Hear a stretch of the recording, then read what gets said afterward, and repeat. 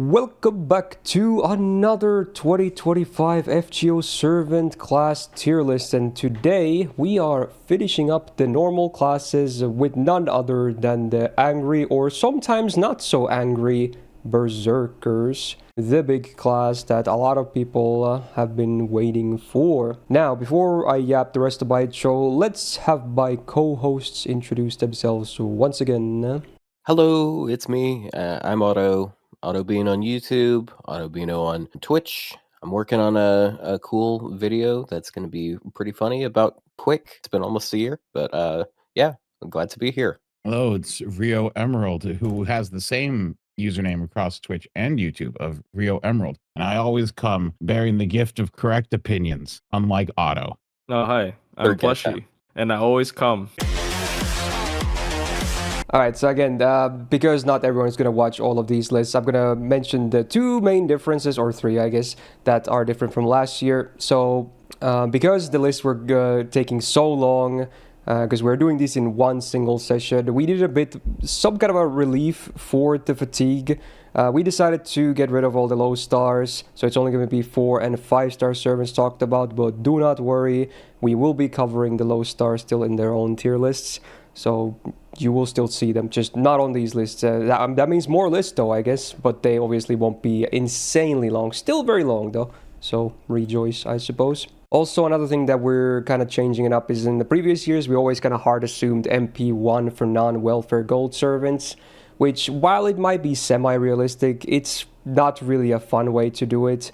And a lot of people tend to just roll several copies, or at least try to, of their favorites. So if anything, it's, you know, fine to not just hard assume the worst scenario and go from there. And it's not like we're also hard assuming MP5 either. Like unlimited MP5s are obviously not easy to get, but there's no real number we're tied to is the bottom line here. Now another difference as well is that I'm not going to be super reliant on just sheets for evaluation. I am using a AoE looping sheet just to get some AoE numbers, because those are pretty easy to, you know, display. So I'm using this form, so shout out to Opal, JR, Tamula for compiling it. Very neatly arranged numbers, like the best comps. And then if you want to delve deeper, we also have individual servant compilations here for, you know, more options and alternatives and whatnot. And then I'm also, while I'm not going to be showing it too much, I do have the numbers written down. I am going to be referring to the average stat sheet, so shout out to Bupa for compiling these numbers. Mostly comparing attack between DPSs, if anything, just to get more discussion going. That's it for the sheets. Very basic, not too overwhelming. The links to all of the sheets, this template, my co-host channel, everything I just listed will be in the description of this video as well. So do check it out. They're all nicely formatted there. And speaking of the description, I'm also going to write timestamps for every single servant covered in this tier list. So if you want to see us talk about just 1 or 2 servants, you can easily find them in the description, jump around, hear us talk about them, and there you go. In case you don't want to listen to the full thing, that is. But again, do check the final placements timestamp at the very end, because stuff might get shifted either during the list or when we finish all the placements. We're going to spend some time and talk about the placements as well. So there you go. That's pretty much the usual disclaimers once again. So again, it's probably going to be a fairly long one, even though it's not the longest list ever. We do have 34 golden berserkers to talk about today, of which 2 are actually brand new to this list that didn't exist in previous years. Berserker tier list, 1 new 4-star and 1 new 5-star. And obviously some buffs here and there as well, including 1 today. Good timing for that one. And the placement order will be lowest rarity to highest, so 4 stars first and all the 5 stars. And inside the rarity is going to be from oldest to release to the latest. Pretty straightforward if you look at the servants list right now. And there you go. That's intro done. Same old, same old. So next up, we're just gonna get right into it, because yeah, we're gonna be here for a while. Grab your drinks and snacks, whatever it is you prefer to have with these. And let's go. So 4 stars first. We do have 3 day 1 berserkers, I think. There's at least 2. I think it's 3. But yeah. And we're going to start with a fairly big topic as well, actually, on that note, because based on the ID, he is actually the first one of the 4 stars. So yeah, Mr. Hercules, there he is. State-eyed Berserker, of course, legendary.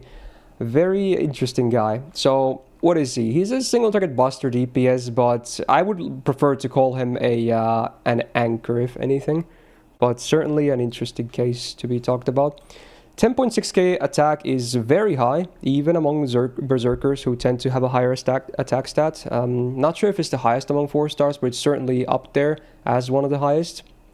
He's rocking the full Buster deck, which we'll be talking about as the Berserker deck, because a lot of Berserkers are full red, not just their deck, the normal deck, but also the MP included, and he's definitely in that camp. Full red, as much as it can be.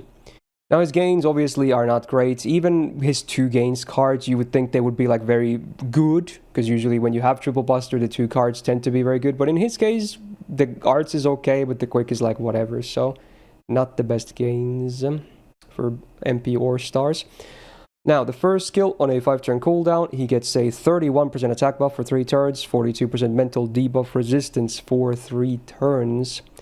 So it's a pretty straightforward self-steroid with some, resistance to fairly annoying debuffs, but obviously nothing game-breaking. Second skill on a 6-turn cooldown, he gets an evasion for 1 turn and 36% crit damage for 3 turns. Now, he does not have any kind of absorb in his kit, so if you're doing or using him in a team environment, you will need other supports to help with the absorb, or just drown him in stars, because otherwise this crit damage is mixed value. But, on solo, you can maybe get some value out of it. Although, again, he won't be generating a lot of stars to begin with. But it's sub defense. Again, this guy is the guy who survives as a Berserker, so this definitely adds to that. Then the third skill. If he makes any stars, it's going to be because he has like class score and he has an NP. Because his NP hits like 15 times, but that's literally the only star gen you'll ever see. Unless you're running Anti-Blonde, which can work. But, okay, here's the thing with solos. You got command codes. It's like, for these servants that spam triple buster, I like to put ones that generate 3 to 4 stars, so a chain would give you like 10 plus, which is nice. But never mind. That's just for solos, particularly. Yeah, but you're gonna get like at best like 16 stars with them, and that's not gonna guarantee shit. Yeah, you just need to land 1. Pretty much. 1 or 3, dude. Yeah. At that point, sometimes I'd imagine that I would prefer just going with like 20% anti-trait instead of crit. But I don't have to rely on this guy because I have servants that can kill without relying on another servant. Well, anyway. The third skill then, very cool skill. 7-turn cooldown, he gets the guts for 1 time, 5 turns. It is a stackable guts as well, which is very important for him in particular. So any other guts will stack with this. Then he gets this on guts activation buff for 5 turns. So in the next 5 turns, whenever a guts is procced on him, he gets 20% buster for 5 turns. And again, this has no limit. As many guts as you can proc in that 5 turns, they all equal for the same buff. Triggering. Very good, again, especially for this guy. It's kind of a bread and butter, if anything. Good stuff. 8% bust drop is an amazing passive for him, because again, he's full red, so that's great.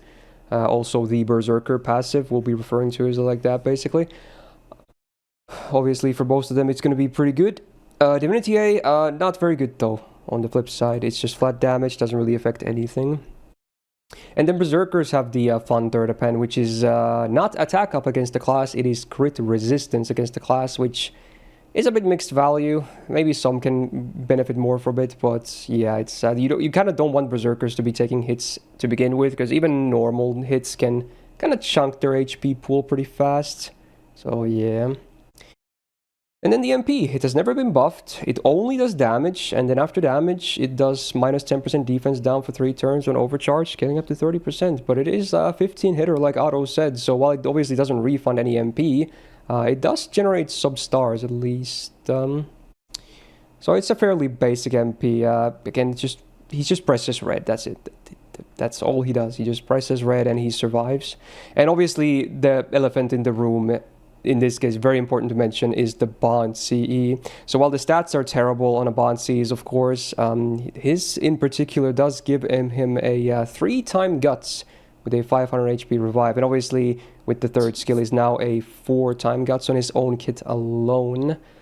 And the evade on top as well. And if you time your cooldowns well, you can even get more turns even after those, potentially. And I guess another elephant in the room would be, because we don't really exactly know how it's going to work, but there will be the grand system where we know Bond Cs will be equipable as a bonus, which in his case could be a huge benefit as well to get some more damage out of him too.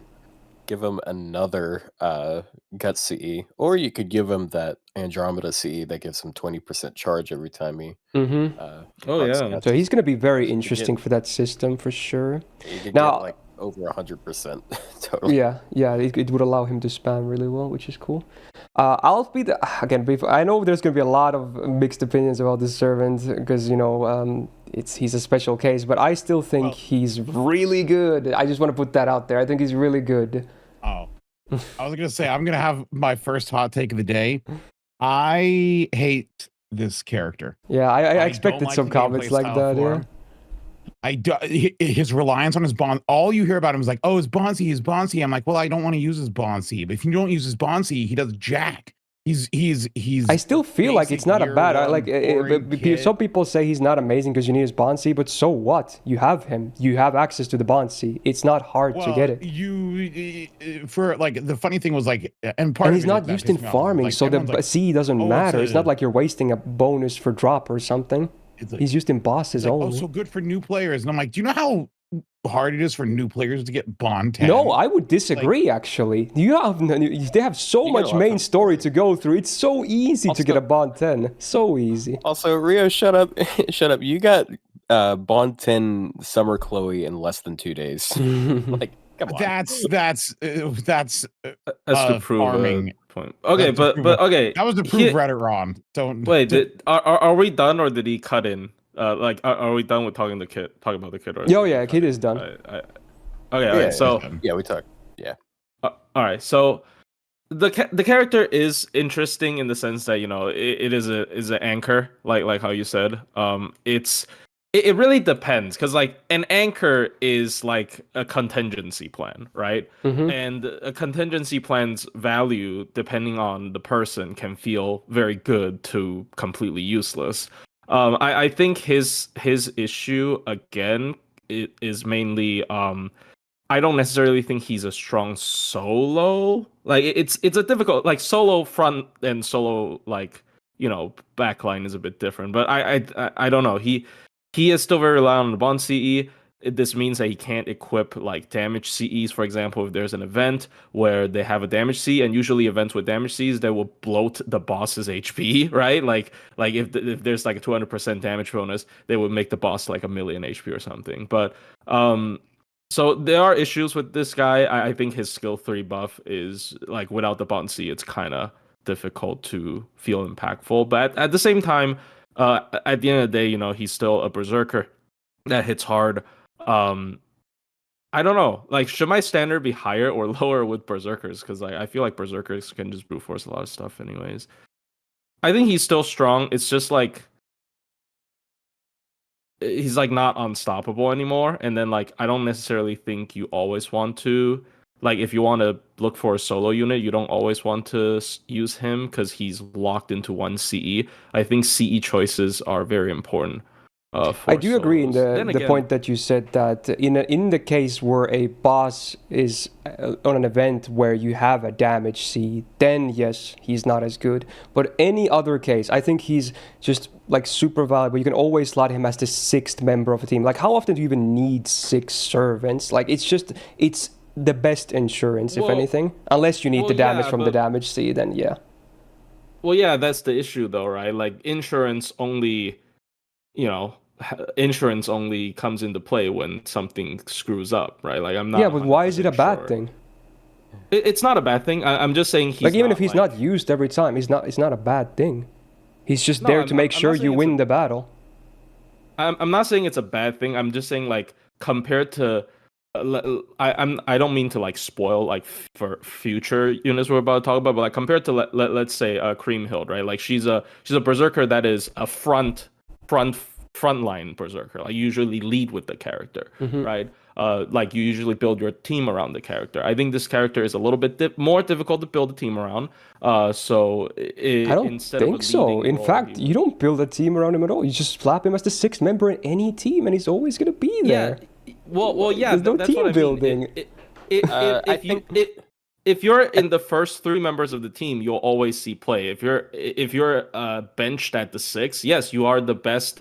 You are the best insurance policy, but insurance policy doesn't always happen. Yeah, but what else would you have there? Another support that might not never make it to the field anyway? I think what Plushy means with that is, like, if you want to build him as, like, anything ahead of the back line. No, yeah, okay, fair. I'm saying he's amazing as an anchor. That's always been my argument. Like, I think he's the best there. I mean, so you have to make up for a lot of problems he has in that. It's not diminishing the what he does. My opinion is existing as an anchor and doing that job as an anchor well is far less useful to players than your frontline units, the units that you start the battle with. Yeah. So like I think his value, he does the backline thing well, and if you grind out his bouncy and you do that, fine, he can survive a couple more turns, but that only comes into play if you failed everything else until then. Yeah. Again, what else would you have on your sixth slot? If shit hits the fan, is your sixth slot going to be better than him? Let's say it's like another support. They're not going to do anything. Yeah, you don't need a sixth slot, or you need. Sometimes you don't need the sixth slot, or because like but again, this is a case where times it could be a matter of like, if by the time he comes in, it means that your previous plans have all failed. So he only but when you made your previous plan, you didn't need a sixth servant to begin with. So why not just have him there as a big insurance anyway in case shit hits the fan? And big insurance, but that doesn't make him good. That doesn't make him EX. Like that being a good insurance doesn't make him EX. Or like what I'm not trying to say tier, but like it doesn't make him like absolutely insane. Is what I'm trying to say. Yeah, because like him being the good insurance plan.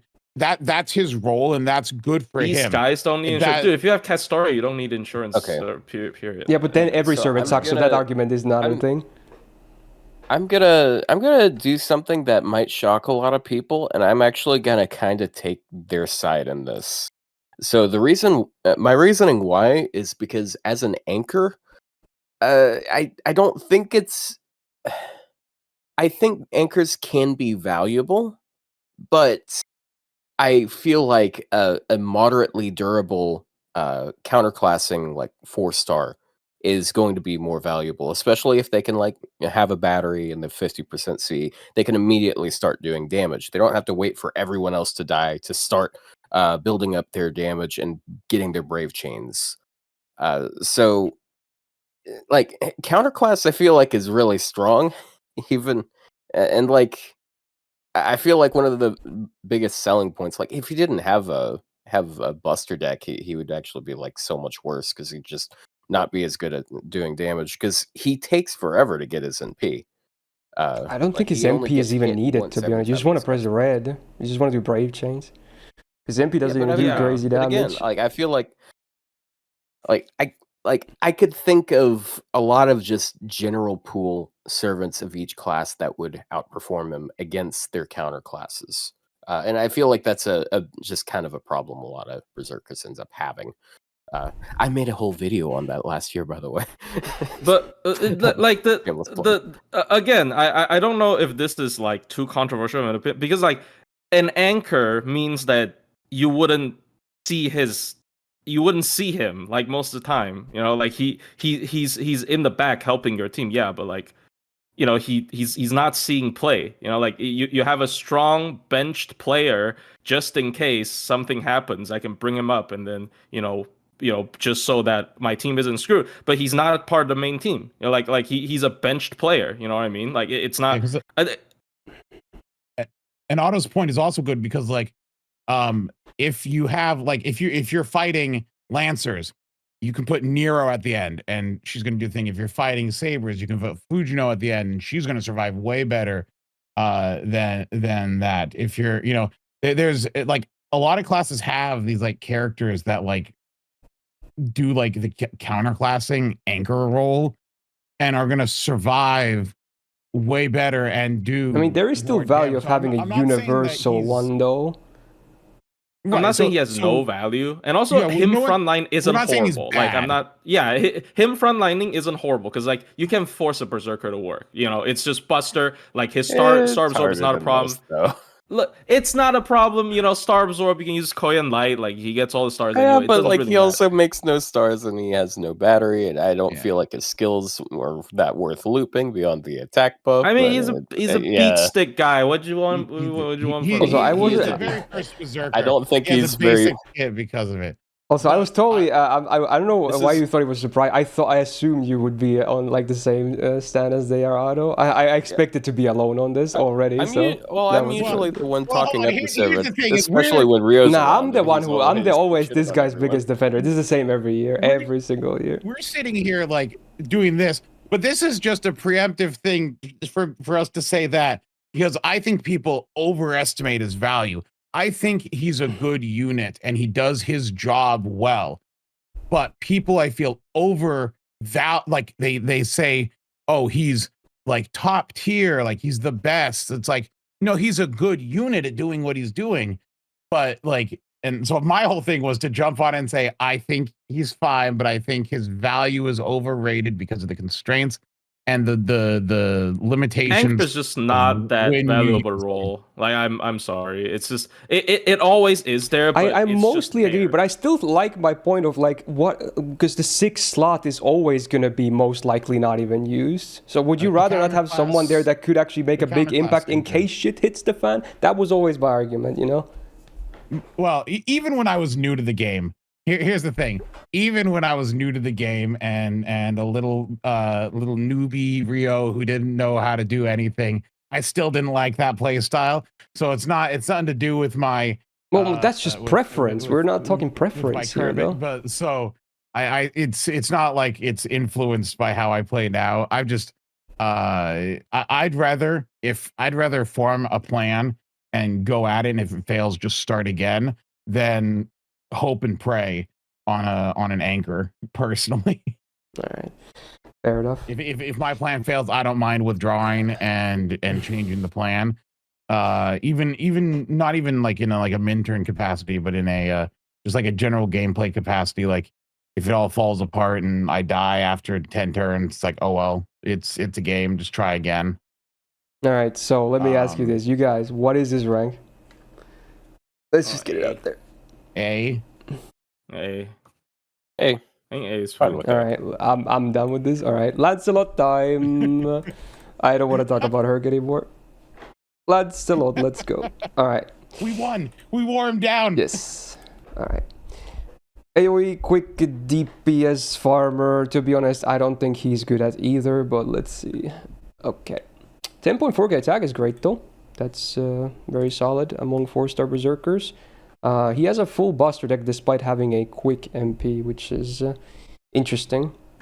And his gains cards are absolutely horrible. They're like he only has 2 of them, and they are both bottom tier. So yeah, forget about it for any kind of face card gains. First skill on a 5-turn cooldown, he gets 6,000% absorb for 3 turns. This kind of enables him to have some kind of a crit playstyle without the need of a support, but it's all it does. It's just not much at all.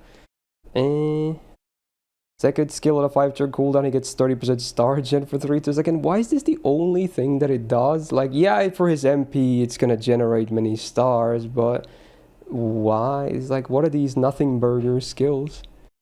And then the third skill on a 5-turn cooldown, he gets 100% MP gen for 1 turn and 50% crit damage for 3 turns. Again, it kind of enables him to loop with that, and then the crit damage. Sure, it synergizes okay here, but man, it's the Saber Lancelot, but even worse. Like it has way less even.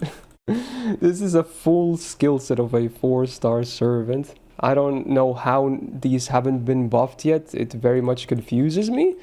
But yeah, there's not much going on there. Passives, you got 10% debuff rest and 6% buster up. Both are valid, no issues there. He's anti, or not anti, but crit resistance against Berserker. And Berserker is a class you probably wouldn't bring against Berserkers to begin with.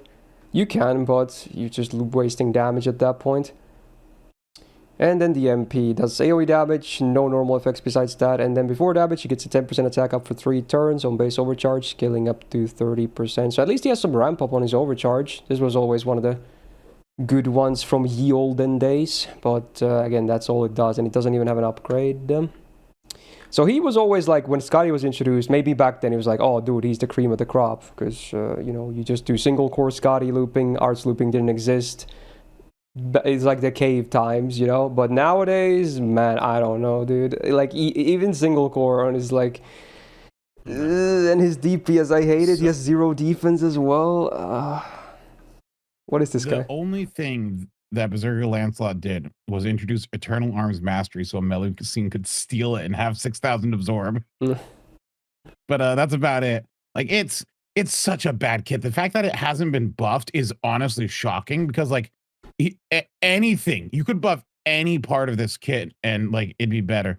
The last time he saw use was back with double Scotty looping with K scope, because he can't do it without K scope. He's at, you know, because like there's always like the you can Scotty loop without K scope. There's a couple units that can do that, but he can't even do that.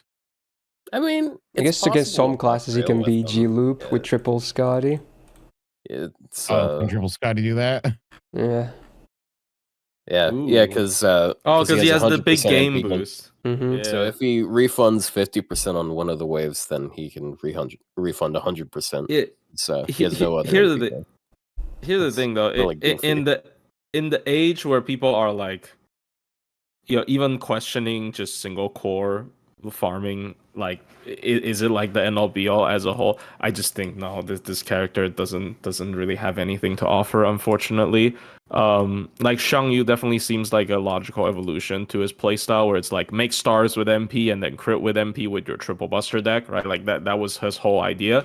And then he needs a lot of help. Like he needs a lot of help. It's I don't know how to save him, to be honest. The way I see him, he's kind of like the exact opposite of Herc, because like I can see one like actually 2 uses, I guess. One use, of course, is farming, where he's always going to be at the front line, and the other is you just use him, try to rush doing some DPS, in which case he does have like the absorb, and he has like okay refund, and he's got a buster deck, so you can have him up front, but he dies really quickly, which you can make a team where your front DPS dies quickly, and it, like especially with AoE quests, it makes sense. Especially with quick, like, because like I didn't mean to cut you off. He kind of fits the quick play style. It's just like he doesn't really do much. He just doesn't.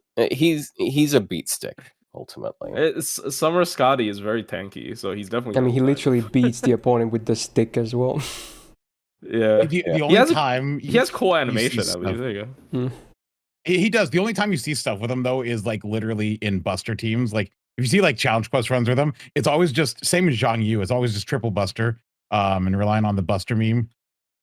That's just, but it's really funny. Well, that's the thing with Berserker being able to brute force stuff in min turning is like because of their class, they just run Buster and then they don't use with their triple MP. Buster card. It's just like only saving grace if you want to like use them to like do boss fights as you can. Well, everybody has that as well. Buster. Herc has that, and like a whole and the actual kit. So, good job. Okay, well, yeah, but Lancelot's animations are cooler. Checkmate there, huh? What do you think about that? You forgot about the cool factor.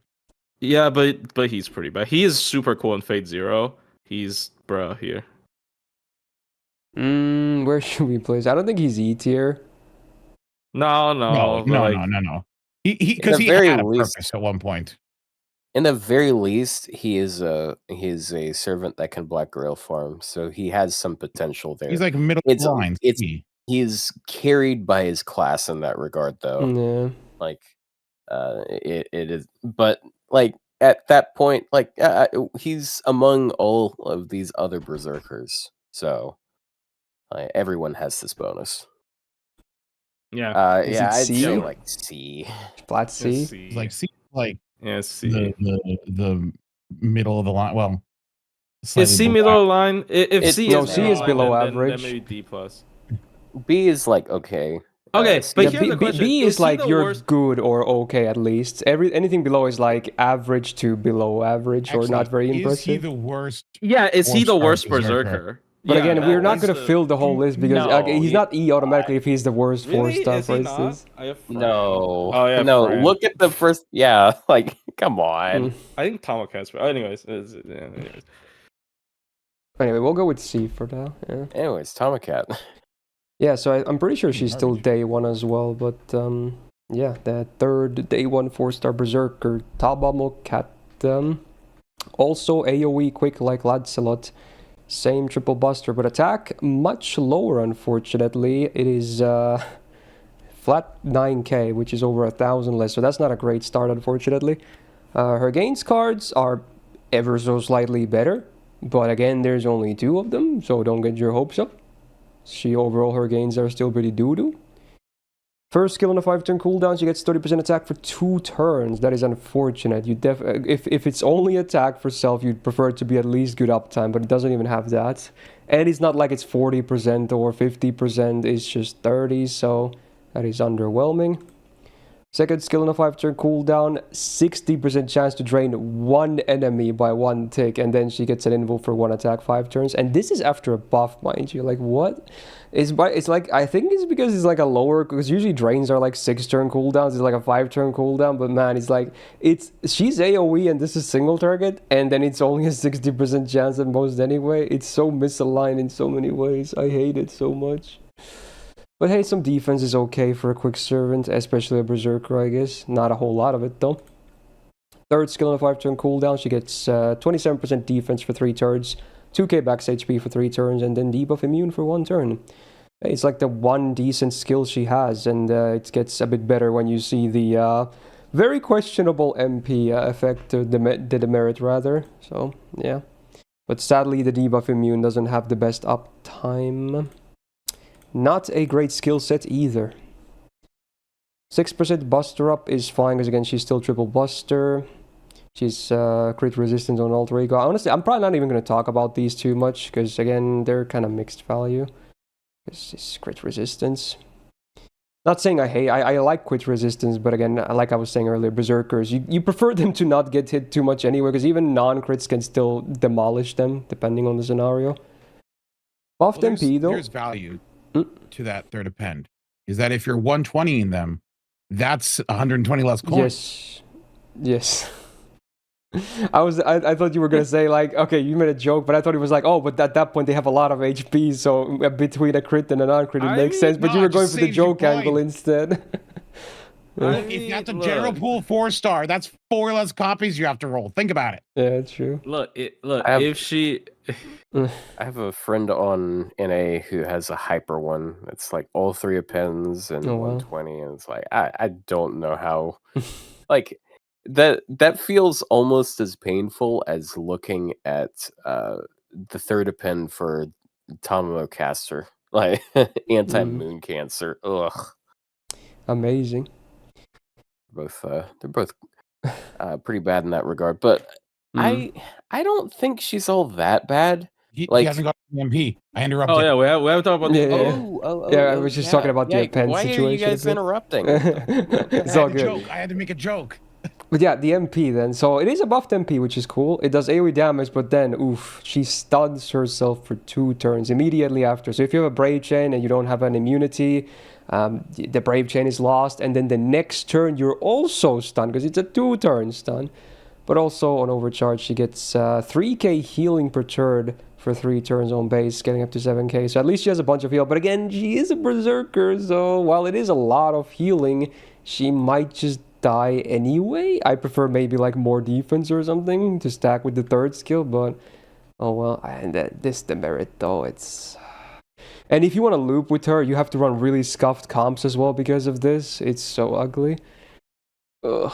Yeah, it's possible to with Aoko, but like she's very limited in what she's able to do because she has no quick, she has no NP gain, so you're completely relying on your supports for that. Yeah. But also, Aoko, for those that don't know, she nullifies demerits from allies. Well, not all of them, but most of them. So like this. Yeah, protagonist. What is it? Protagonist correction or something like that? Something like that. Yeah. What's it called? You would know. For people who mentioned like, oh sorry, you want to go for it? Sorry. Okay. So like, I feel like we can use some of the same logic of like we brought it up on the previous ones. Like she can be used as a generic DPS because she's a berserker with a buster deck. She hasn't upgraded in P, even though her steroids aren't particularly good. She is incredibly durable. Well, maybe not incredibly, but she is quite durable. For a berserker, at least. Yeah, but she's got like the HP regen is a lot more impactful than you'd expect. Because that like she full heals with 1 NP basically, and then she also has like max HP on her third skill, and that helps soften the damage she takes. I do not like what they did with their second skill because you can have times where you drain the NP. Like you don't want the drain to land because you're using it to... Yeah, you don't want them to be not synced anymore. Yeah, but then again, like oftentimes you're up against more than one enemy with her, and then you'll like have one that you drain, and then someone else is using their NP at the same time. Honestly, it's not the worst on a Zerg, because again, for Zergs, you prefer to bring them on multi-class, and classes can have different sized MP bars. That's like the devil's advocate here. So you can maybe even try, instead of being afraid of desyncing them, you can maybe sync them instead. I guess.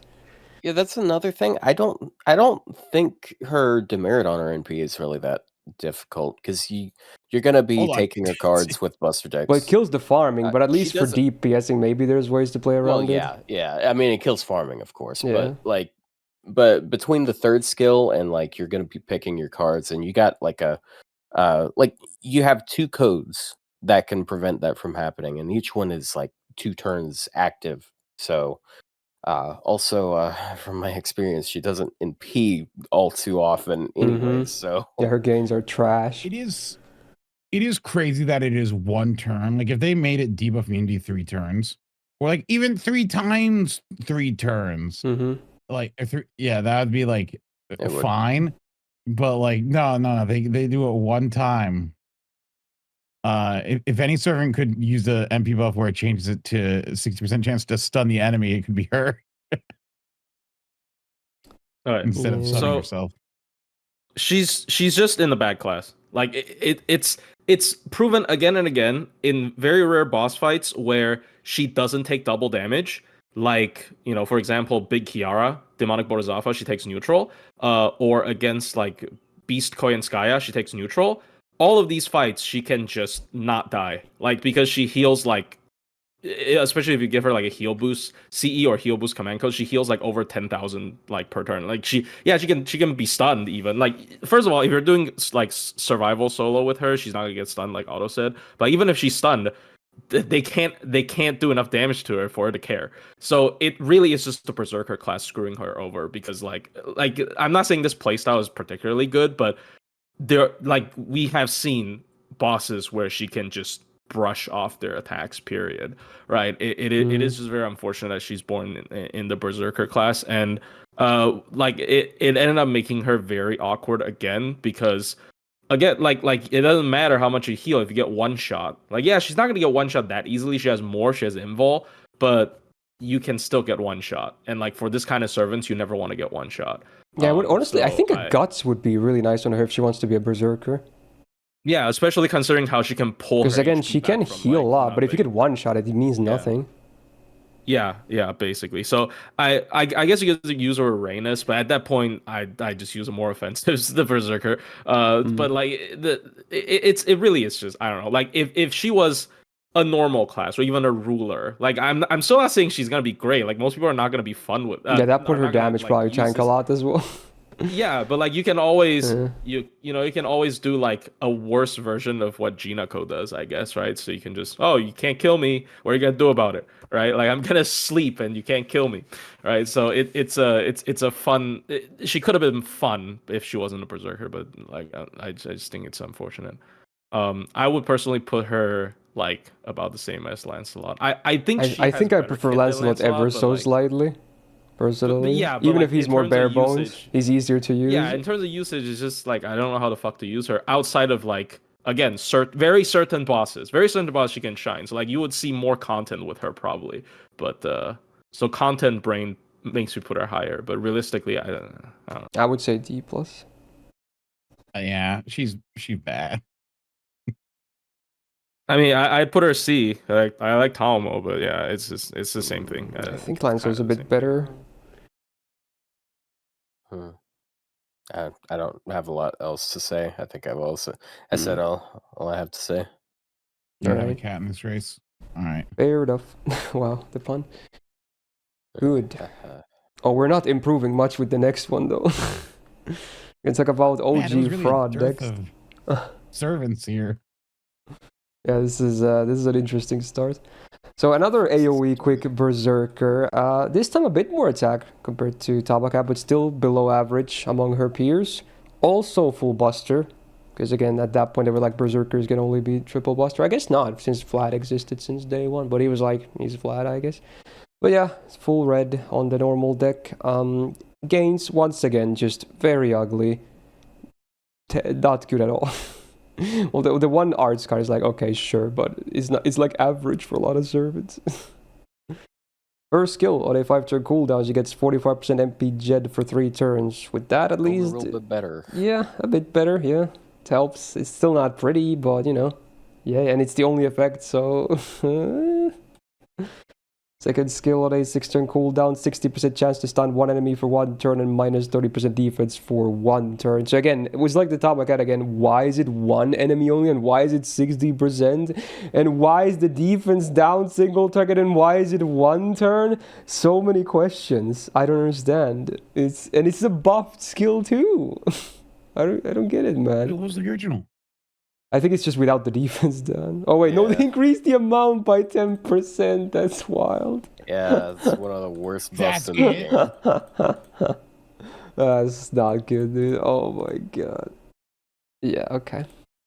Third skill on a 5-turn cooldown, she gets 30% MP damage for 1 turn and a 500% chance to apply a 300 burn on herself for 5 turns. Hey, it's unstackable at least. Wow, so good. Yeah, I mean, obviously the merit is very minor. It doesn't really matter at all. But man, it doesn't really have anything good going for it either. 5-turn cooldown, 30% MP damage, 1 turn is like so bad. Like, what is the skill set? I think this honestly might just be worse than Lancelot's, which says a lot. Like, it's such a bad skill set. You're gonna have to try to do worse than this, really. 4% buster up, we take it. It's not a whole lot, but triple buster deck. Just gonna gloss over the appends at this point. Upgraded MP, cool. Does damage, and then much like Tamamo Cat, 500% chance to stun herself for 2 turns as a demerit. So again, you're gonna have to do your anti-stun shenanigans. So farming is already gonna be ugly, and then DPSing, yeah, it's you need to fix that. And she doesn't even have any debuff immune or anything in her skill set like Tamamo Cat has. And then after damage, all the enemies get a minus 20% crit chance down for 3 turns. It's getting to 40%, which, eliminates a lot of base crits already, I guess. But even as a 4-star Berserker, she still doesn't even really want to take neutral hits too much either. And also worth noting, she has 0 defense in her kit, so, if something hits her, it's probably going to hurt a lot. I think she's the worst of them. I think she's the worst. Yeah, so, like, the one thing that she has is her NP, like, if you ignore the big fat stun, is actually a shockingly good NP because the refund is really good. Yeah, shocking. Yeah. Punning it up today. And also, she has the highest AoE scaling in the game because she has 900 to 1300, where it's normally 800 to 1200. So it's slightly higher. I think it's like 20% higher than like an upgraded Buster NP. That being said, her steroids aren't really that good, so you'll have Buster NP that are just way better. Even though they have the lower multiplier, they have buffs that can do stuff. She's also capable of like the same Alco setup, except she can actually go all the way down to Black Grail if you're up against casters. But it's very silly, and I wouldn't recommend it regardless. So, but with a good buff, she could totally be one of the best farmers in the game as far as quick servants go. I'm curious as to why she has higher scaling. Shenanigans. I guess it's just to make up for the crippling demerit. And then they were like, Tamamo Cat can go screw herself. It is just shocking how like bad these early berserkers are. Shocking. That wasn't a pun, but you know what? But it's shocking how bad these early berserkers. They all like fail like on modern design for FGO. You know, it's way too little for, and then there's some really annoying stuff in there as well. They were like really afraid of the class. They were like, we can't have the, you know, the universal class be the only thing people use or something. Like, you mentioned Vlad, you know, like wasn't all red back at the time, but like they also like absolutely nerfed him into the ground originally. Remember? So like. Yeah, he was really bad on launch. No, I was completely for that because Berserkers right now is such a stupid class. But this is overkill in terms of making. But yeah, this character is, imagine Berserker Lancelot gets a concussion whenever he MPs.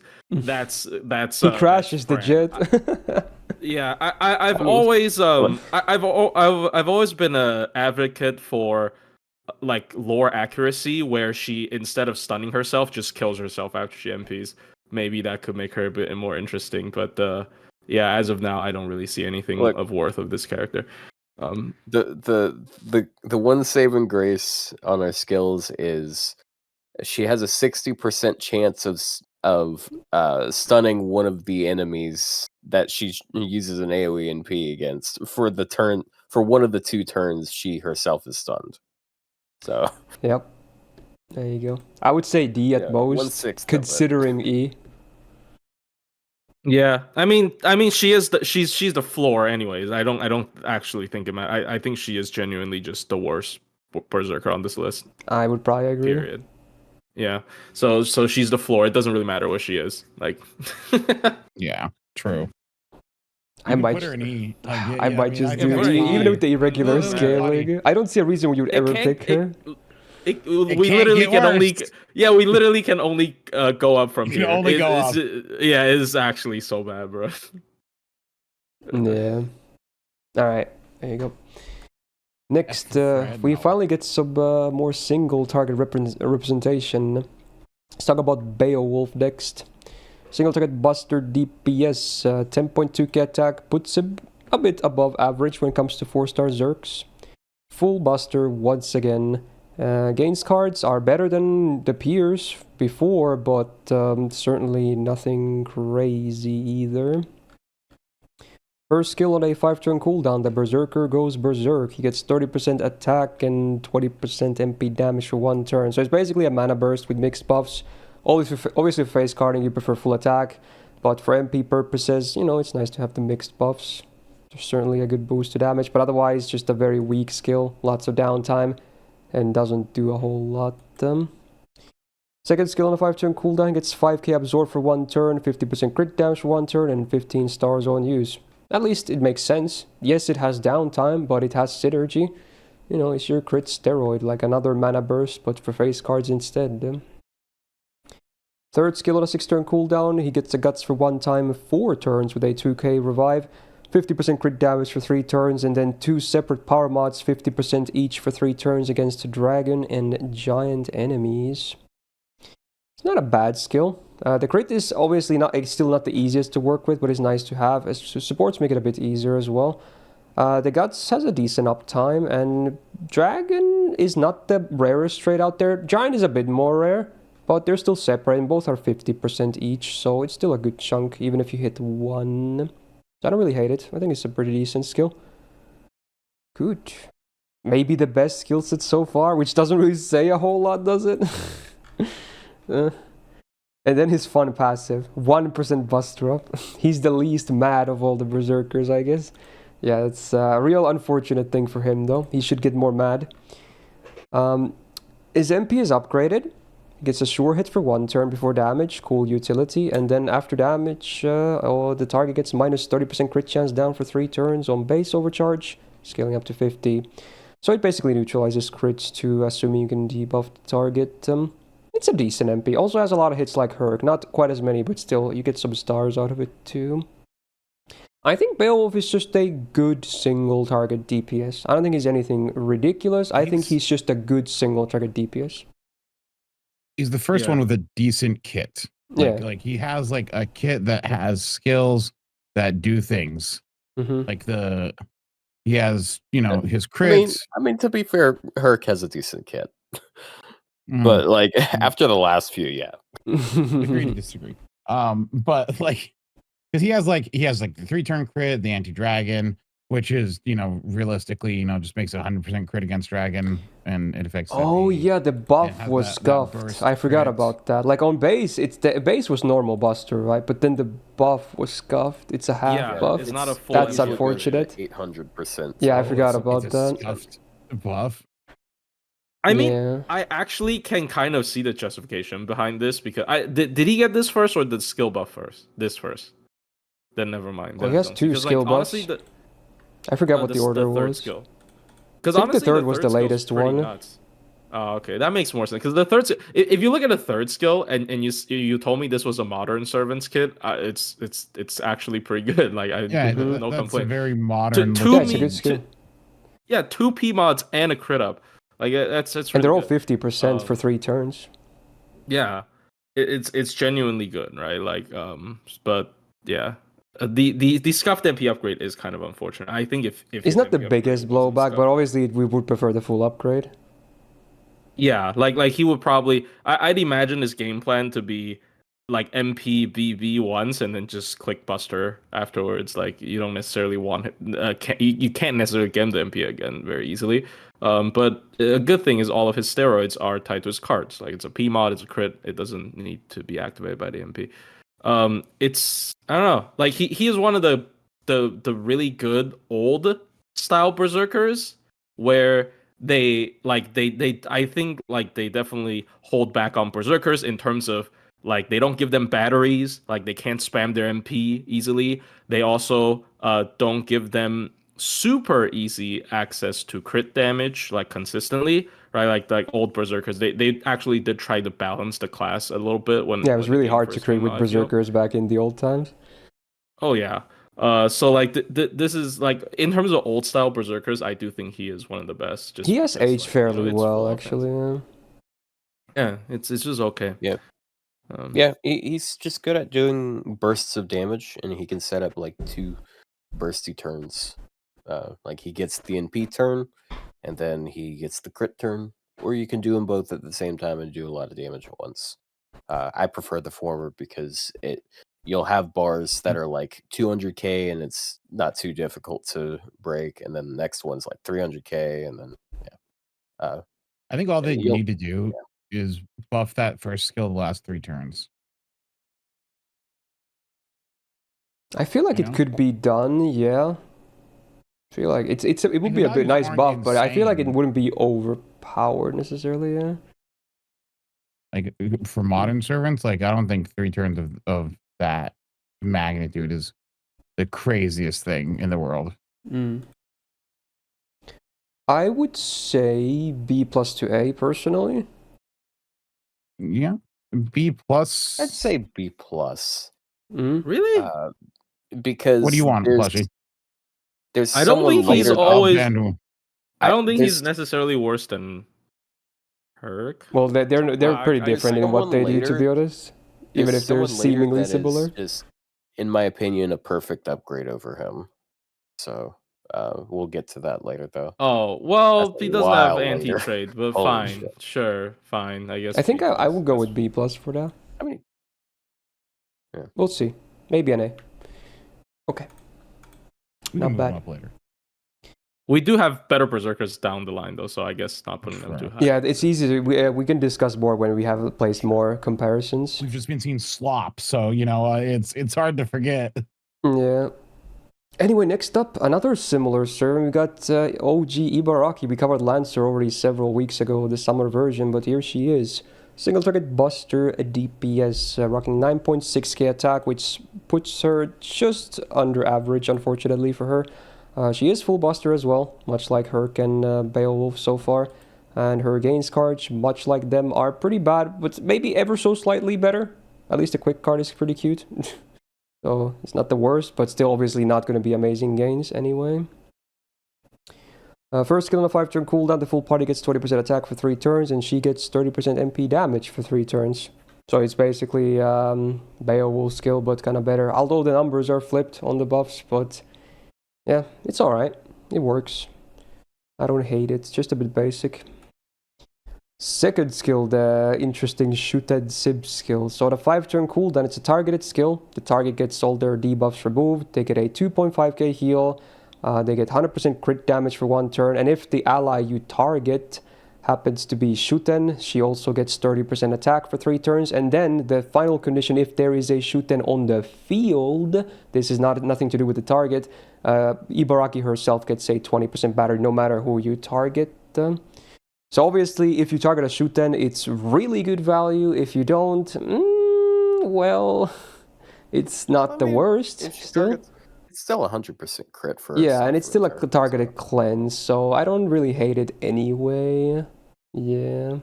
Also, it's kind of legit on shooting because it's 3 turns of 50% attack and debuff cleanse, and then 1 turn of crit. So like, it'd be better if Ibuki counted, but she doesn't. Yeah, that is a scam and a half. Yeah, she doesn't see her as shooting. Yeah, so it's only caster and assassin, right, for this? Yeah. Unfortunate. Anyway, it's alright, it's cute.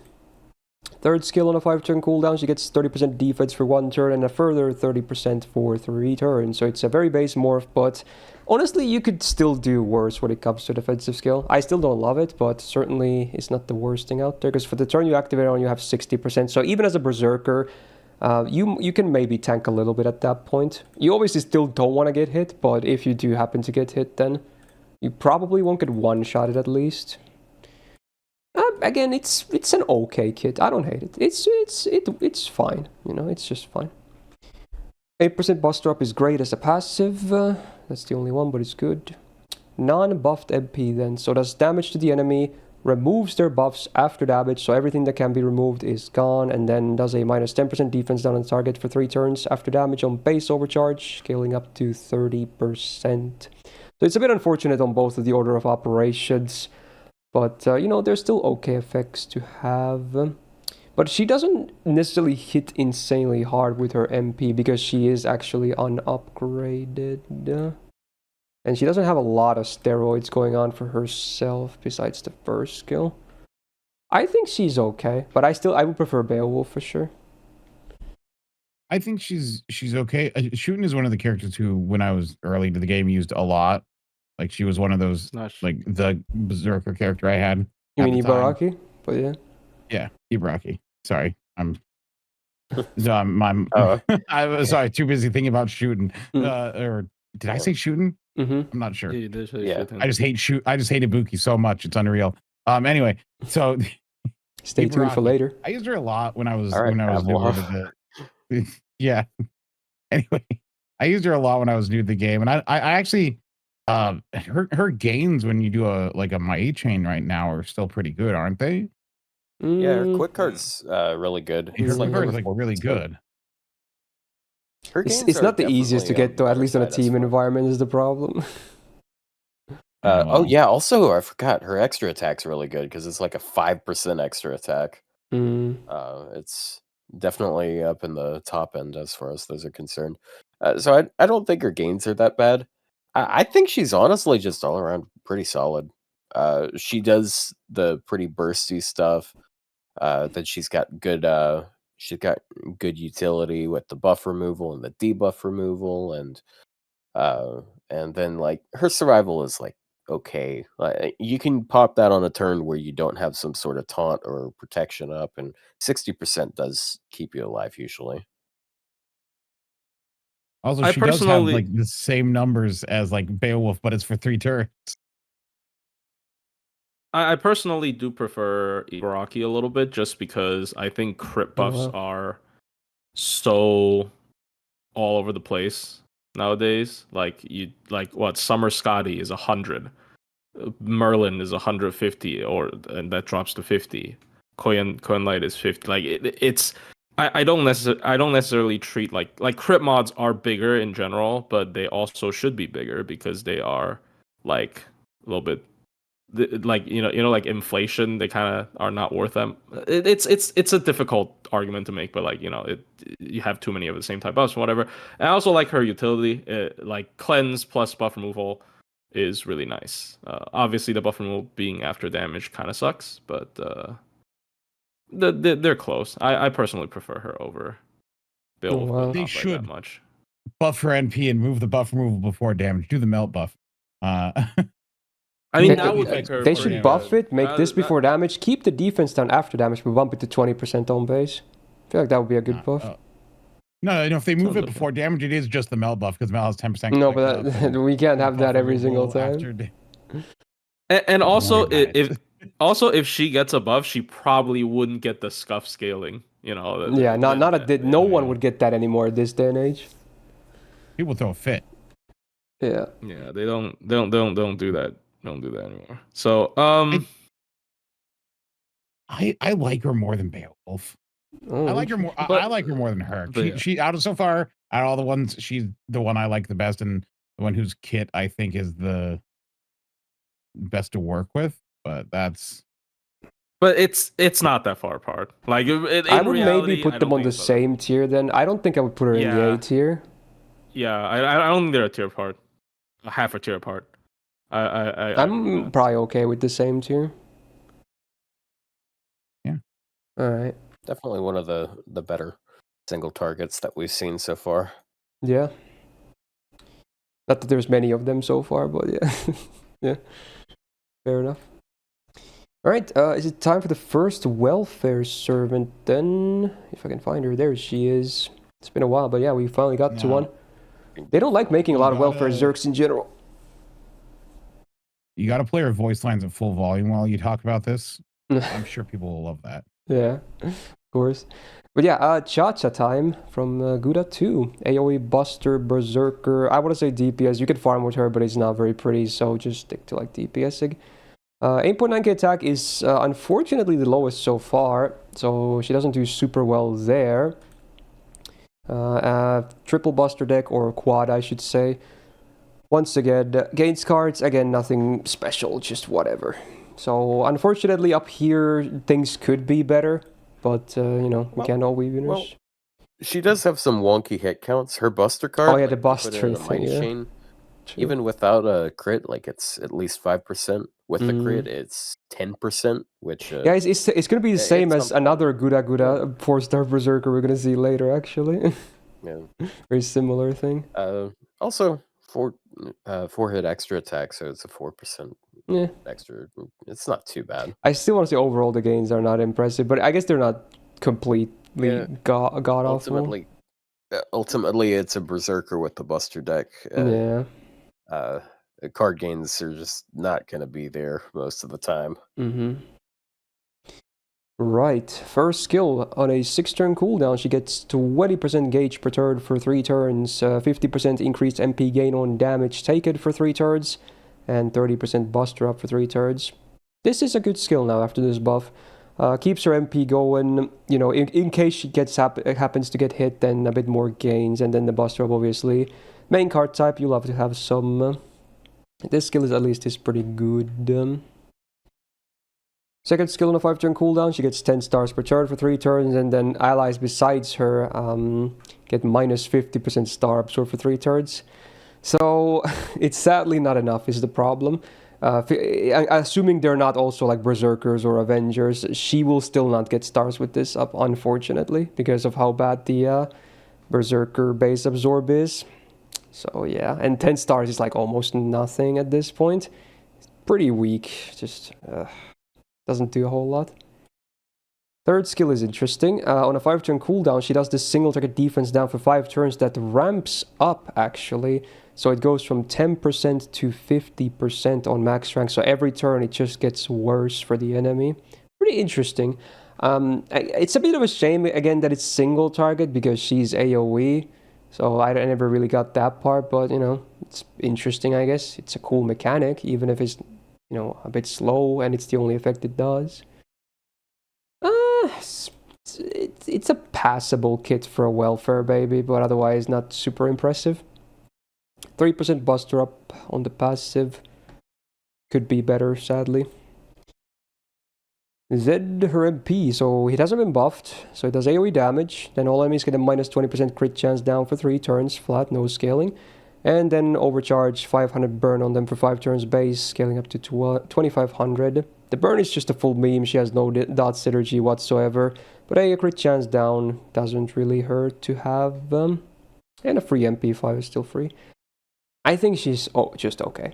Again, I always have a soft spot for her because when my account was new, she was she and Nobu Archer from the rerun were my first welfares. I used ChaCha all the way up until Bond 10 because I had a waiver, so it was like I always run waiver ChaCha because I didn't want to change my TPS. It's obviously still not an amazing servant. Even with the buff, it helps, but just okay at best, I would say. How's the consensus? You guys got nothing? No, I feel like maybe not a whole lot. Third skill is unique, or was unique. It was also a high magnitude, but it just took a while to get going. I remember utilizing it a couple times, but like, yeah, it's. I don't think 50% defense down is as valuable as. Well, not anymore. It should minimum be AoE. Minimum. Just make it AoE at least. If it was AoE, like. Actually, if it did an AoE defense drop that ramped up over time, that'd actually be kind of like Entry's a Berserker. You could just send her in there with a Tansi to pop that and die. That'd be kind of useful. Yeah, and then you could have like the same thing going on like as with K-Scope Scotty, where you can use her NP before you like at 2 turns before you start trying to do damage. But I still just don't. I don't feel like that's enough to sell her. No. I will say though, like I don't think she's the worst thing ever. Like her first. Well, she's not Fran. Yeah, like she's not that good, but she does get her NP decently well, which can be a bit of a rarity with Berserkers. She was really helped by buffing the first skill to be a 20 regen a turn and adding the buster. I don't think she's because like before you could say like she's kind of bad, but I think 20% regen every turn, the buster up. I think she's as a welfare she's okay. Yeah. You guys are crazy. Oh, damn. Me personally, I think she's worse than Kiyohime. Huh? Kyo? Do you think it's worse than Kiyohime? I think Kiyohime gets MP easier than her Does after she? her buff. Yeah, because per burn it's 10 MP.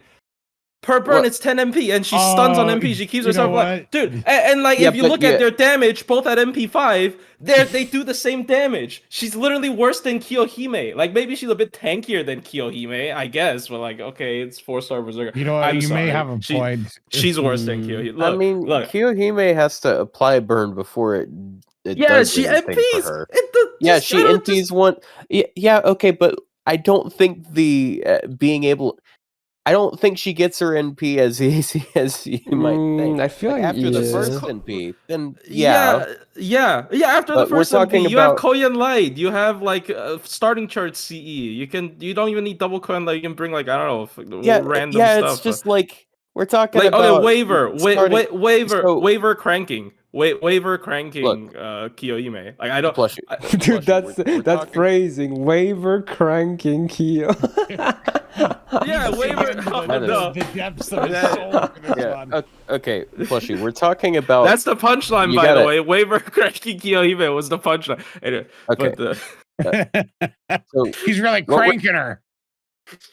So what we're talking about is you have to NP twice for her to start refunding 30% versus you refund 20% at base with the servant. Actually, if you do use if you're using double Vich, by turn 2 she has I guess it is double Vich's issue, but like that really helps her with that. But like, look, I don't know, man. I mean, you can do kind of the same with ChaCha. She's gonna have 40% per turn for a while too. Yeah. Okay. I will back down on this. She's as good as Kiyohime. She's as good as Kiyohime. Good. Did that help? You know what? Damn. I think it's acceptable to state that. Did that help at all? No one's saying Kiyohime is actually not that bad. I was not ready for a bit on ChaCha, but I'm all about it. This was not on my bingo card today. Realistically, I don't know. I think like Lancelot. If we had a bingo board, the free space would be the Herc discussion, and then everything else is free game. Her problem mainly is her damage is still not good. I think a lot of the things you are willing to give up for you're willing to give up survival, by using a Berserker because they do more damage. I just think this character doesn't necessarily do like enough damage to justify the Berserker class almost. I guess that's the best way to put it. From my perspective at least. I think at best, like on the same tier as Lancelot, because Lancelot, even if Lancelot has like a worse kit, he still can like farm a little bit. So like, I wouldn't put her above Lancelot. I would do D+ probably. They're both super replaceable. D or D+ for me. Is she worse than Lancelot? Lancelot? Penth is worse than ChaCha? No. We haven't even got there yet, but no. You're that. All right, we need to ban that guy. Oh, that's the next one.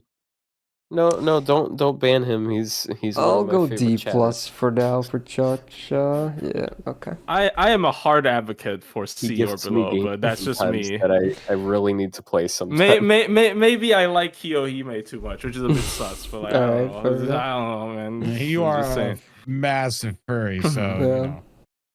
She doesn't even have a tail. What do you mean?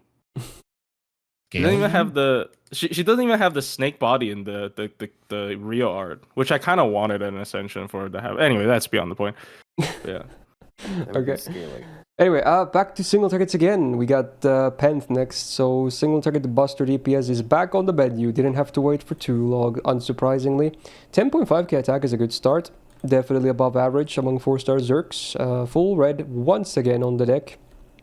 Gains cards, again, just the same old with, at least the extra being good. Otherwise, nothing too impressive. First skill, 5-turn cooldown. Full party gets 18% attack for 3 turns. So it's just kind of whatever, but it's there. Cool. Second skill, 6-turn cooldown. She gets a debuff immune for 3 turns and 20% gauge per turn for 3 turns. So she's like the single target ChaCha in that sense now. Or I guess ChaCha is the AoE Penth because she got her buff afterwards. But yeah, it's I don't hate this skill. Keeps the MP going and then debuff immune half the time. Can't really hate that, I guess. It doesn't really do a ton, but both of the effects that we do have are still nice to have. Third skill on a 5-turn cooldown, the full party gets 20% Buster for 3 turns, and she herself gets 100% anti-Greek mythology male trait power mod for 3 turns. Very specific. Luckily for her, being a Berserker, it's a bit easier to work with this, because there is actually still, as you can see, there are subservients in there, and even some normal enemies actually count for this trait. So while it is very niche, being a Berserker helps with being super niche, I guess. Otherwise, it's just a good uptime on a okay AoE red buff, which still is not the worst case, but yeah. It's kind of a bare bones kit though. Otherwise, you get something like the effects kind of make sense, but there's just not a whole lot going on. 12% buster up on the passive though is amazing. It's basically as good as it gets. Great. 175 flat damage. Goes in the bin. There's a lot of really angry women in Berserkers. For some reason, I feel like EX Mad Enhancement is more common with women for some reason. I'm gonna check that right now. Click on that and see how many are women. Okay, Kate is question mark 1, 2, 3, 4, 5, 6, 7. You know what it is? 11. It has to be more. Yeah, it's 11 females. 1, 2, 3, 4. There's only 4 that are male. And then 1 unknown gender. Debatably. Jill, Spartacus, Vlad, and Arjuna Alter. Yeah, it's 4 and then 1 unknown gender. Ushia Gozen has it. Wouldn't it be great if she had 2 busters? Anyways, that's for next week. Or is it? Yeah, interesting point, I guess. Right, the odd buffed MP. So only does damage on normal effect, and then overcharge, base 10% minus attack down on the target for 3 turns, getting up to 30%. So the MP, unfortunately, is pretty underwhelming. It can do some okay damage, especially if you hit the anti-trait, but otherwise it's just a very underwhelming MP. Attack down isn't the worst for a Berserker to have, but again, it's not a whole lot anyway, even if you can stack it a little bit. I think she's worse than Beowulf and Ibaraki. I don't think she's trash, but she is worse than those two to be. Personally, I feel like she's actually pretty useful. Mm. So she is a DPS that you pair with like an AoE buster DPS. So she gets her NP very easily. She gives like some okay buffs to the team. And then she's able to do some okay single target damage. And then you do that to pair with, and you could pair with another single target also, but you pair the two together. She can help break one bar, and the other one can work on like lower HP bars. Honestly, you know what's funny? She would kind of be nice with ChaCha. They both have self battery. She's the AoE buster. ChaCha has a single target defense down. That's an interesting combo. Yeah. But I do think these. Oh, sorry. Yeah, she's also got like a little bit of multi-core usage. Her NP damage isn't like super amazing, but she does get it super easily. And it's just like, yeah, Berserker. You can justify her in so many scenarios. Yeah, for wave 3 with the second append, you can have 60% from her own kit alone. Yeah, personally, I feel like, and they're pretty different, but I feel like there's a decent amount of situations where she's more useful than Beowulf. I guess she's easy to use, yeah. Because like he doesn't get his NP as easily. And then, like, she gets her NP super easily, but she also buffs the team, so she just functions really well in I wouldn't say super easily, but easier for sure. Well, I really like that she's easy to get killed off. Like, she throws out that 1 NP, and then she just Funny you should mention that. I use her a lot on my free-to-play. Whenever I bring her to a boss fight, I'm like, oh, dude, Penth frontline. She attacks once, she dies immediately on turn 1 so many times. Without me intending it. You just get one-shotted immediately. That's what happens when you use when you don't use someone like Leonidas or at least Nobukatsu. They pair really well with Berserkers. And Chengong. Why Nobukatsu? Because he has a one-turn taunt, and he leaves some. Just don't kill him. Yeah, don't kill him with his MP is honestly not worth using if you're not with Nobu, in my opinion. Like it's just kind of bro. Yeah. Yeah, but he leaves some buffs behind, like 30% buster and 20% crit isn't terrible. And he's also leaving 15 stars, and the heal isn't as useful on the front line. But I do think maybe we have to take our heads out of the old Berserker mindset, because I feel like we are definitely in like old Berserker mindset when we're talking about these characters, because that's the last time they saw any use, realistically, right? Like, we haven't. I don't know. I can't accuse you guys for doing this, but me personally, you're I haven't correct. I haven't really used Maybe this we're being too nice these to these characters. The thing is the 20 slow charge, like with today's like overabundance of like MP charge supports, I don't necessarily think she gains her MP as like much more easier compared to someone who doesn't have it. It's kind of the same with ChaCha. I'm docking points from that just because I don't necessarily think they get their MP back.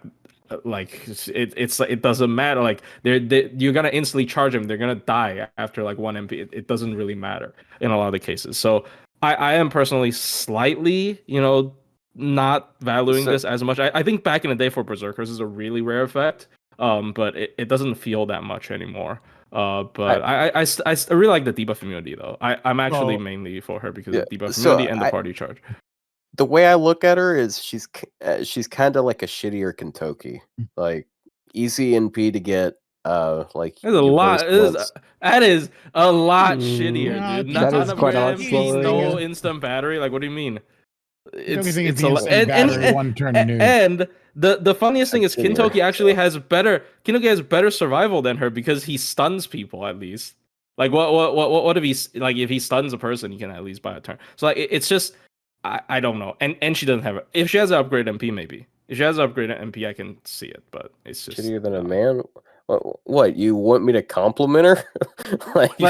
No. Like the thing is just when you strip down all these early day berserkers, yeah, they can all just click 3 busters and do damage. Then Lancelot's a shittier version of Kintoki. You know what I mean? My question is all this talks makes me feel like everyone above C, we should just bring them down by 1. We can do it later, but yeah, I don't necessarily think Penth is that good. I think she desperately needs an MP upgrade. Like all these berserkers, they're supposed to throw out fast damage and kill stuff before they get killed, or they get themselves killed, but at least they did some damage. So I think like just you need to give them some hyper offense stuff, especially for a character who has such a weird niche thing going on. Like I don't know, just give her a better niche or something. I don't. So yeah, I don't know. It's like single target ChaCha. I agree with Mist. But I do think she's better just because she has. Yeah, I would put for sure above ChaCha and probably even above Lancelot too. Yeah, it could be C+. Like C to C+ is what I'm thinking. I would put her above Lancelot for sure. We really don't get to good 4-star berserkers till like the last 4 or 5. All right, let's go with that for now and see what happens. All right, next one. So what I briefly talked about, or not by name, but kind of was alluding towards. We got Summer Nobu next. The 4-star Zerk. Single target buster, DPS, 10.1k attack is pretty good, above average when it comes to 4-star berserkers. Full red deck once again, every time, except when it's not like that. But most of the time, you're gonna be seeing this. Gains, well, the funny part is like the gains cards are not super impressive, but she does have that 6-hit buster, so sometimes you can even get some gains out of her buster cards too, and a 5-hit extra is also not bad. So it's a weird deck in a way, in a kind of a good way, I guess. But overall, the gains are still going to be not something you're going to be super excited about. First skill on a 6-turn cooldown, she gets an evasion for 1 turn and 20% buster up for 3 turns. I mean, it's defense. It's a bit awkward to use sometimes because survival might not always be, a given with buster served, so you might want to save for the evade. Granted, you would really like to have the buster up though because she's full red, so, it can be a bit awkward sometimes. Second skill on a 8-turn cooldown. She gets 10 stars per turn for 5 turns, 500 healing for the full party per turn for 5 turns, and then 3% MP per turn for the full party for 5 turns. So it's basically like a mini Merlin MP, which is how always I've seen it. Downtime is not massive, but it's not the most effects ever. I feel like they could have made at least 5% MP per turn, maybe 1k healing per turn. I don't know, it's just, it's a mini Merlin MP and that's it, that's all it does, okay. Third skill on a 4-turn cooldown, she gets 3k absorb for 1 turn, a sure hit for 1 turn, and then if there's a burning map, she gets 20% attack for 3 turns. Obviously, the MP can help with this too, and burning maps they appear sometimes naturally too. But so if you don't get the attack up, it's not really impressive, especially if you can't make use of the sure hit. But if you do get the attack up, it's fine. That's a very good uptime at that point, even if the number itself isn't huge. It's an okay skill set. Maybe not the best we've seen so far, but it's okay. 6% bust drop, only passive, it's good. Could be higher, but it's good. Buffed MP, very rare for a Summer Servant to get a buff, especially an MP one, but she has one. She does single target damage to the enemy, then gets a Burning Field active for 3 turns, and this is the one of these old ones which is tied to herself. So if she dies, it's gone, of course. Or it can be removed, because I think it's considered a buff as well. Yeah, it says buff, so it can be buff removed as well. And then on overcharge, space 150 to 200 range, we get the first ever super effective on this list, Anti-Divine, which is pretty common. Now, the one awkward thing about her is obviously you prefer not to use the third skill before you already have the Burning Field, but you kind of don't want to MP until you have the attack up as well. So it's like the Ozymandias thing all over again. You're going to have to MP to get the attack up. Granted, it's not the biggest number ever, but to be honest, you can probably save it anyway, because you most likely don't need the other 2 effects. So just save it after you get the Burning Map, I would say. She's against Divine, she actually puts good numbers out, but would I use her as a neutral DP, or not neutral, but you get what I mean, the universal Zerg scenario without Anti-Divine? Maybe not at that point. That's how I'm gonna feel about her, but against Divine, she's legit, right? Very legit. She does, yeah. I see her a lot show up on runs and stuff, because as for anti-divine damage, she's really good. Yeah, you're one of the best anti-divine damage. Yeah. Otto, you got anything? Well, single target berserkers with good niches are pretty nice. If they can do enough damage in a niche that they can outdo counterclassing servants, then they have value. Aside from that, she's just kind of like outside of divine, she's just kind of whatever. But single target berserker, you're going to be picking them in their niche if you pick them at all. Yeah, it's not a bad argument.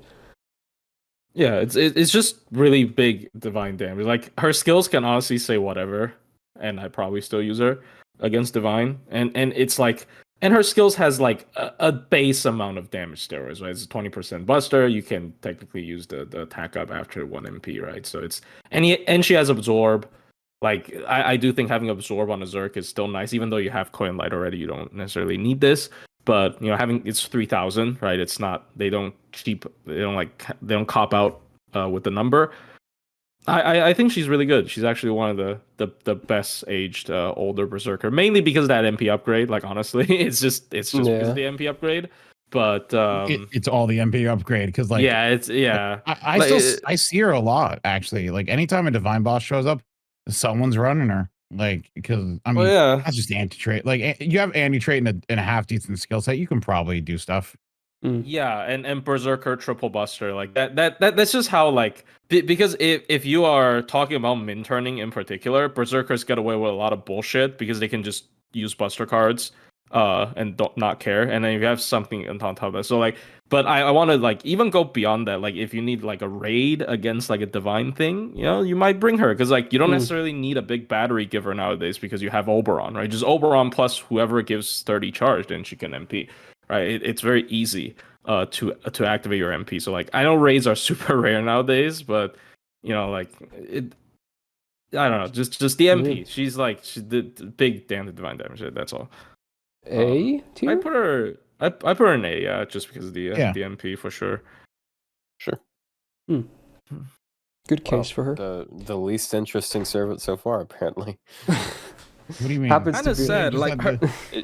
Yeah, we took the least time with her of any of these servants. Well, her MP definitely. I feel like she's pretty straightforward. There's not much to discuss. Yeah.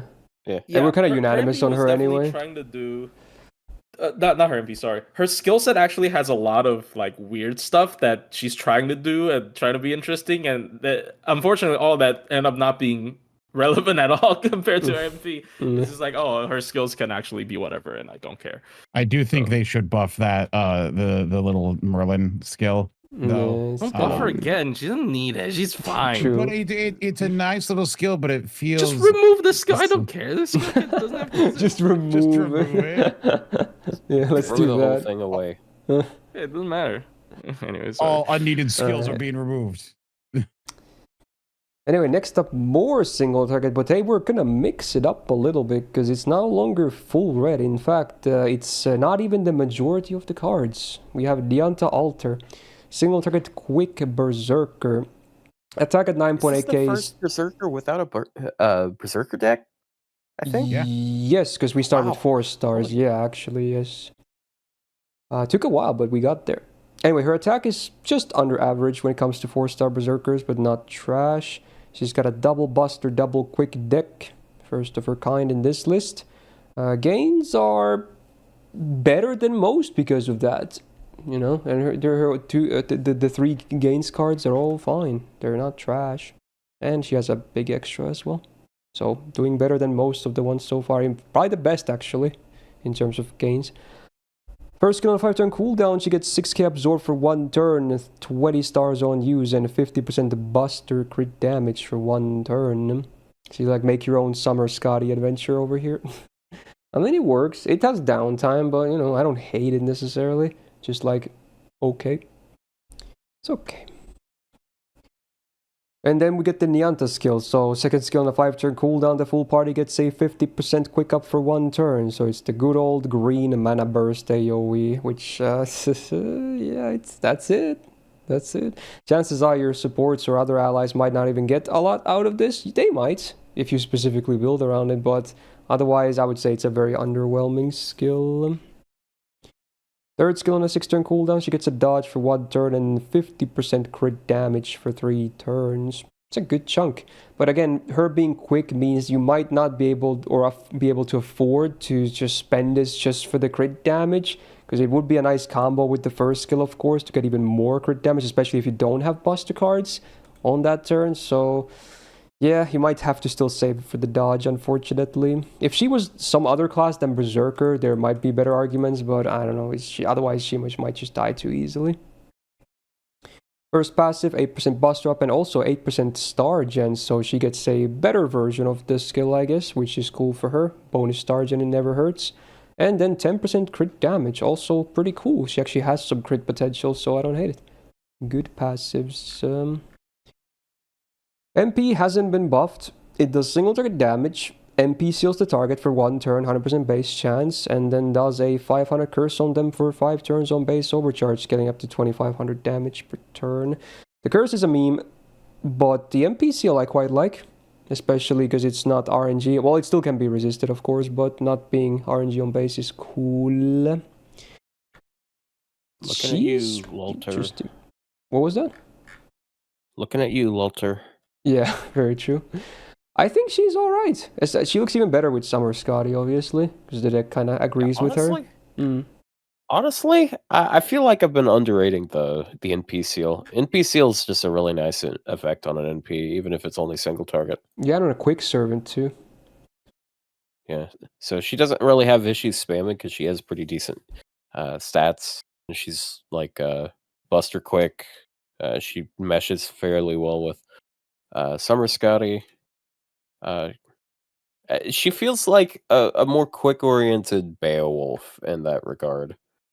Except since she's quick instead of buster focus, she can actually get her NP more often. She doesn't. Oh, and Dolman synergy is also real for a lot of Berserkers, but in her in particular, it's actually pretty cool. Sucks so bad. Like, I don't know. It's because it's obviously a nod to the original Atalanta, you know, who has also the terrible skill of a 1-turn quick. Yeah, the second skill. Yeah, this is the really just not very good part about her kit.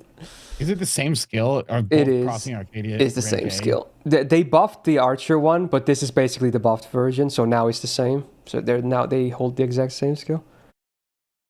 Mm-hmm. Mm. You know, I think I don't have very strong feelings about this character. Like, I don't She's think basic, but she works. terrible. I don't think she's bad, but not exciting. She's not interesting. She's there's another quick single target Berserker 4-star that does her job better. Way. Yeah, I don't know if people know who we're talking. That's the energy. That's the energy. Wait. Woohoo! Waha! Bing bing Yahoo. All right. Well, I mean, she's okay. I mean, she's okay. Yeah, I don't know. We need a fan artist to draw Sei with Mario features. Yeah, better ways of phrasing what I just said. I would probably put her next to Beowulf and Ibaraki personally. Yeah, she's definitely around that power level. Boom. Yeah, not bad. Yeah. All right, time for another welfare number 2. This time single target. We got the Jalter Berserker or Jalter Summer. Both apply. 10.2k attack puts her above average when it comes to 4-star Berserkers. Full Buster deck is back again, in MP included.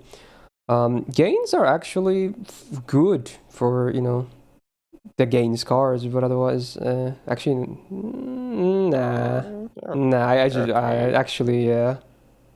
They're kind of more or less the same as most of the other ones, aren't they? Yeah. Like, I've tricked myself into thinking it was good. Yeah, I saw the number wrong on the MP gain at first. Okay. Yeah, I mean, it is what it is. The extra is good at least. Actually, no, it's not. It's actually worse because of MP gain. No. Yeah. No. All of these gain stats are worse than a lot of the ones. Yeah, actually. Never mind. It was a bit misleading. Let's move on to the things that actually look good. Yeah. Okay. First skill of day 6-turn cooldown. She gets a regen buff for 3 turns. So at the end of every turn, she gets an evasion for 1 attack, 1 turn for 3 turns. And then on use, she gets 30% MP gain for 3 turns. So that helps a little bit for sure. Now the gains cards at least are good. But again, there's only 2 of them. So, but it's I kind of like the per turn dodge thing she's got going on. It gives it longevity. And it's quite nice on a Berserker too. So I don't really hate this skill. It's cool.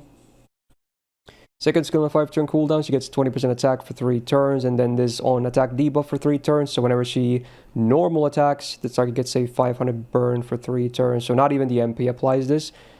So it's like, she doesn't really have that burn synergy. It's a lore thing, if anything. So it's not a huge thing. And the attack up, I feel like should have been 30% as well. Yes, her attack is already decent at base, but just because that's kind of the only real effect on the skill, you know, it just kind of feels bad. It's not even AoE.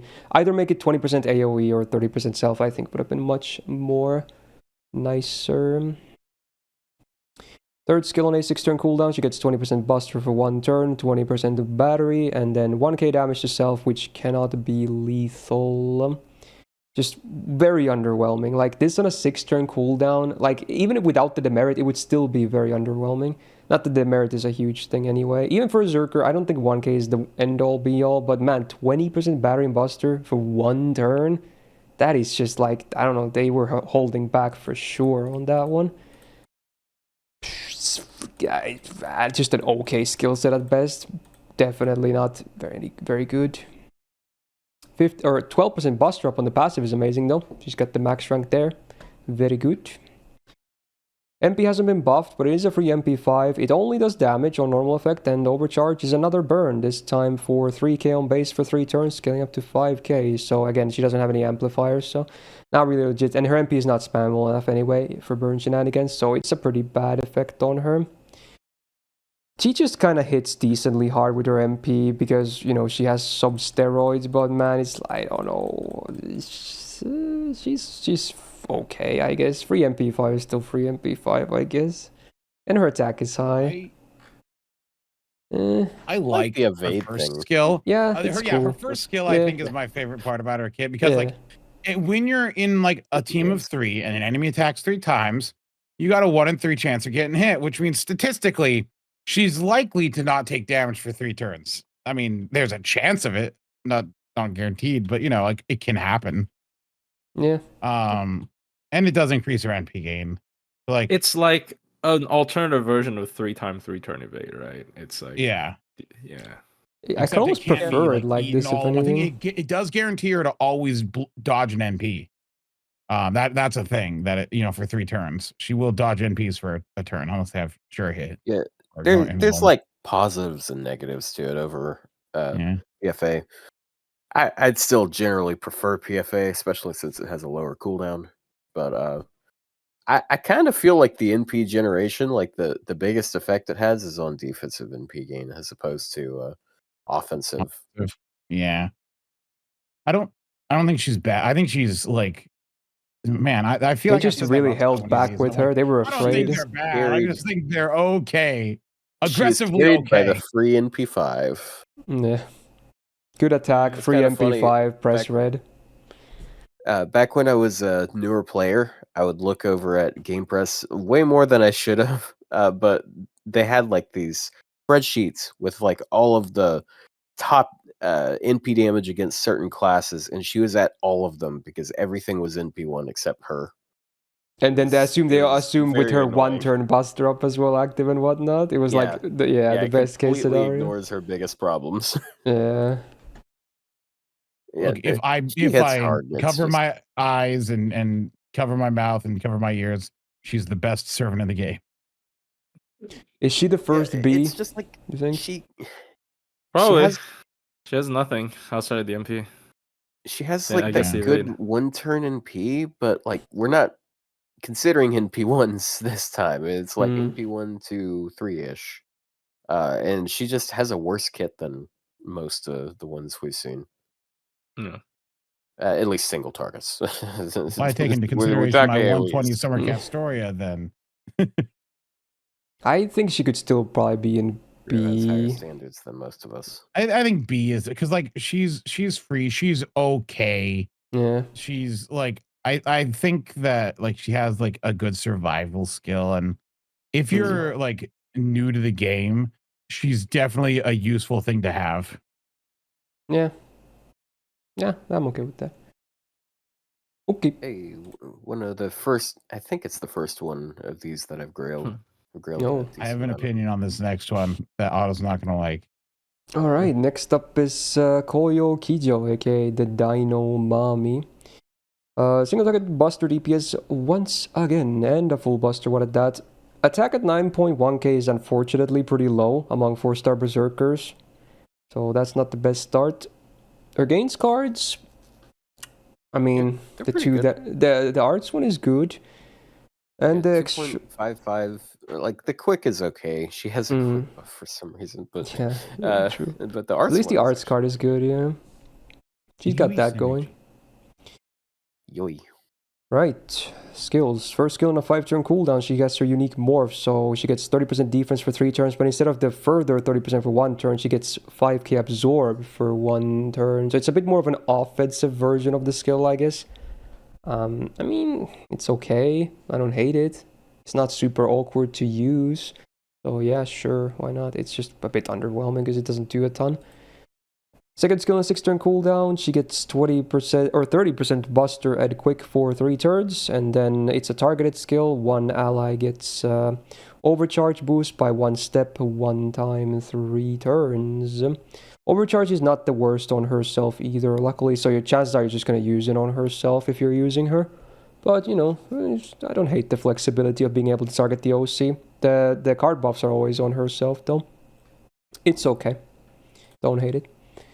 Third skill on 6-turn cooldown, the full party gets a 2k heal on use. Full party gets a -1 debuff from them, so starting from the latest, they get that taken off, which can be removed. And then the full party gets instant kill immune for 3 turns. The third line, obviously a bit niche, but sometimes can be cute to have. Otherwise, it's okay, but I feel like, does it make sense to be on her in particular? Like a skill like this? I feel like this should be like on a 4-star support or something. Or maybe on a 5-star. It's a niche effect, but it's one of the best applications of it. True. It's just on a weird servant. Yeah, the skill itself is fine. It's just misplaced on her. I saw so many people asking if she was decent on that Hassan exhibition quest in Neurofest, and it was like, no, no, she dies in 2 hits, even if she like Yeah, instant kill is like limps least of your into death. problems. She instantly dies normally. Anyway, it's still not the worst skill set of them all. It's passable. All right, 10% buster up on the passive is great. 15% debuff rest is a cool bonus that most berserkers don't have, so we take it. MP has not been buffed, but let's see what we have. So she does a 500 per burn on herself for 3 turns as a demerit. You can't really resist it because it's 500%, but you can immune it, I guess, but also it can be removed with the 3rd skill as well, I suppose. It's also before damage for whatever reason, not that it really matters. Does damage to the enemy, and then before damage, she gets 20% attack up for 3 turns on base OC, scaling up to 40%. So she actually has a very strong overcharge effect. It's a self ramp up, which is the reason why I also said the OC is very solid on herself too. FX wise is fine. It's better than most of the single target MPs we've seen so far, which really doesn't say a lot because most of them have been like super weak in terms of effects. But yeah, the overcharge is good. How would she how does she even compare to the others? Is she like close to Ibaraki, I guess? She's the same servant. They're the same character. Like their kit is so similar. It's like, hello Ibaraki, hello Ibaraki. Okay, was this the thing that was supposed to piss me off? Yeah, no, I thought you would hate me saying that she's basically the same. He's unfazed. I mean, they're very similar. I won't deny that. They're the same. Like, they have so much overlap. It's just the difference is one of them has like a slight bit of team support and like heal team wide and 1 debuff cleanse instead of heal 1 slightly more and debuff cleanse completely, and then also she doesn't have the buff removal. That's really I feel like that's the biggest thing between the 2 of them. I think what's interesting. Oh, sorry. No, go ahead. I don't have anything else to say on in that regard. I'll have more later. I think what's interesting is this character does seem like just Ibaraki but with a worse kit, but I think because of circumstances, she actually saw more play because she's demonic beast. Like I see many people. It's not just me. I see many people use her against Koyan Beast. It's like actually because that one difference. Is it demonic beast or like animal? I don't think it's animal trait. I think it's demonic beast. It's both beast, animal characteristic and demonic beast on the Dino Ascension.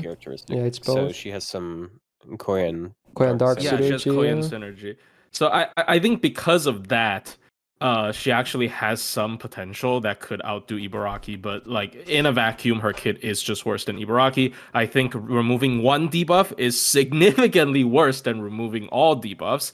And also, granted, this is AoE, but I kind of still prefer the full single target cleanse. Yeah, because you can't control. They could like give you, I will cripple you for life, and then put a 500 damage curse on you, and you can't remove that cripple. So it's just like the unfortunately. Like imagine they do like an MP seal on you, then do like a 300 curse on you afterwards. Yeah, and it's just like, oh my god, why? And it just doesn't do anything. So I do think it's significantly worse, and also no buff removal on MP, obviously. But the overcharge at least is very nice for damage. Yeah, because of her traits, it never hurts. Actually. And also, she's really cool, but that's just my personal opinion. I think they're functionally the same for most players. Like being able to being able to control an Oni girl versus being able to control a T-Rex who wears clothes for some reason is very different. It hits different when you're like, oh my god, there's a T-Rex on my screen and it's not an enemy. But yeah. So would you say she's B tier then? Would that make sense? I feel like she's the same tier as Ibaraki. I feel like offensively she's superior to Ibaraki. Because like she just has because the ramp up mostly, right? Oh yeah, and then she also has synergy with other servants because like again Yui synergy because you only need Buster and Quick to work there. For what that's worth, she might be a little wonky. I just hate her 1-turn star absorb, but 1-turn star absorb is better than no star absorb. I mean, when you're with Vit, she's triple Buster. You're gonna get 3 turns of 10,000 on your Buster card. It doesn't matter. But I Daria actually helps with that too. It's a Oh yeah, defense down for right. It's Star Absorb down. Hominidae. Yeah. Not even that. Sorry, Star Absorb. I don't know what I'm talking about. But yeah. Yeah, but that's only going to apply to one of them, and then she's fighting with a Yeah, foreigner. foreigner who has an archer absorb. That's not gonna work. True. Like, maybe it's. I don't know. Alright, I so don't either try B or harder. B plus same tier or just half lower than Ibaraki. I think I'd say same. same. She I think has they're the she, same, yeah. Honestly, last her year we had them on the skills are same tier slightly too. worse, but her utility is slightly improved. Worse. Yeah, Alright. they're It all super works out in similar. the end. I'm okay with that. Alright, Summer Servant next. Not a welfare though. Summer Bryn. So we got an AoE Buster DPS. If you're crazy enough, you can try farming, but just don't. You gotta be pretty crazy. Yeah.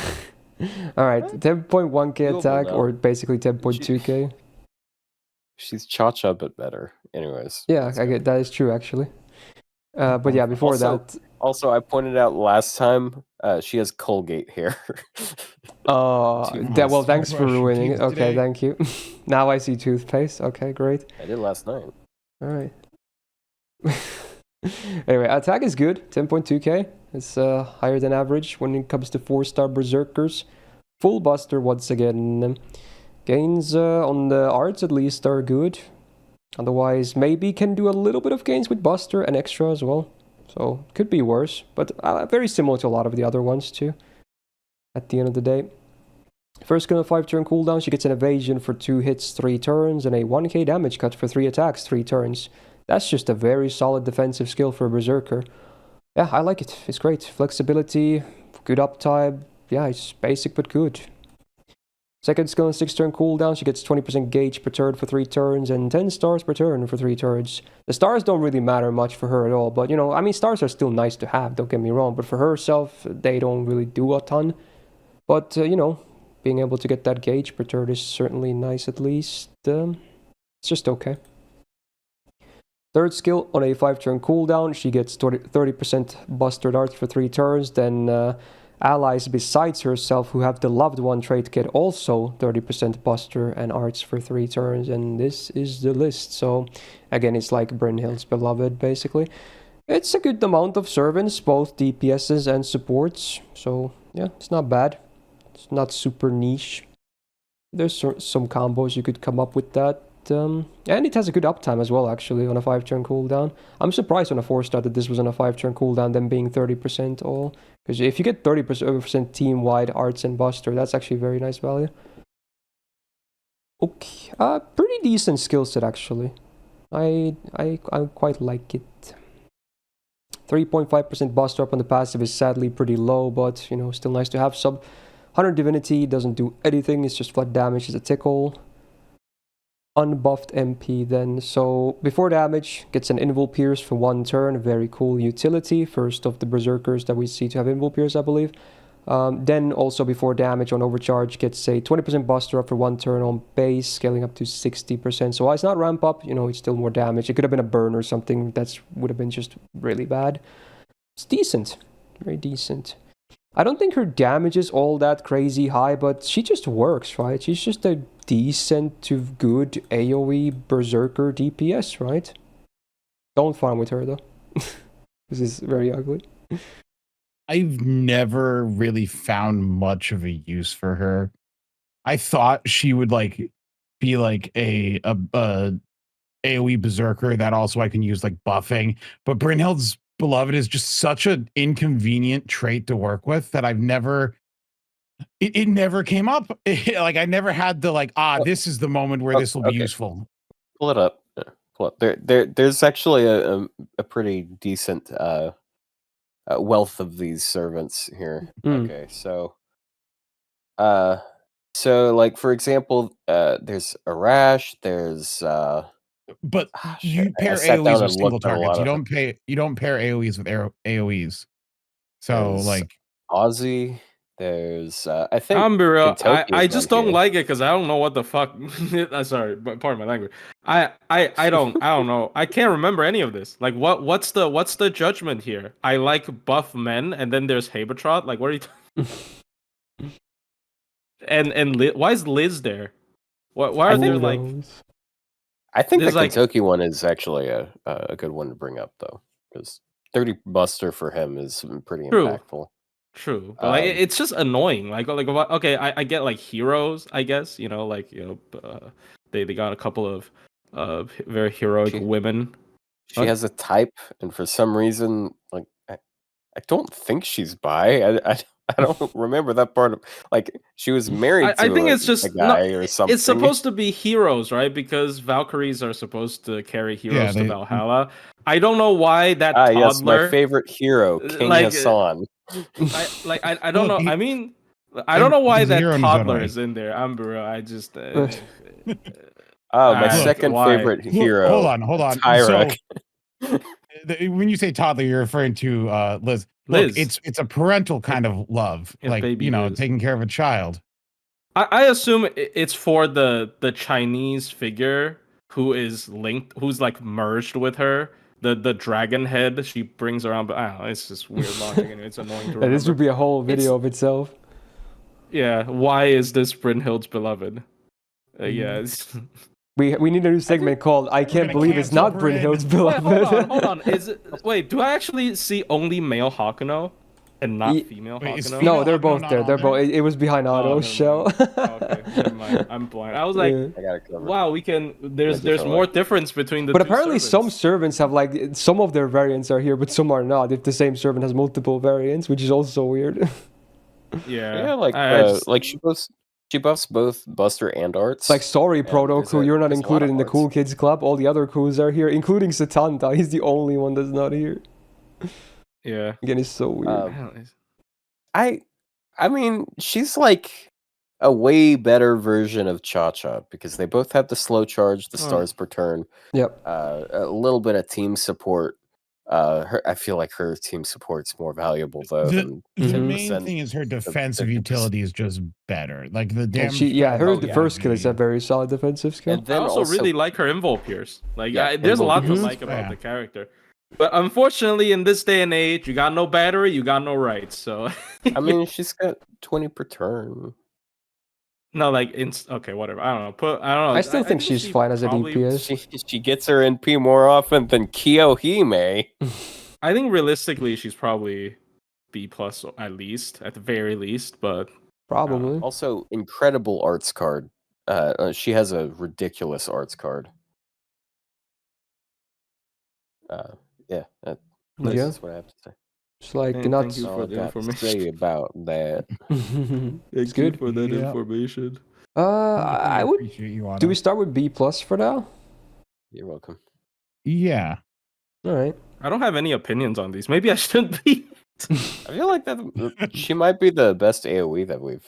Actually. Yeah. She literally is the best AoE. All of the single targets. The whole single targets up here. The second highest AoE is a C, dude.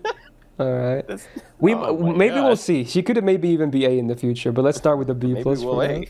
Yeah, A. All right, next up, the competition for another one we talked about earlier. We got another Summer Servant. There's Summer Sei. Finally, something good.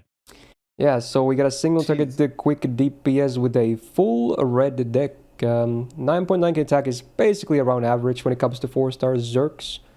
Her gains cards are really good. Her arts card in particular is a 3%er. Like, okay, cool. Very good. And her extra is good too. So of all the single target full reds, she's definitely the best when it comes to the gains. Good.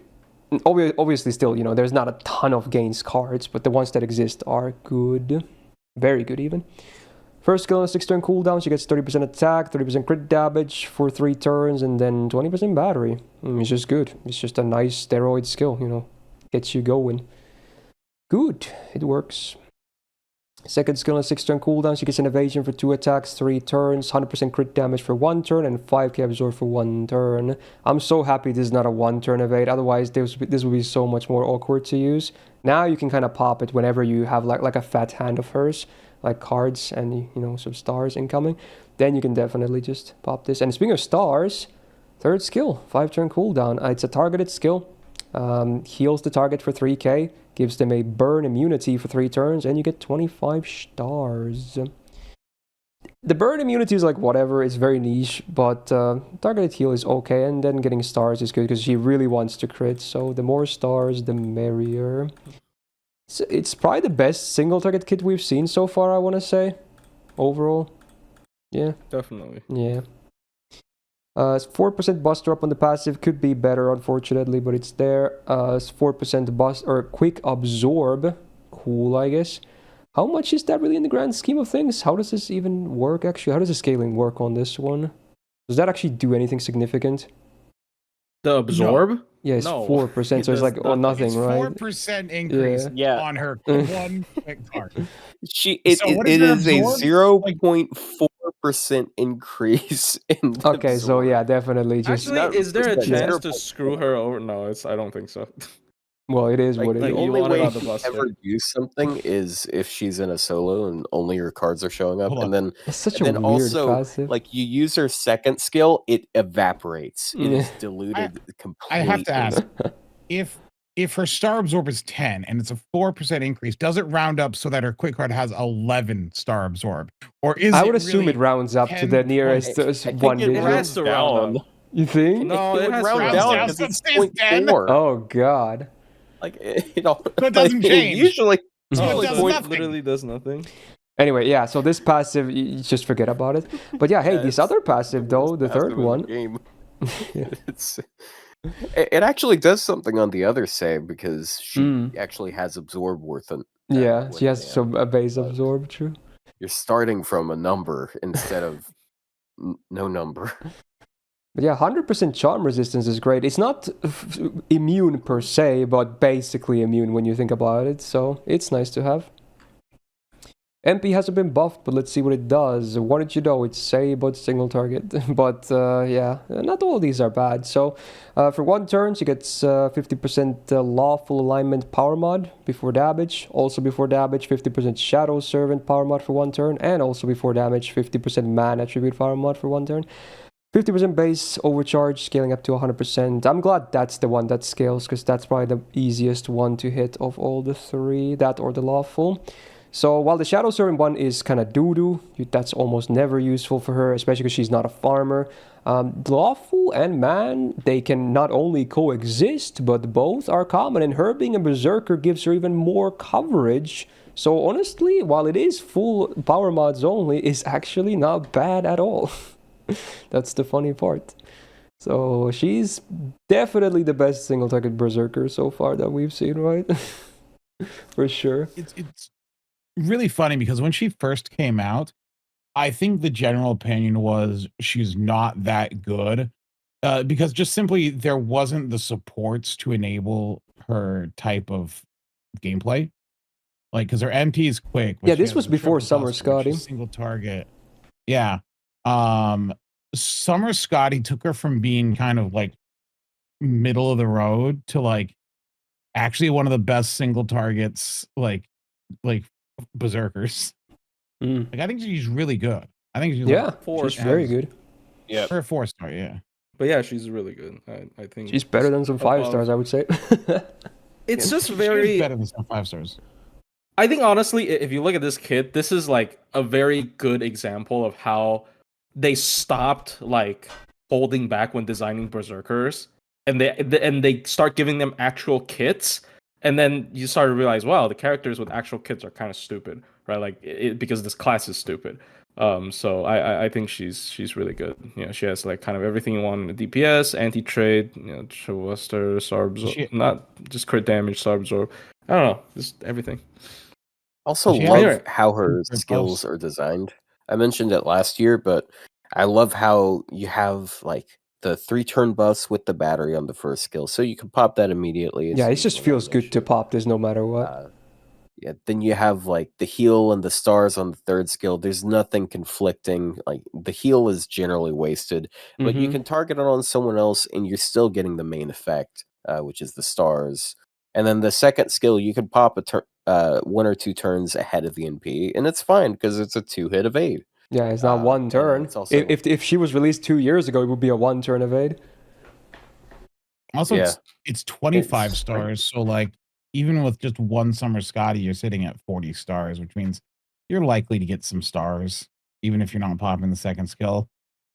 Well, I mean, Scotty's Starbomb is an absorb. Oh yeah, it's a Buster Absorb. Yeah, true as well.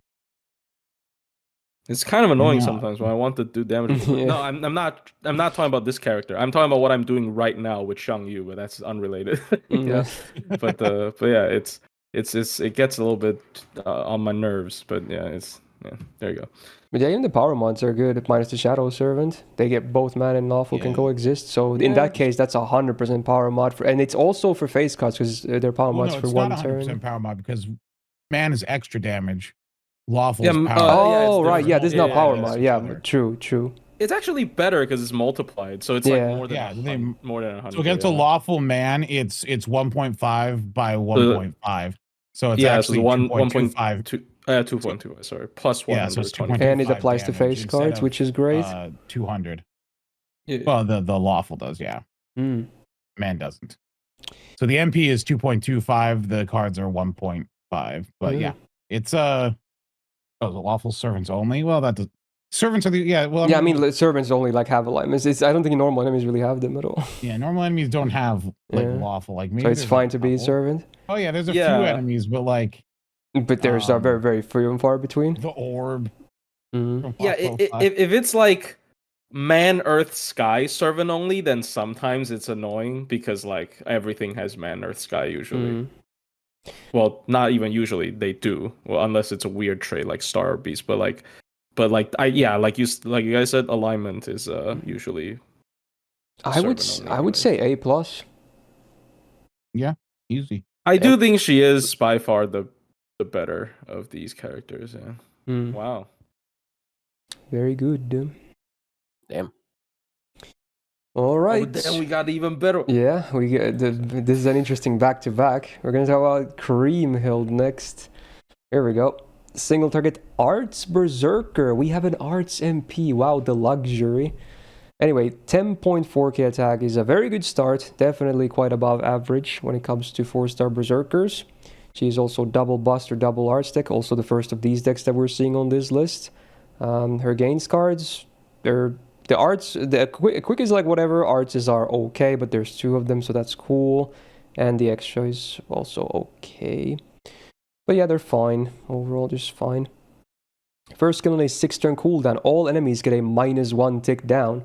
They get a -20% defense down for 3 turns and a -20% crit chance down for 3 turns. So why does she as a single target get a full AoE skill then? It's like so backwards when compared to some of the earlier ones. Get single target? Yeah, now she gets a full AoE as a single target. It's like, wow. It's such a good skill too. Oh my god, it's so good. It just cripples the enemy so bad and gives you a damage boost too. I really like this skill. Second skill on a 6-turn cooldown, she gets 30% Arts and Buster for 3 turns and also 50% Anti-Chaotic Power Mod for 3 turns. And again, because she's Berserker, her coverage is really good. Let's just flash the list real fast over here. Yeah, that's quite a lot of Chaotic Servants, needless to say. And even a lot of, normal enemies and some bosses. Yeah, that's a lot of coverage. Very much. So that's really good. Great skill again. Third skill on a 6-turn cooldown, she it's a targeted taunt for 1 turn.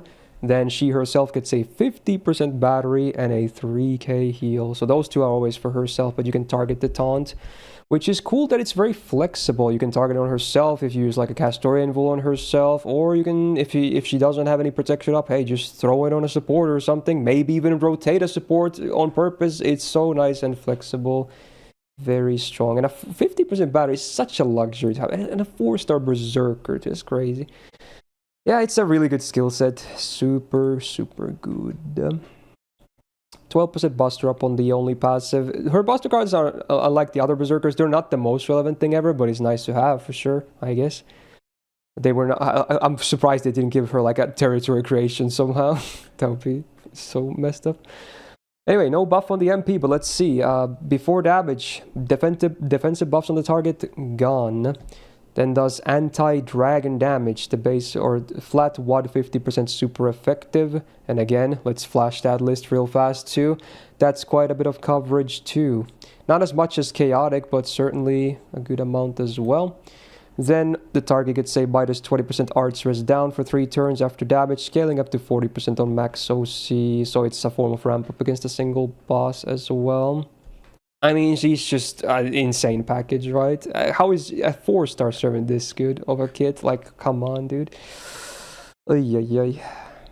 I mean, she was the best single target berserker until something terrible happened. Yeah, they really had to do a remarkable thing to outdo her.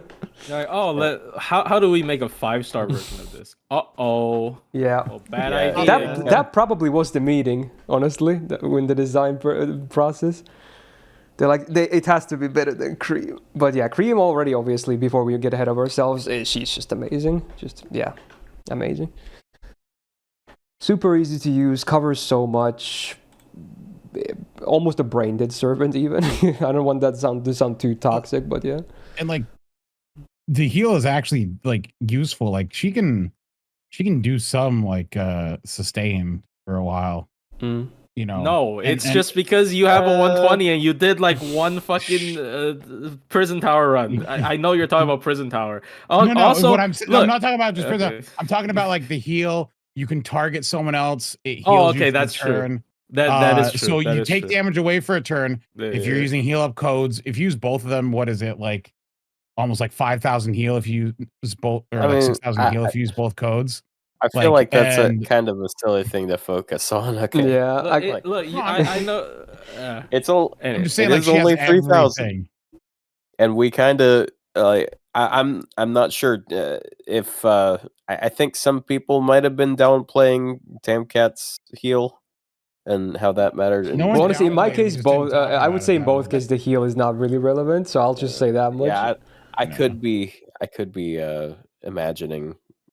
I just think she has kind of everything, so it's fine. Yep, she's fully loaded. That's it. Yeah. Like the one thing she doesn't have is like Star Absorb. And man, that would be a terrible idea. Yeah, they're not going to do that to anyone else. They're not going to make that. I mean, this character is kind of like I mean, not even kind of like this character. You can use her as an SSR. Like if you, the only problem easily. is like if you want to hyper. I mean, remember when Charlie came out? People said she's the 5-star of the banner. And this was before Charlie's buff as well, so I can't really blame people for saying that. Yeah. And then you get like 50 roll-ins, and you know, you end up with 10 Charlevagnes. This is one of the best 4-stars in the game. This is a top 5 4-star. We always been talking about like some of the top tier 4-star art single targets for some reason because a bunch of them are top tier. But like, she's one of the big ones. So yeah, should be a fairly unanimous EX. Don't think there's much arguments there. There's no better 4-star berserker than her. You're probably right. Yeah. I do have her 120 of those. Plus, she is correct. Am I biased? No. I guess we have back-to-back 4-star story locks for berserkers. I guess interesting. There's a big gap as well. You literally like gaslit someone into 120ing their Kriemhild just because they can't pass one super recollection. I saw that happen live on stream. That shit's crazy. Drama. He's like, I can't beat this. I got a 120er. Anyway, this will be the next new 4-star for NA. Not too long from now, we got Duryodhana.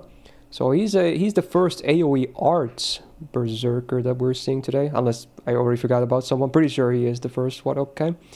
So starting with 9.4k attack, sadly is not the best thing ever. That's certainly under average when it comes to 4-star Zerks. Same with Kriemhild. He has the double buster, double arts deck. And man, his base gains though. Oof, what is that arts card?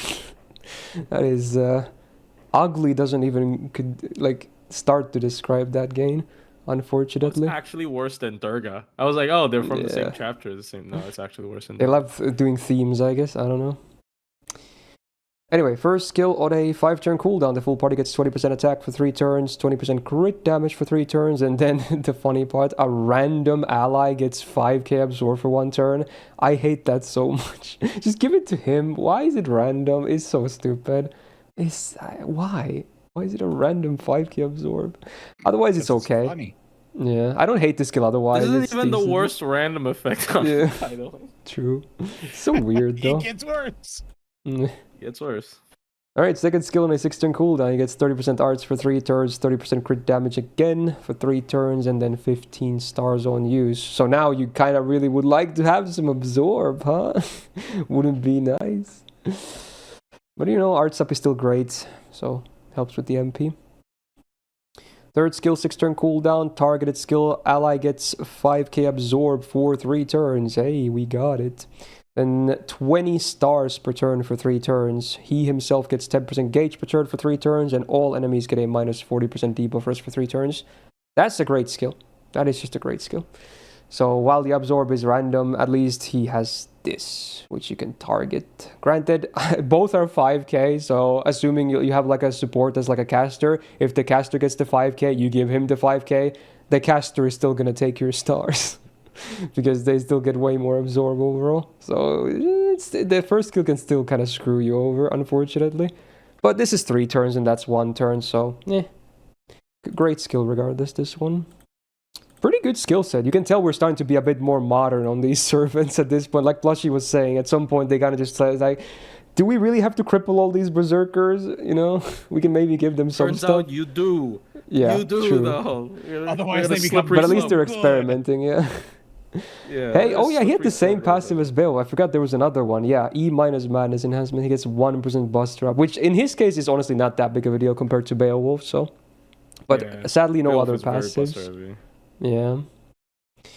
Then the MP does AoE damage on normal effect, and that is it. But hey, before damage, there is a 60% chance on base to do a minus rainbow 20% resistance for 3 turns. They're all individual calculations, and they all scale up to 100% on max overcharge. It's cute. See, because it's a full rainbow. I don't really hate I still hate RNG, but I don't hate the fact that it's 60% on base, and also the third skill also helps with it to land that a bit better as well. It is only 1 turn of debuff res down, granted, but it definitely helps. I don't hate the Here's MP. the thing. Do you hate Space Ishtar's 80% arts up in order? Yeah, because you definitely want to land the arts back. down for now sure. It's 60%. That's the one you want to land for sure. So this will actually affect his farming, which is unfortunate. He actually, if he lands it, he has insane refund, I think. Like for Berserker. Yeah, but without landing, he's still fine, but he does lose a lot. What was his base gain rate again? I forgot. It is 0.32. Yeah, it's really terrible. Oh, yeah. But the NP is 6-hitter, so yeah. Yeah, one of the worst starts cards in the game, but yeah, for sure. Only matters yeah, it's so because much, of the 6-hit MP. That's just they always do this. Okay. He's got a cool NP animation though. Can we give him? Yeah, dude, he's so cool. I like this guy a lot. I wish he could take a shit ton of beast grease, and I also wish he was easier to get. Yeah, he's story lock, which is unfortunate. I will not spoil anything, but I do like his character in OC1, but at the same time, I will not spoil anything, but out of every single servant in the entire game, I have the most servant coins from this character. I have 1,680 servant coins from Duryodhana. Wow. What'd you do? Oh, Durga. 120 Durga. It was really unlucky. Yeah. I literally have the most servant coin out of every character. Is this character? Fucking character.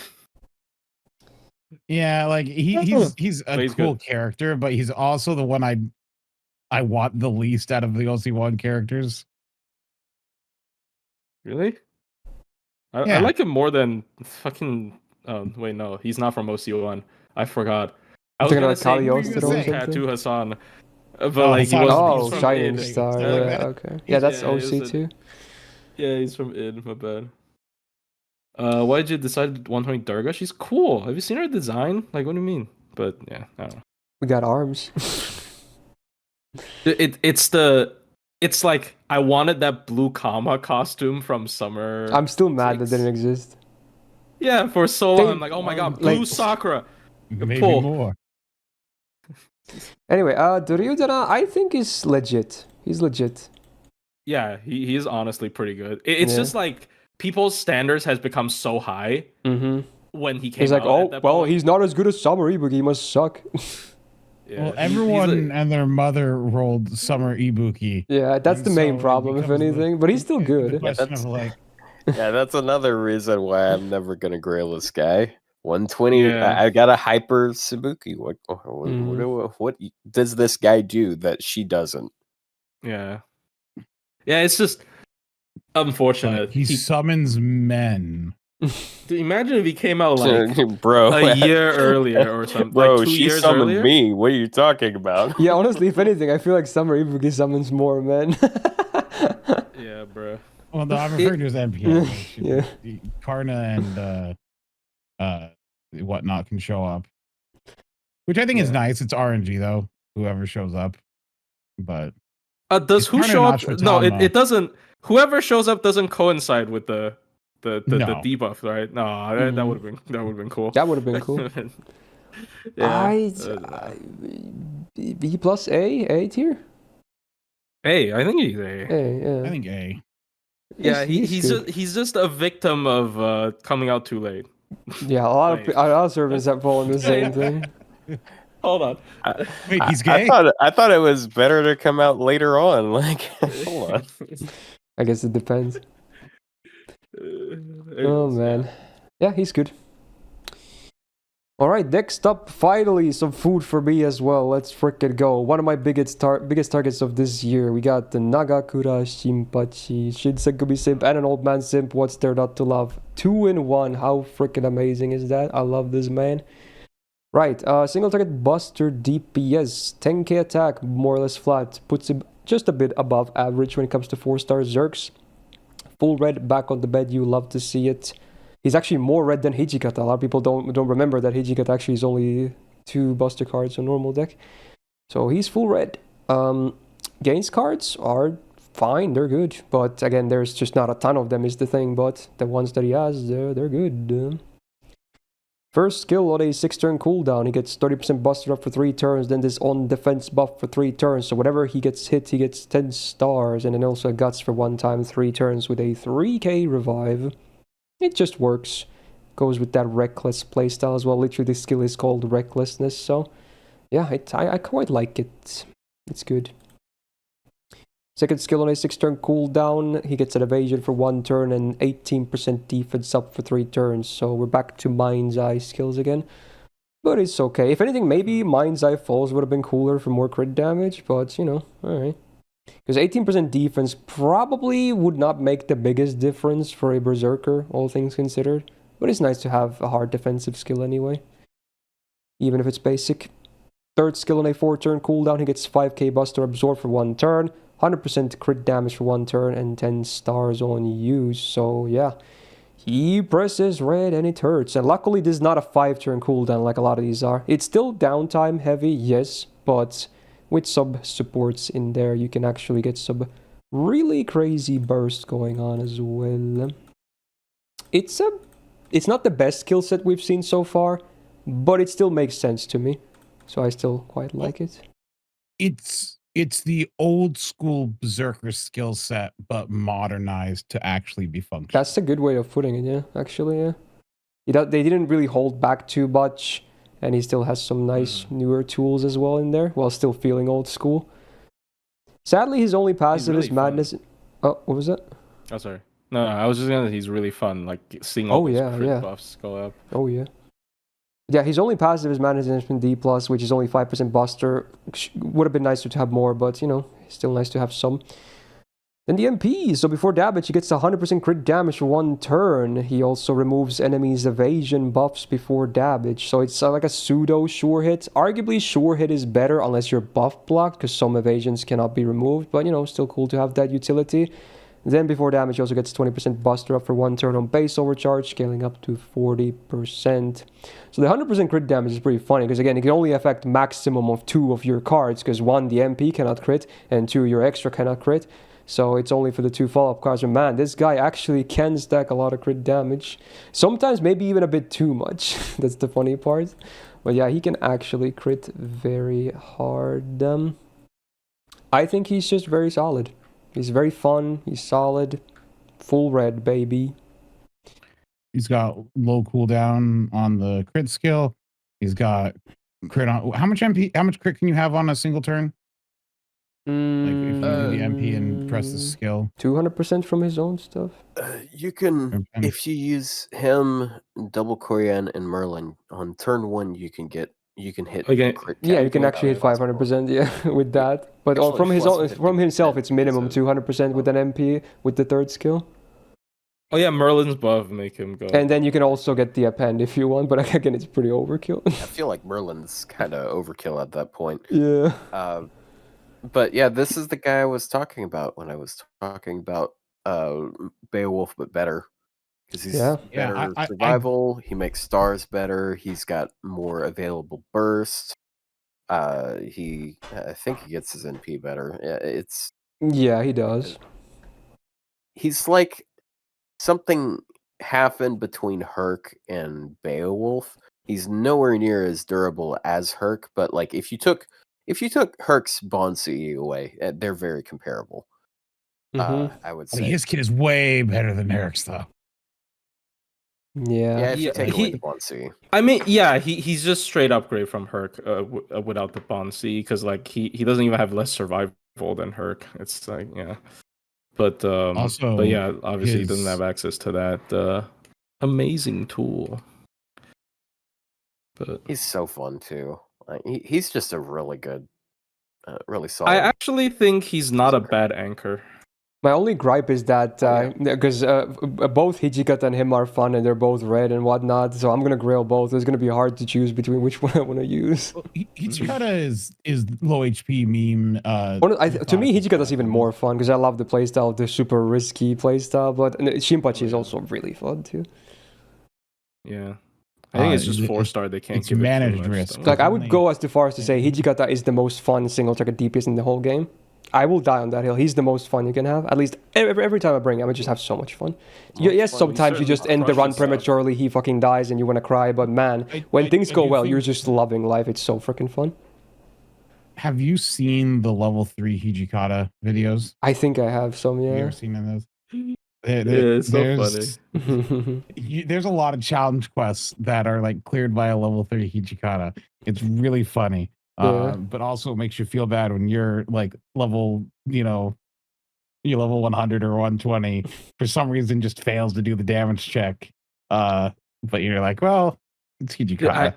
I saw a run that was so funny because like he has so little HP, so the guts accidentally healed him to full or something. So he loses his damage. So like they had to like change the script. It is funny, but anyways. But yeah, before we get to Hijikata, as much as I want to talk about him as well, Shinpachi. A to A+ probably. I think he's minimum A for sure. I think he's better than her, for sure.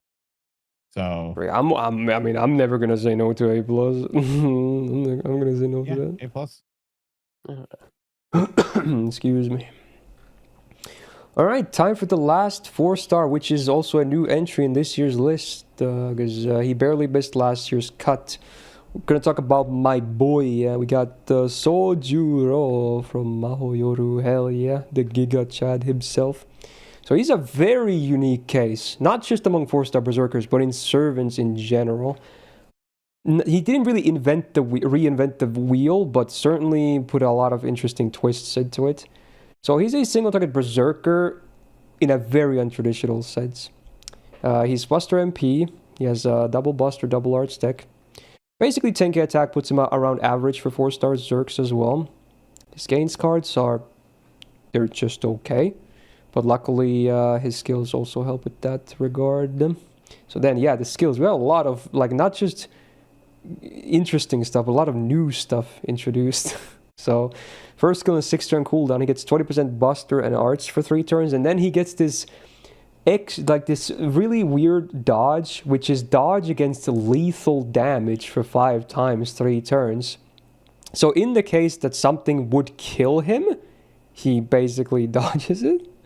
Like it's a really weird thing to have. But also one funny part is that it's actually not considered a dodge because it actually stacks with dodges as well, and they actually ordered it well. So if you happen to have a dodge on him, it always priors the dodges over the lethal dodge. So it's a pretty interesting thing to have. It does not prevent death from like dots, I believe, and sacrifices and instant kill. I think those are the exceptions, right? But otherwise, anything that does damage, he can prevent with that.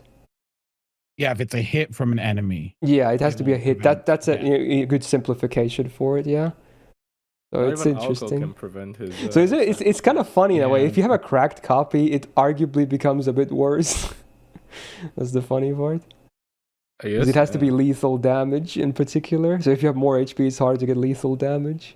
No, because once you're at, I mean, you still won't die. Yeah, true. But you still prefer to have more HP before you're at lethal damage. Yeah. It's not a big deal. I know what you mean, though. It's like how much HP you can still have while taking lethal damage, right? Someone asked, how does it work with sure hit? I believe sure hit does it ignore this? I want to say no, but I don't know actually. It's not listed in notes. I literally remember I tested it, but I want to say no, but I don't know actually. I forgore. Because I actually remember testing it. Maybe I can find a clip. Oh, sure hit does ignore it. Okay. So it is a dodge in that sense. Okay, fair. So I assume Invul Pierce works too then? Okay. Fair enough. Anyway, that's the first interesting skill. And we're not done with interesting skills because we have this second skill. So on a 6-turn cooldown, he multiplies his MP. So on a max rank, he doubles his gauge, basically. He gets 100% more gauge. So if he has 30%, now he has 60%. If he has 50%, now he's 100%. 100% becomes 200, etc. So he doubles his MP gauge on use, which is interesting. Then he gets 25% crit damage for 3 turns on use, and for every 25% HP missing from full all the way down to 25%, he gets another 25% crit damage for 3 turns. And this actually does snapshot, which I'm not sure if it's a good or a bad thing, honestly. I think it would be better if it wasn't a snapshot, and by which I mean that it checks your HP when you use this. So if you use this on 100% HP, you only get the 25, and you don't get those later, even if you fall under those thresholds. Yeah, it's like Jekyll's this instead of like Tonalico's. Yeah, Tonalico. I really do not like that about this. It would have been so much better if it didn't snapshot, because he's a berserker and he's very susceptible to damage anyway. At that point, though, they do like 1 to 100%. They just do the exact same thing as with Hijikata. Yeah. I think the thing is like you're supposed the intent may be like you use your lethal damage protection, so you're at like low HP, and so you're staying there. But you kind of might. I guess. It's certainly a bit awkward, though, needless to say. But yeah, the double MP is interesting, so, it makes it a bit easier to get his MP. Pretty good. Third skill also pretty funny. 6-turn cooldown, you have 3 choices. So after 1 turn, all his cards the next turn will become Quick, Arts, or Buster, and they retain their hit counts as well, I believe. So it's the only thing that it does, though. So I'm not sure how much I like this, though. It's kind of weird. It does give you a 30% rainbow. Not rainbow, but the effectiveness to the card tab as well, I suppose. Yeah. So chances are you're going to use the Buster one if you're prepping for his MP, right? Basically. If it affected the MP, that'd be super cool, but it doesn't. Oh, you mean the card type change? Because the buff affects the MP. Yeah. Actually, would that be would that really make a big difference, really? I don't think so, right? Maybe that might be worse. Yeah. All right. So it's I'm not sure how useful this skill is. I'll be the first to admit, because it's a delay, and then you might not even get any cards. I don't know. It's kind of weird. Interesting guy for sure. All right, passives, 10% star gen, cool, I guess, to have. 10% crit resistance, actually not bad for a Zerk if you want him to stay alive. And then he has another unique passive. He's immune to terror, confusion, and skill seal. That's nice. All right, that's pretty strong as a passive, needless to say. Very cool. And then the funny MP. So before damage, he gets both ignore defense, or actually not ignore defense, ignore invul, and then ignore damage cut for 1 turn. So, because he actually doesn't need to really ignore defense, I guess. Although, honestly, that would benefit him too, right? Actually, now that I think about it. But yeah. I mean, he does damage against defense. So. Yeah, so on that note, if the target has a defense up, he gets a 150% super effective for the damage.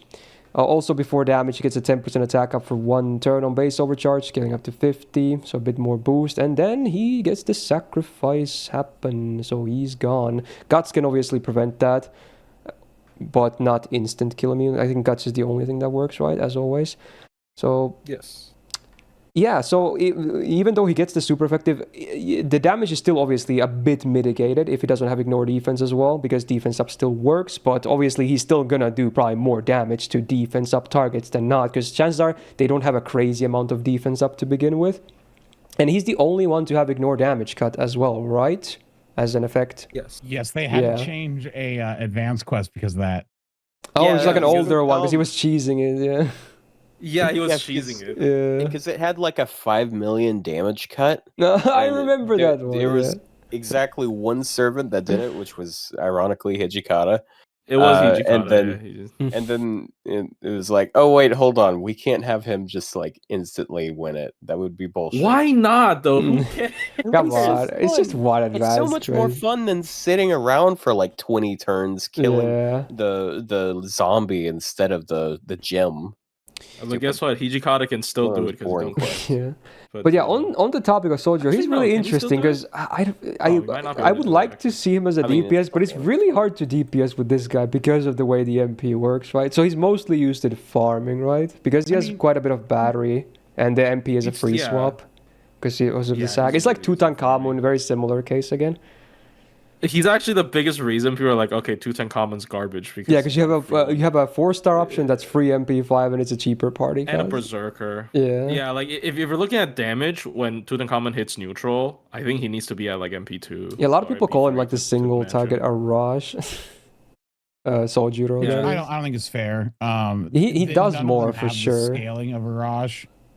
Like Arash has he doesn't have the bonus. He doesn't only have a little bit of bonus attack on the overcharge. Well, he's a 4-star though, you know. And he's also more expensive. But he's single target versus AoE as well, so they're not used in the same scenario anyway. Yeah, the cost is the main issue. I end up still really never using him for farming just because like if I want to fit him in a team, I might just fit Summer Kuro because like it's kind of like the same thing, you know.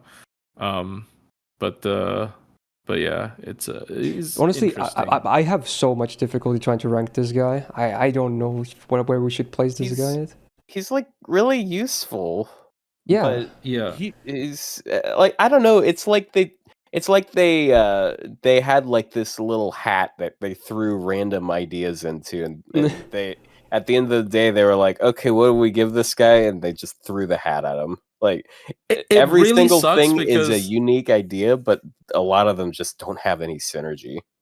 It really sucks because his skill set has a lot of like solo stuff or like survival stuff into it, and then it doesn't matter because he just ends himself with the MP. It's because you can't really justify bringing him as a DPS if you're gonna do phase carding, because then you don't have a damaging MP unless you're willing to rotate, which you can of course. But again, the crit damage is wonky to get. This is unreliable, and you really build around the third skill as well with like card locks. It's a lot of finicky stuff in one servant, you know? Throws all of it away. I think like Hakuno is probably a better experimentation with this kind of idea, because it's just like his skills are just completely disregarded. Other than the battery is good. The battery is basically a slightly worse 50 battery, I'd say in most cases, because like you know, because you need a 50 battery for it to be as good as a 50 battery, the append definitely helps.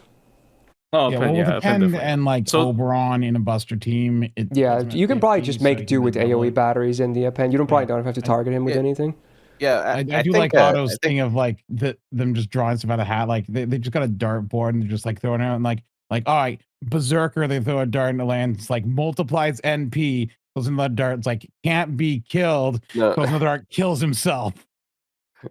No, see, it was a dartboard, but they just threw a brick at it.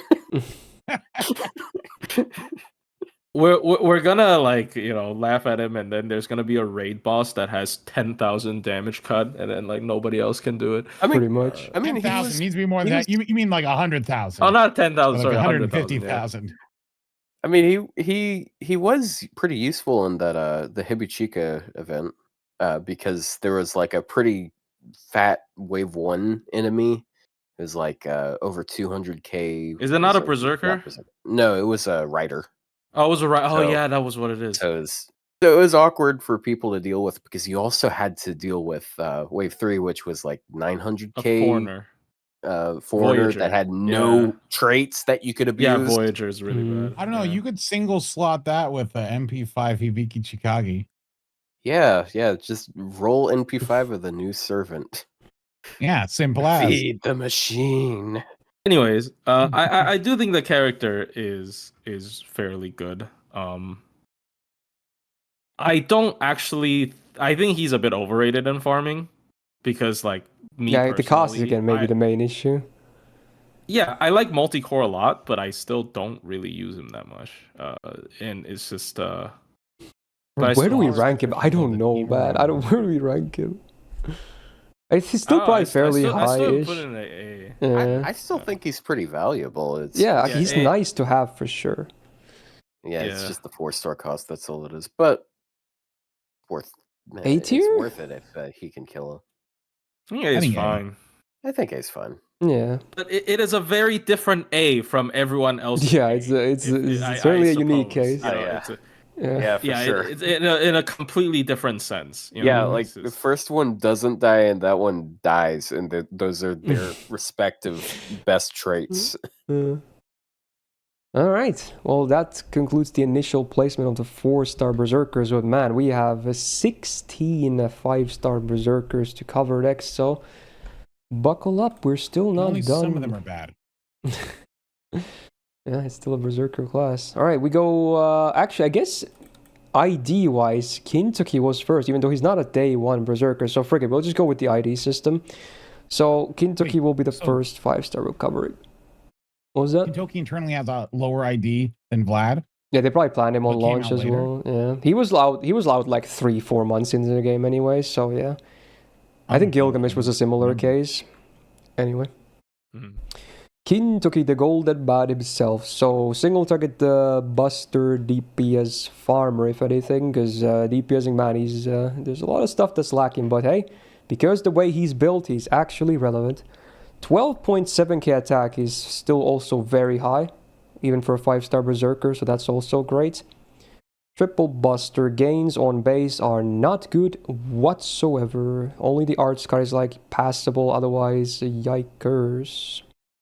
But it's fine. First skill on a 5-turn cooldown, he gets 50% attack for 1 turn, while I hate this skill again for his use case. It's still not the worst, but man, does this skill otherwise is underwhelming. Oof. Second skill, 6-turn cooldown, 50% battery. Again, it needs to do more if we want to do anything else with him. But for his one use case, it's fine. Okay, wow. Third skill, 5-turn cooldown. He gets 120% offensive debuff resistance for 3 turns. So you ain't nerfing that damage. Unless it's on entry, then GG, I guess. He gets a 3k heal as well on use. So again, wow. Literally 4 effects on a limited 5-star kit. Like that is a crime, but like it's so stupid because it's still not the end of the world because of the way it works. It's so stupid. That's the only reason they haven't buffed him, because again he has a use and they don't want to make it even better. What a weird scenario we live in. 2% Buster up is very sad, but you know it's something. 125 damage cut, just nothing. Discard that. Buffed MP very much keeps him relevant. He ignores defense on damage, which is cool. Does a minus 30% Buster as down for 2 turns, and it's after damage. Always thought that was weird. Like 2 turns when it's also after damage. Like, why? Kind of weird. And then he's on. Want it to be 1 turn, I guess. Yeah, I don't know. Only use it to use on They 1. just if it's after, just make it 3 turns. But yeah, whatever. Anyway, base overcharge, 50% chance to stun the target for 1 turn, scaling up to 100% on max. So the MP, honestly, FX-wise is totally fine. It's just a bit weird, but yeah, again, he's relevant because he can be used in farming and especially raids, even if they're not super cobbed.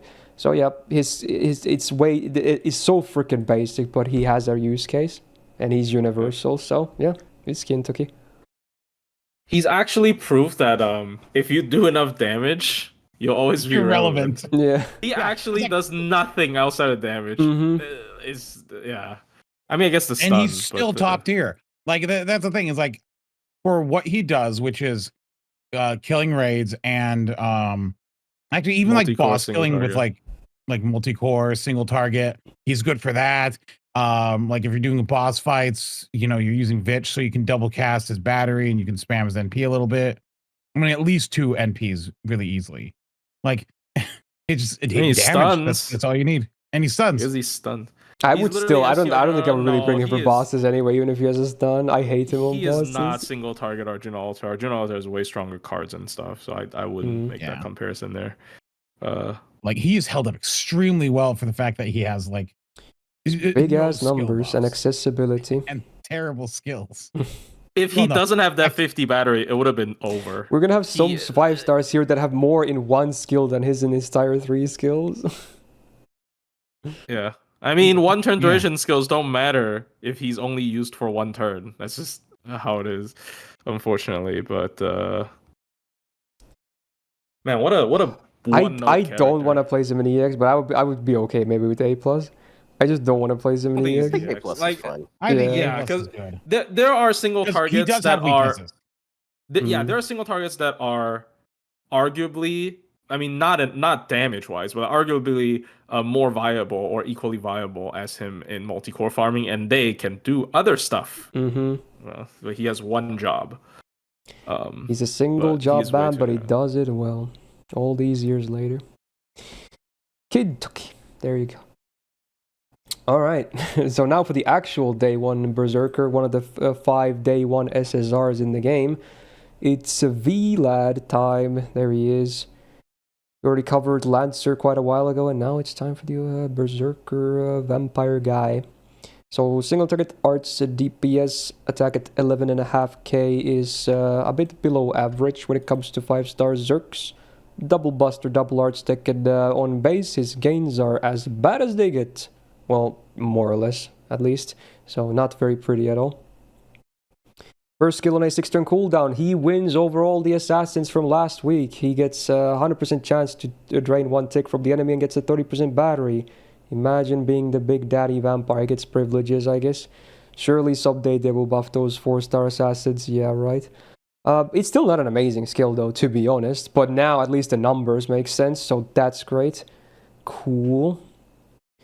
Second skill on a 5-turn cooldown, he gets 30% attack and defense for 3 turns. It's just an alright skill, good uptime, okay numbers, sure, it works. Third skill on a 7-turn cooldown, he gets the guts for 1 time, 1 turn, which is stackable, funnily enough, with a 2.5k revive. Then he gets another guts for 1 time, 5 turns with another 2.5k revive. And then he gets 30% MP gen for 3 turns. Definitely helps in spamming that MP, because his face cards are not going to help too much a lot of the times. Without a lot of buffs at least. That's why he tends to be like so stuck to supports. But yeah, it's a skill set. It's more than Kintoki. It's still not amazing, but it does stuff and it's fine, I guess. It's not amazing though. 12% buster up, not most relevant for him because he really only lives and dies by his MP. You're not really gonna get too much out of his face card damage. Buffed MP, in fact double buffed because the first buff was scuffed, so now it has a proper buff. Very cool. In fact, yeah. Wait, what was the case with this? Is it now a proper like arts buff? Yes. Yeah. Yes. Okay. It's a proper scaling. Because this was like a scuffed one. It released as a buster multiplier, so it was doing 66% damage. Oh, the first one. Yeah, that's why the gap was so big. To unupgraded arts. Because it's double now. Yeah, yeah, that would explain why. Okay. But yeah, he does single target damage, minus 20% arts res down on the target for 3 turns. It is after damage, but can be a bit of ramp up on the same target. And then you get 20 stars on base overcharge, scaling up to 4D. The stars on him are kind of really hard to land because he has 0 absorb, and arts doesn't have usually the best absorb tools either. But stars is still nice to have, can help your supports as well. And the MP hits fairly hard. I mean, I think he's, again, very single-minded. Obviously, I wouldn't say he's top tier anymore or anything like that. Maybe so many years back, I would say with Castoria release, he was actually there. But nowadays, I mean, he's still good. You can make use of him. Single-target farming is kind of a meme, but, yes, he's reliant on supports, but he can still do well against a single boss. Granted, you get him the support he needs. That's I still think my he's take. A to A+, but Yeah, I think he's Yeah. minimum A for Yeah. sure. like the MP upgrade Mostly because he's is a really Zerker. good. Yeah, I mean, I guess we shouldn't use the argument because everybody on this list is Berserker, but like in reality, the reason why he's still so much usable is because he's Berserker. Like for example, if you're against standard enemies of the 7 classes, but they're not servant, he probably performs sometimes. Depends on the situation. He could outperform Draco, right? So like it's he's still solid. Like the upgrade MP is definitely important, but that just shows how stupid Berserkers are, though. Like the class kind of just carries itself. Unfortunately, here's a fun little thing. At 120, Vlad or Cream, who has more attack stat? Oh, it's this again. It's Cream. Well, I mean, I'd imagine since it's a very specific question, since you're the asking answer this is really the thing weird that you wouldn't question, expect. it's Cream. Yeah, I mean, Like, I can't imagine someone being like, at 120, who has more attack, Kama or Sanson? It's Sanson. Honestly, even if he had more attack than Kama, he would still suck ass. It's like that. Have you seen that meme? Would you rather have $1 or $2? Yeah. Okay. It's like, dude, you have the choice though. yeah, at least I have the choice, freedom. The illusion but yeah. of choice. I mean, I think he's still solid, but probably A if we want to be a little bit harsher on Berserker, because like there's Yeah, so I could settle for A, honestly, in this year. I'm not. What we, Yeah, let me but check what we did yeah. last year. Was it A plus? It was A actually. Okay. Oh, never mind. Yeah, And then it just- he didn't get don't better. feel like I don't feel like he has much to like define himself from his competition. Like he doesn't have any anti. He does. It's just upgrade MP. Yeah. It literally just is like- just upgrade MP. It's just like his baseline performance is pretty solid. Yeah, and he only has baseline, but this is how it is. But outside of that, he just doesn't have a particular reason. If you Yeah, he's the servant that you get if what you you pay have all for and nothing more. That's it. You know what you're gonna get. It's just I look at all of the main classes, and almost every single one of those classes has a free NP5 welfare that you can get at any time on JP that is going to outperform him. So You sure about that? I wouldn't say in sure every about that, case, though? but there can be some I situations. say there. MP2 Vlad will probably beat all of them. What do you mean? NP2. Yes, Vlad, MP2. Dude, there's a bunch of people. Specifically, we got to go with NP2. If we're talking NP1, then, Yeah, but to be honest, he's a day one permanent, so I wouldn't say again. And but we're he's not got, hard like, assuming 4 MP1. buffs. Yeah, But, there's a bunch of people that like bandwagoned him, picked him with the SSR ticket when Castoria came out. You know, like it was one of the biggest bandwagons in FGO history. So like I don't. Yeah, We'll go with Maybe that they again, I gaslit think. themselves into I thinking made he a was worth video it. about that, so Yeah, I mean, he's still watches good. it Like, knows. dude, we know that guy, Rio. You know that guy on Twitter. He's the Vlad guy. He's a Vlad guy who camps in a fight for like a month just to get a run. He's actually deranged, anyways. But he's There's a Japanese player who, when he like does like he goes for like min turns, and they're like so far out there, but you'll see like the event ended 15 days ago, and here's this compilation of him using like 70 command spells, refreshing, trying to get it, and he's then still in and then the he fight. posts the clip where he misclicks the fight and he messes up. He has to quit out. Yeah, that after, sucks, like bud. 2 weeks, and it's like, oh, so sad. Oh, no. I was rooting for you, Vlad guy, but you blew it. Surely next time. I still think 8A plus though. Like I'll go with Dave for now, and we'll see. yeah. All right, How about next you guys? up. Also think, oh, sorry. Never mind. I think they're good, yeah. Yeah, we have a very special case next time, I guess. Yeah, we got to talk about Nightingale. So she was very much a contender for today's buff as well. She was my... I did say Xiang Yu was my main guess, but maybe Nightingale as well. But yeah, sadly, she did not get buffed today. Yeah, so because she's a Berserker support, and that in and of itself is a statement that is very awkward to say. So her attack obviously sucks, but it's fine because, you know, you're not really bringing her for damage anyway. So more HP, I guess, is better. In fact, you should have like 20k HP. Just do it at this point. Anyway, double Buster, double Arts deck, and her gains are not very pretty. The one quick card is pretty good though. It's funny. It's a 6-hitter, 18.77. Actually, oh wait, they nerfed it. Oh right, it's separate gains. I mean, It's still like yeah, it's 6%. still fine. It's still at 3%. Yeah. So it's not. It's That's not bad. so weird. Does any other this? servant have a Gains? card nerfed instead of like an MP, for instance? I'm I've guessing the never reason why is realized because that. they really wanted to give her a 6-hit, but they didn't want it to be equal to. Yeah, her some Once guy card. already was like, "Oh, this is my favorite servant. I already animated her, but I don't want to make it look like she like hits less. So you Then gotta just, make it something just do new." Raikou. Raikou shot 6 arrows, only 3 hits. Like, just do it. Yeah, and there's It's like it's a gun 30 animation. that- And then, that dude, the fly worst by of them and all, Hans's animation update, where he throws the match. It clearly hits the enemy like pow, pow, pow, and then you only one hit. It's a huge delay between the hits too, and they're audible too. But it's a one-hit arts, bro. Like fuck it out. It's the worst offender of them all. Anyway, the gains are not the prettiest, unfortunately, which hamper her a bit. Then the skills. So support set 5-turn cooldown, targeted skill, heals for 4k, gives them a debuff immune for 3 times 3 turns, and instant kill immune for 1 time 3 turns. So it's very similar to, I guess, the Dino Mommy skill. Now it's just like a targeted one. It can be okay, but obviously, if you don't get use of the instant kill immune, mostly then just for the debuff immune, if anything. It's just okay. It's rare. Yeah. A 3 times 3 turns immune is pretty rare. Yeah, it's at least good.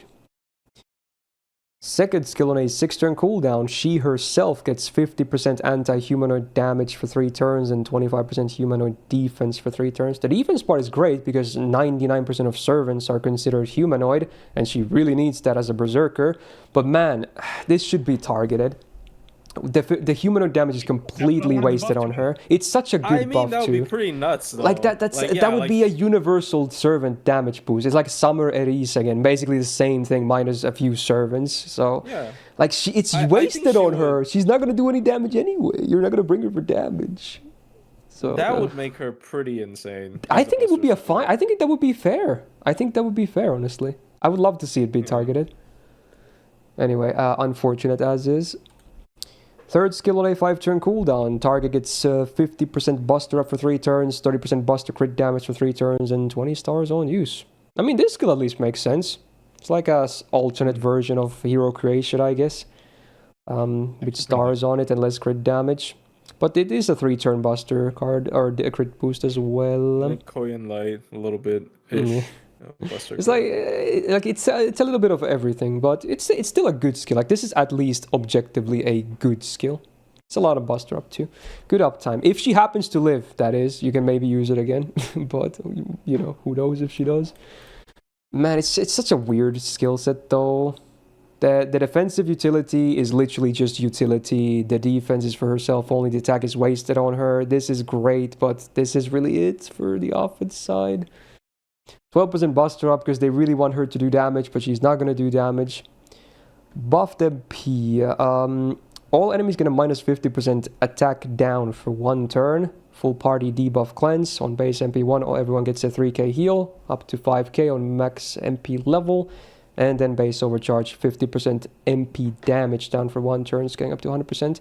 So I guess you could, in a way, neutralize an enemy MP when you use this, but again, would you just bring her for that because you can just bring Castoria? Oh, dear. Also worth noting for people, these are multiplicative. It is not 100%.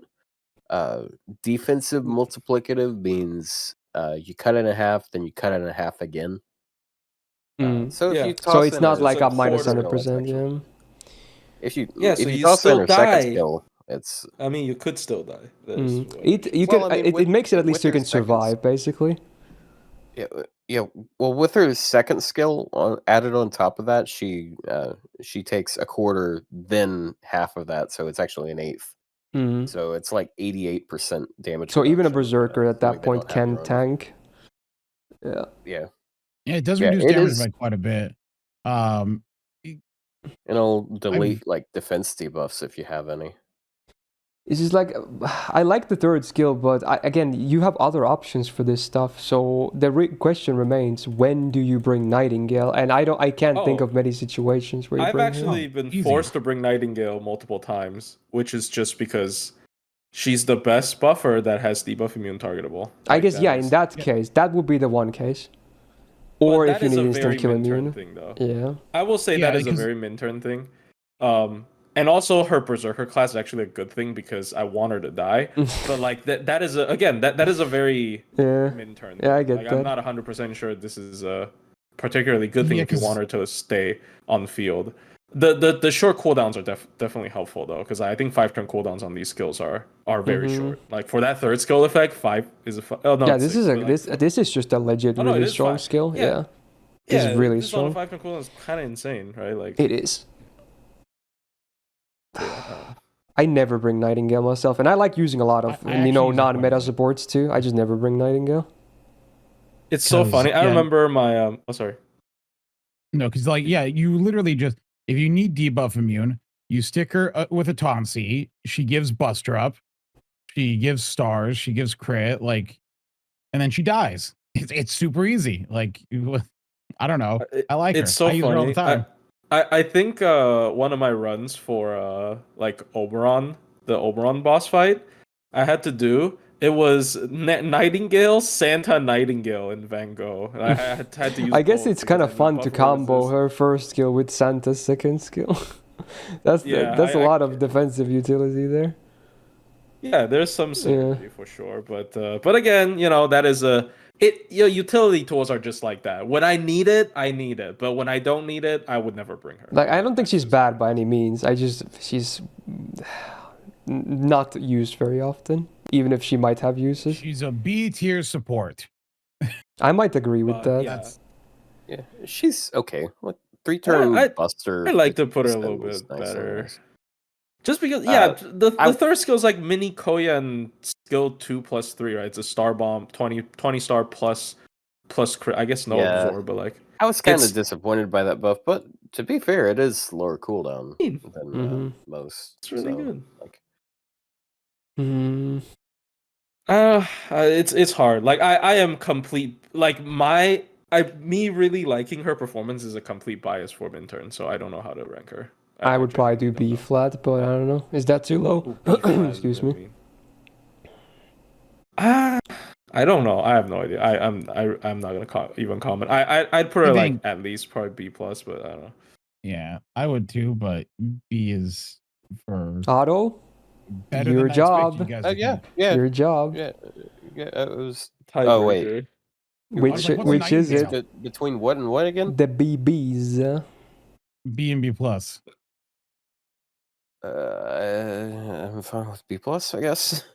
All right. I don't hate B plus either. As you did last week, but wait, what was that? No, I wasn't asleep. I was literally talking. No, you were playing Team Fortress 2. I am not playing Team Fortress 2 right now. I'm actually not playing. You were last week. I am reading Discord. He's locked in. We can move her later, I guess. Because we are definitely. There you go. But I am open to the idea of playing TF2 right now. Thank you for reminding me. Don't Otto, put it down. All right. Dude, this is gonna be Herc 2.0 because I know you guys are not gonna love this guy, but I love this guy. Okay. So we're gonna talk about cool Alter next. Yes, indeed. Let's go. 5-star Herc. Let's freaking do it, dude. All right. Hey, 12.8k attack. That's amazing. At least no one can deny that or take that away from him. So hey, that's a really high attack. One of the highest when it comes to 5-star berserkers. Good. Full Buster action once again. Gains are just whatever. Again, there's only 2 gains cards. They're good, but I guess because there's only 2 of them. Extra is okay too, so it could be worse. First skill on a 6-turn cooldown. All enemies get a minus 20% attack down for 3 turns and minus 50% crit chance down for 3 turns. So they ain't critting. They just ain't. Forget about it. I like this skill, honestly. I quite like it. Good crippling of their offense. Second skill on a 5-turn cooldown gets an evasion for 2 attacks, flat, no duration, and then 14% defense up for 3 turns. I mean, it definitely helps because he's a squishy berserker. You want them to survive. So chances, sometimes you might even get this off cooldown before you even lose the stacks. It can happen. I'm not saying it's super likely, but it can happen. So it's nice that it doesn't have a duration.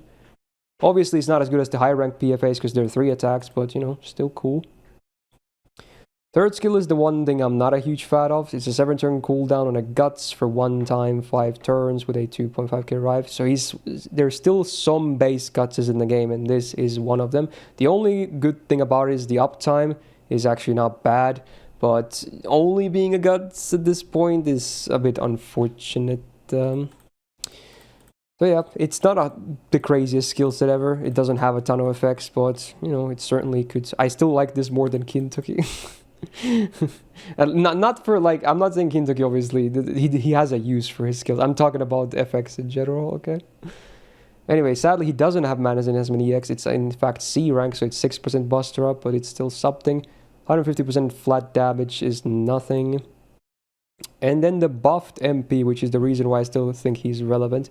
So before damage, he removes enemy defensive buffs. Great, love that. And also before damage, he gets 30% attack and defense for 1 turn of base overcharge, scaling up to 70%. He could even tank a few hits if you know, time this with the defense up from his second skill, if needed. Yes, he doesn't have steroids, I acknowledge that. But I don't think he's bad. I think he's very legit. He's not an anchor like Herc, but in my opinion, he's legit. And I love this defensive this utility of removing defensive buff before damage. I think he's a minimum, but you guys might disagree. I think he's very solid. No, there you go. I think he's good. I think he's been left behind by the how the game functions now. Like, but if anything, offense can be made up for easier than defense, I want to say. Via support. But his defense isn't even that good when you think about it. Is it not for Berserker? It's really solid. And a gut. It's a 2-hit evade and a guts. That's but the first skill is really good too. I mean, okay, the first skill isn't that good. It's 20% attack up down. I mean, but then they also don't crit. It also prevents crits. And it stacks nicely with his double defense effects. Yeah, you basically have to combo all 3 effects for it to. And it's not even that bad. But it is. Yeah, you can like defense up on MP, defense up on. And let's say you bring Rhinus with him, then you get the neutral class too, and then he's actually tanky at that point. But why is it the bad? It's a legit comp. Like if we consider Castoria, we can consider Rhinus too. I think with Rhinus you don't need a survivor. To be honest. But even without Rhinus, he's one of the tankiest Zerks in the game, and that's just a fact. I think without Rhinus, he actually probably shines better because with Rhinus, everyone is just kind of tanky already. I think without Rhinus, he's fine. Sorry, I keep cutting you off. What were you gonna say? I kind of think it'd be really because when the Berserker buffs were coming up, I was thinking like they should buff him because I do think. I think they should play more. I think they could, but he wasn't the one that needed the buff the most. Not even close. I would have liked to see them do something like his first skill, like make it so that for 1 turn it also applies an 80% attack down. So it's 100% attack down for a turn. So it acts kind of as another like invul turn.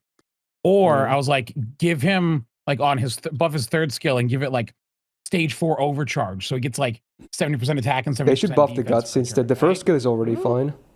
Because because that's something his overcharge numbers go crazy. So if they gave him something to let him like overcharge, it'd be a defensive and offensive buff for a turn. But hey, you know who also gives overcharge? Rhinus does. Right, but it's not gonna be Hime. True. Like true. I don't care. I don't think he needs that much bulk again if he doesn't have the Berserker classes anymore. But yeah, I mean, I think he's still. If he didn't have this buffed MP with this utility, I would agree he's like B tier. But this is actually legit. This is legit. I just think his skill set is. I think Kintoki's. Well, Kintoki's skill set for his use case, it's fine. But this is definitely the better one. I mean, he probably wants more offense. For that. I think he wants more offense because, like, I don't even think he's a good solo unit necessarily. No, I wouldn't use him on solo. Yeah, I agree because I think his PFA is really bad in a solo. Yeah, he doesn't last too long in a solo, even with all the utility he has. You use him in a team instead. Yeah. So yeah, but you could just get double tapped and like it's gone, no matter it's what fine. you're running. I do think he's tankier than a. He's way general tankier than most Zergs. Buster. But I think people hate too much. Okay, I get why I people just think hate. he needs a buff. Okay, They hate him because he doesn't have steroids. I get why people hate default. I do hate him because battle he doesn't continuation. have steroids.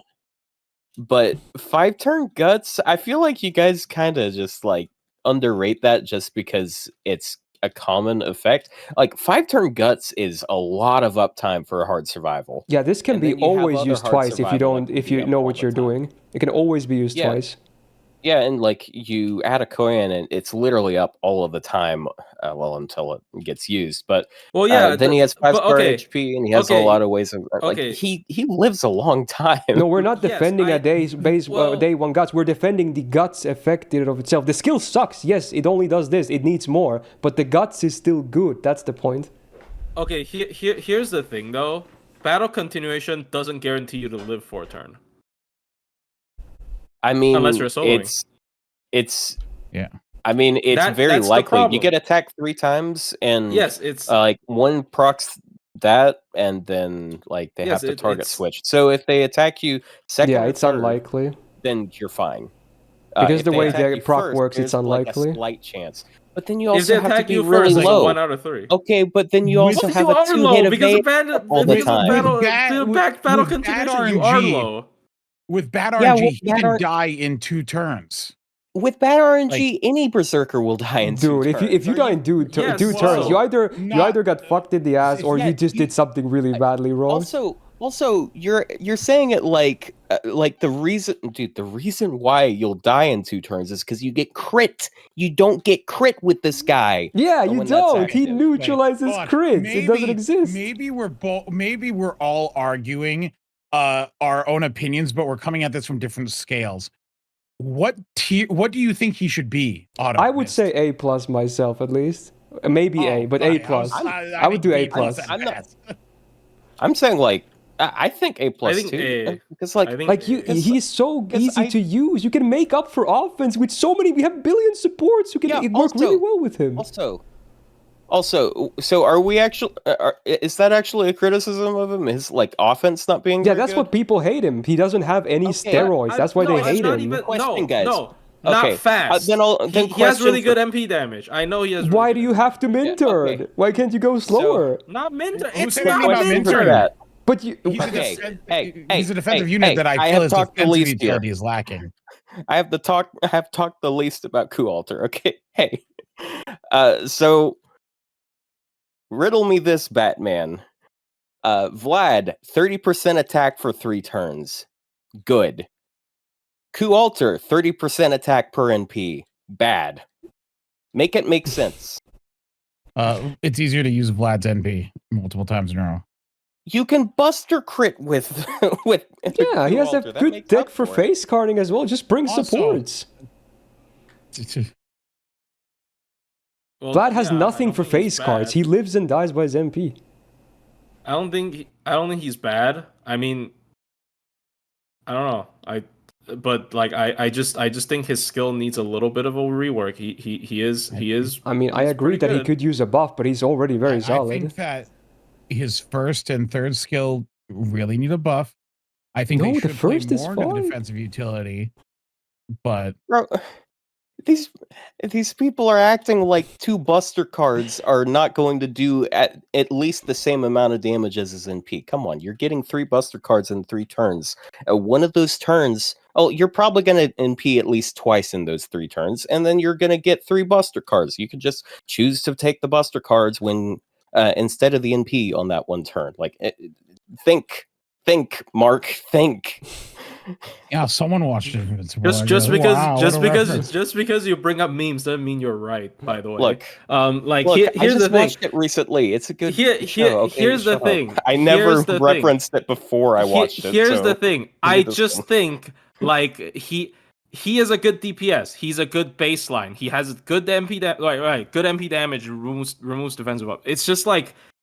It's still very bare bones. I think he needs a little bit of push on like maybe the speed of how he DPS. Define speed though. maybe he can get like Star Absorb. I don't know. He just like Bring Koyan Light. That's it. We were just That's it. talking about That's earlier. it. That's all you Not need. a problem Just for bring a her. Koyan Light. You're good. Okay. You're good. Okay, if you're bringing Koyan Light, His attack then- is giga high. He has a triple buster. Just bring Koyan Light. Yeah, but like if, You go if you're fast. bringing Koyan Light, I don't necessarily think if you're playing that fast, I don't necessarily think you need that He's a much. good option I don't for know. it. I don't know.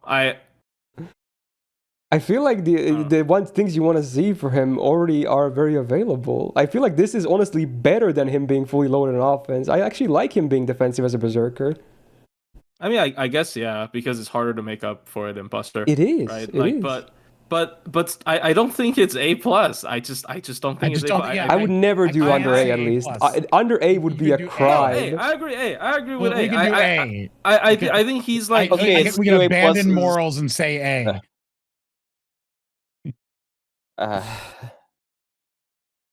I'm at least happy you're with me on this, Otto. I was expecting to solo this too. I'll say that much. Okay. No, Otto loves this kind of slop. That's exactly the type of playstyle Look. he loves. Look, I heard.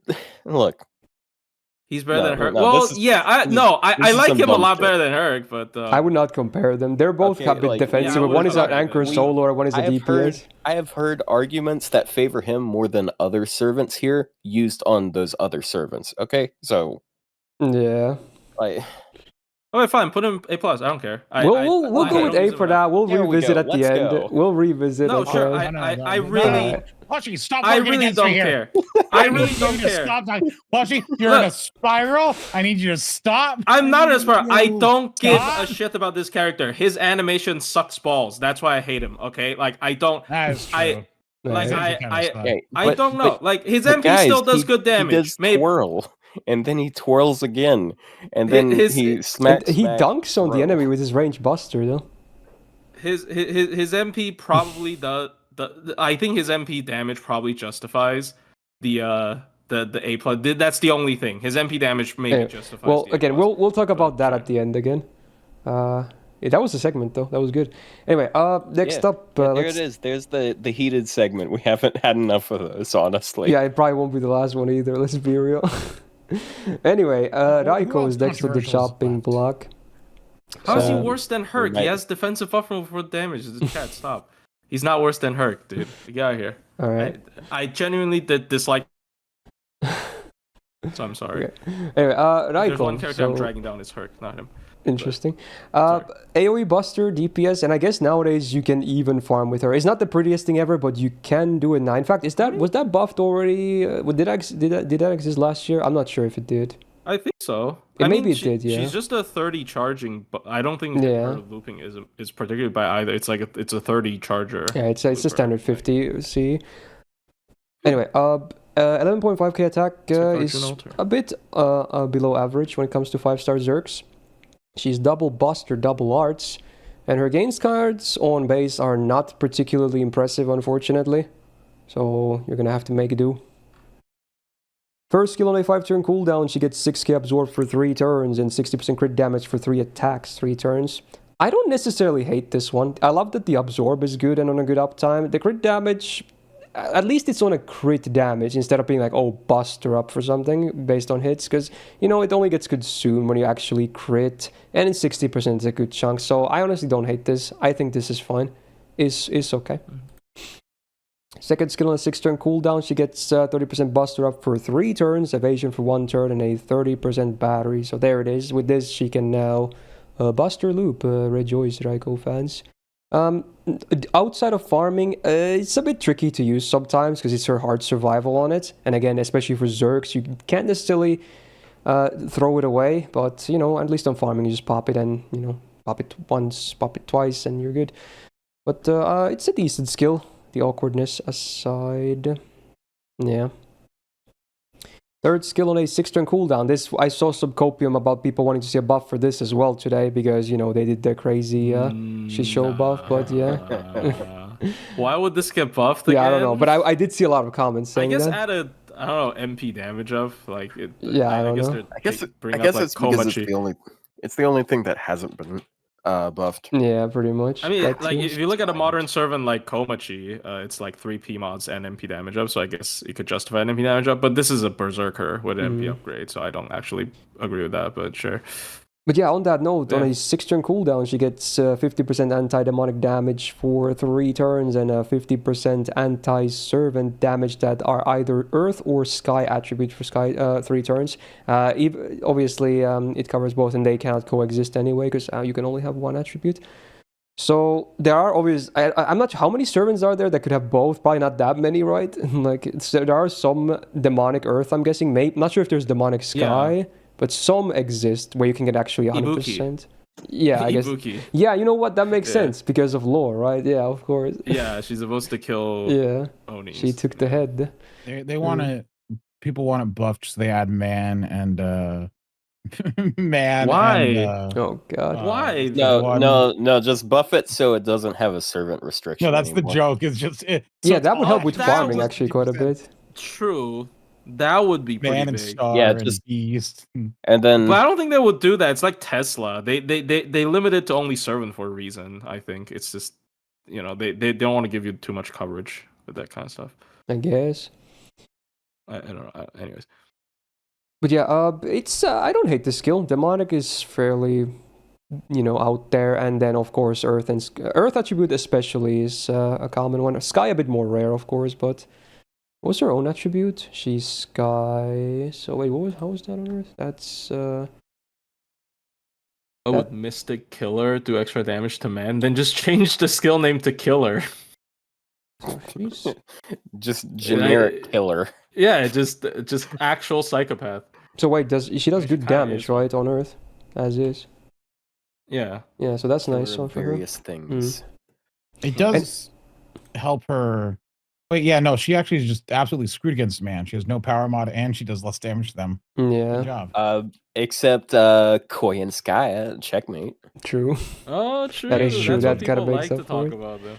Anyway, they like skill the She set, gets bonuses against all 3 servant types if you're using double Koyan. True. Her skill set is fine. I don't hate it. I don't love it. It's fine. It works. It's alright.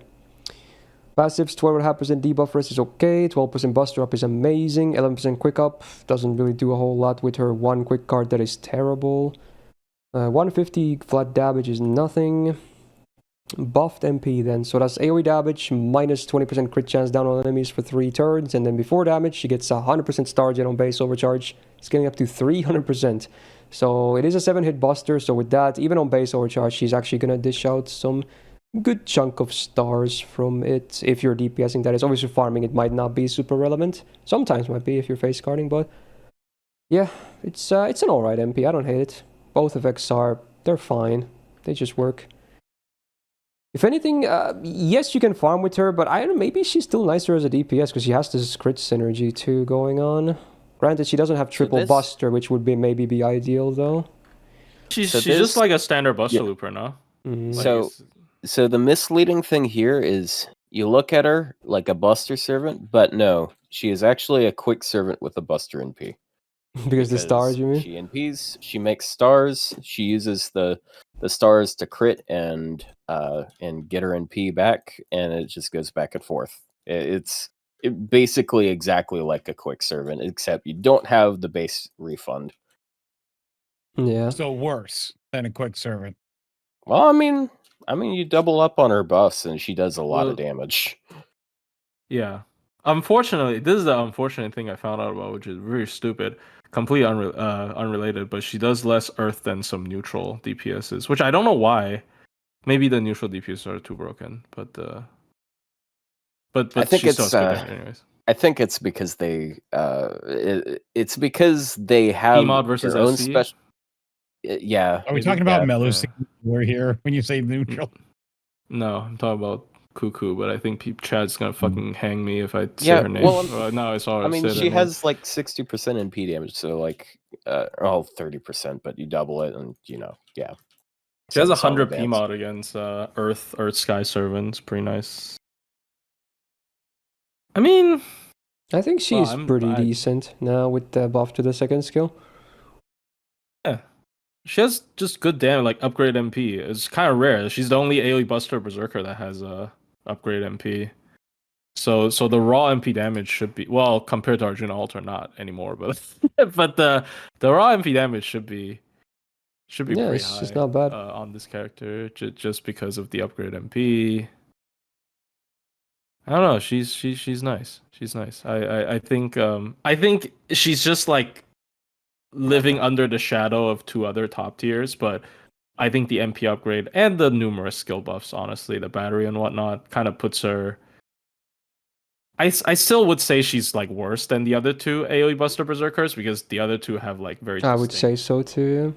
Yeah, but she's good. definitely creeping closer. Yeah, she's creeping closer. I'd say A to A plus. I would do A tier personally. I would say A or A plus. My I feel like we were way not anything. Yeah, we were way too mean to her last year. I think. Like if the buff existed, then maybe. But honestly, I think we put her on A as well. Actually, I thought the buff was there. We still put her on A though. So it's obviously, I'm not sure what we said, but the end result wasn't that bad at least. I mean, I think A is fine.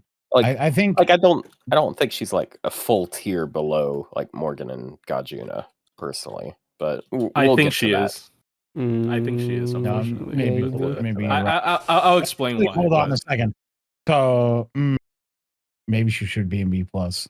No, I don't think she should be in B plus, but I will explain. Well, okay, I'll put out one thing, right? Like her versus Gajuna. One of the big things is where's her third Buster card, bro? Yeah, that's one thing I was saying as well. I would like her to be triple Buster. Where are you? I don't need gains. You just defended Cool Alter. Don't you dare defend gains now. Hold on. You had that preloaded. Yeah, no, you don't get to double dip. Yeah, he's right. You don't get to go both ways. Where's my third Buster card, bro? Like I'm a Buster Berserker. I should have 3 Busters. Wait, Morgan is a different case. Morgan have a separate case because Morgan is different. We'll talk about it later, but Morgan's different. Morgan's hot. I think we'll go with A for now. All right, but we'll see how we do with the rest of them. I can see later. A plus. So I'm not fully opposed to the idea either, but we'll see. I think A plus is definitely an argument here. All right, let's talk single target again next. We got the Valentine's and Etchan, the OG. So single target, quick DPS. Interesting a niche on her as well, have to say. 11.1k attack is unfortunately a bit on the lower side when it comes to 5-star Berserkers, so that's not the best start. Double Buster, double Quick Deck is actually pretty nice for her though. I like that in retrospect. Gains cards are also, for a Berserker especially, actually not bad. So she's doing better than most Berserkers for gains cards. So at least that's cool. First skill on a 5-turn cooldown, she gets 50% increased healing for 3 turns. Then she gets a 2k heal, which I guess is a 3k heal, unless that first thing failed for some reason. Then she gets 1k healing every turn for 3 turns, which I guess is like 1500 healing with the first thing active. And then she gets 30% crit damage for Quick Arts Buster for 1 attack, 3 turns. It's kind of a weird skill. Healing in particular, again, on a Berserker DPS that has no hard defense, it's kind of a hard sell. I prefer something else, but, you know, it's something, I guess. It's still a low cooldown for what it's worth. So if you can take some hits, it can have value, but sometimes you just can't take hits, and, you know, GG. Yeah, I don't know. Second skill on a 5-turn cooldown, she gets 30% quick up for 3 turns and 20 stars. So there's a steroid for you. It's a kind of a bare bones one, but I like the uptime on the main card tab at least. So it's not the worst thing ever. Third skill on a 5-turn cooldown. What was that? It's pretty low cooldown with the Penth 5. Yeah, that's true. A Penth 5 helps. Well, it helps everything, but still, yeah, this one in particular. Then the third skill, so on a 5-turn cooldown, the full party gets 20% attack for 3 turns, and then she chooses one ally that gets minus 100% absorb for 1 turn. That should be like all allies besides herself get it. It makes no sense that it's one ally, because unless the other ally is a Berserker, Avenger, she's still gonna get screwed for absorb. It really should have been just all allies besides self get this. I don't know why they did it like this. Just weird.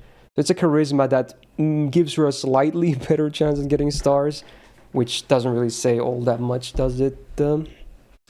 So this skill set could do more, needless to say. And some things are maybe a bit misplaced as well.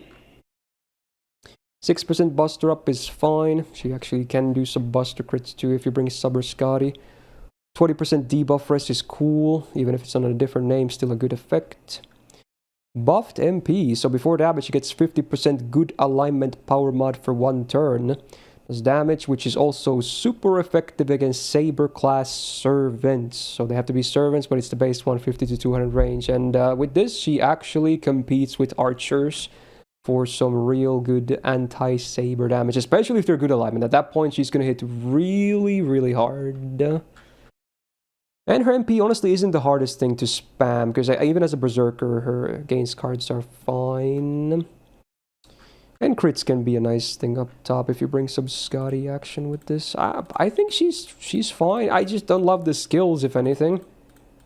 But otherwise, yeah she's good anti-saber at least. She's pretty MP centric. I think her damage has no issue at all. It really is. She's just a scary servant to use because there's no good defense.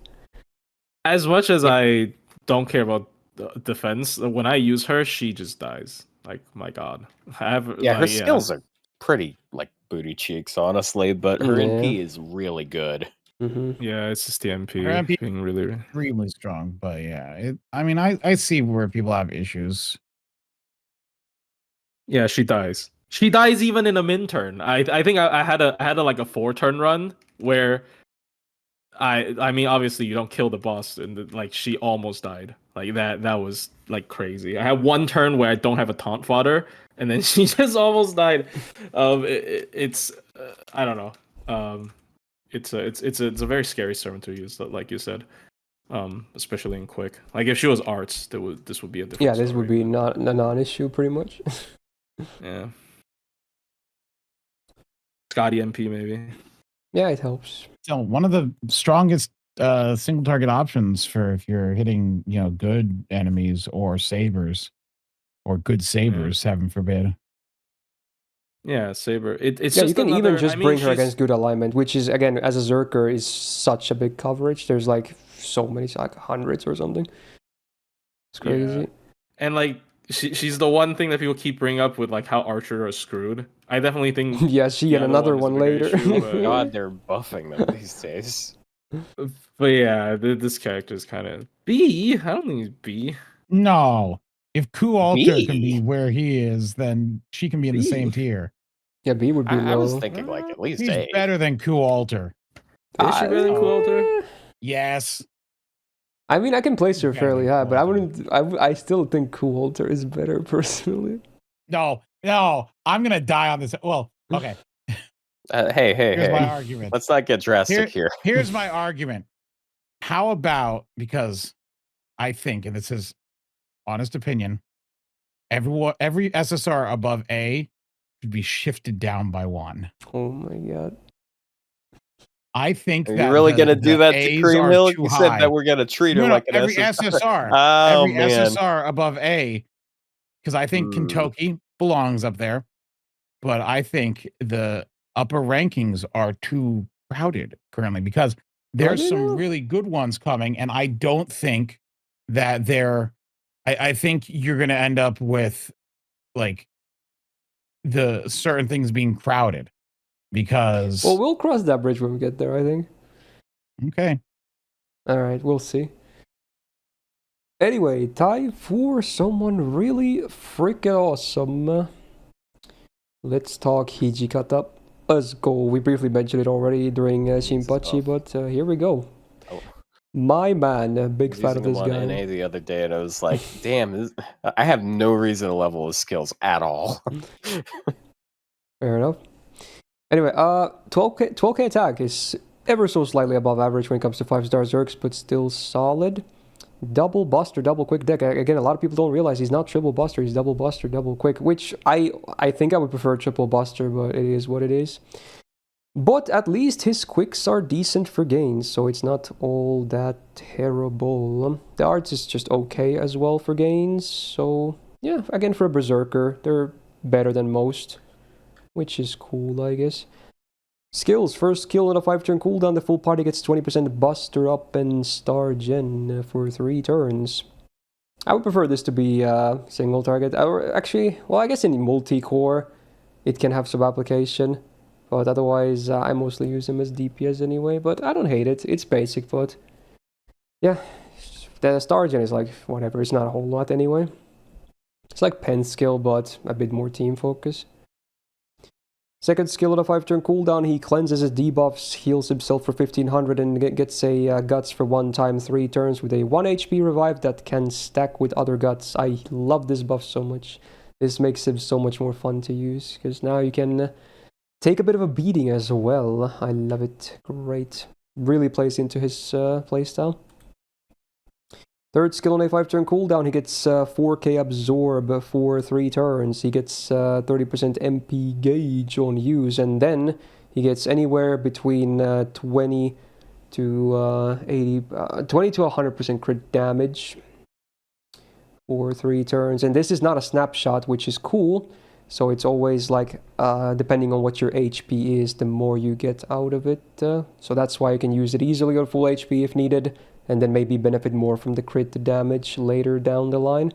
Good, and it also does 1k damage on himself on use, which cannot be lethal, which is also awesome because of the 1 HP guts and whatnot. So great, you can easily use it to either reduce your HP on purpose, or just, you know, not fear when your 1 HP guts procs, you can still use it.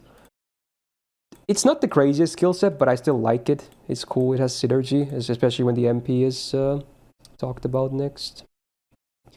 5% Buster Up on the only passive is a bit underwhelming, but, you know, still cool to have. Then the buffed MP, so it only does damage on normal effect, unfortunately, but then, yeah, he does the bonus damage based on missing HP, which can add to a lot of damage. That's why we have those, level 3 Hijikata runs, right? So, yeah, it can hit really hard.